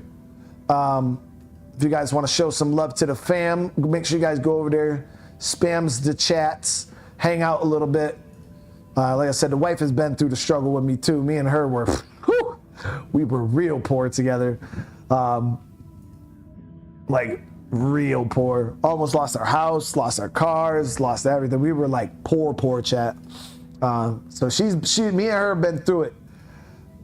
literally as low as you could go. And, you know, we climbed out of that together, and here we are today. You know, 3 kids, own my own house, have my own business, you know, doing YouTube. It's been a blessing. And again, I appreciate every single one of you guys that's still along on that journey with me.